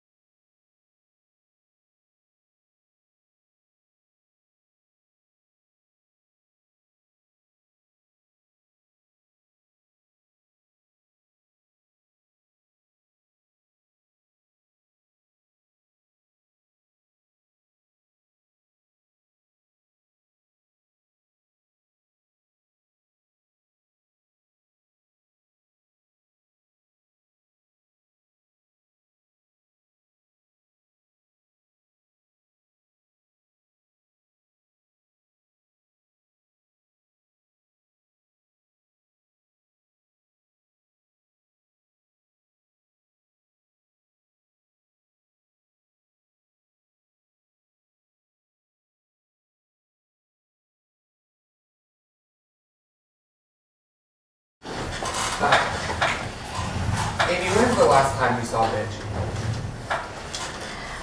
I would say in January of 2019. I believe that that's the last time I saw him. What's on the screen to your right, kind of behind you, it's already been admitted into states, and into evidence, it states exhibit number 76, which is image number 30. Did Benji's body look like that when he was in your custody? No. Was he, how was it different? He was plumper. He had very strong legs because he would climb a lot. And so I don't recognize that picture as Benji.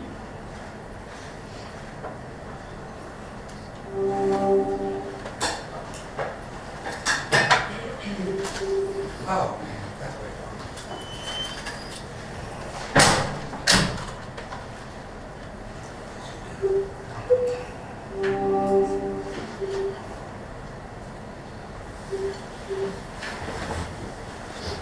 I'm going to show you on the screen what's already been admitted. It states exhibit number 94. When Benji was in your custody, could you see his ribs through his skin? No. Did he look like that when he was in your custody? Objection. They're completely different ages. Clearly, they're not going to look similar. Overruled.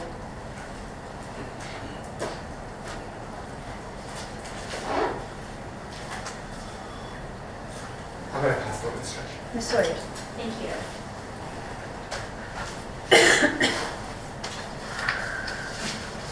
I'm showing you what's been marked as Defendant's Exhibit 22.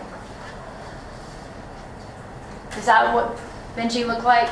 Is this more what you recognize Benji to look like? No. You don't recognize him?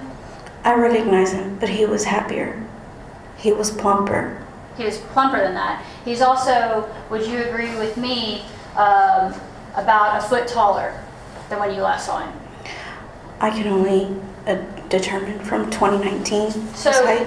you have a child of your own? Yes. When children grow up, do they get leaner? Yes. And the last time that you saw Benji, are you aware that he was under the 5th percentile curve? I'm not aware of any of his medical documents like that. Okay. Do you know if he had Mongolian spots on his back? I do. Okay. Did he also have a hairy back? He did. Thank you. I pass the witness. Any further questions? May Mrs. Cervera be excused? From the state, yes. Yes, Your Honor. Is she released from subpoena? She may testify later, but I'd ask that she still be in the court. Okay.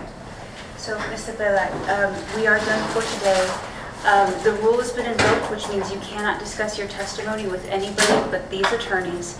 I am going to ask that you stay in touch with the state in case we need you back. Okay, thank you very much.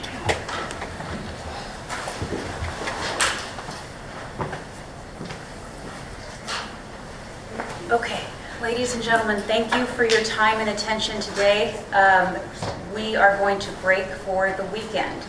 It is the weekend, and it is imperative that you remember my instructions. I am going to tell you these instructions are very important. As you can tell, a lot of time and effort has been put into this trial by both sides, and should anything happen to where these instructions are not followed, there is a strong possibility this case would have to be retried again. So I do want you to remember my instructions and adhere to them. If it helps, I will tell you that when you are released as a juror, you will also be released from these instructions, but you will not be released from these instructions until you have rendered a verdict. So Please remember my instructions. Do not look up or research anything about this case or anything you may have heard during the course of trial. Do not read or listen to any media accounts of this trial or speak to anyone about any media accounts. Do not read or engage with any online comments that may be associated with this trial, and do not speak to anyone about the case, that the evidence that you may have seen or heard during the course of trial, and that includes your fellow jury members. Ladies and gentlemen, thank you very much. Please have a safe and wonderful weekend. We are going to reconvene at 9. I'm going to have you back at 9 a.m. on Monday. Now, I will remind you, as you probably remember when you came in for jury service on Monday, traffic and parking tend to be a little harder to navigate through on Mondays. Just be aware of that, but we will see you at 9 a.m. on Monday. Thank you very much. All right, the jury.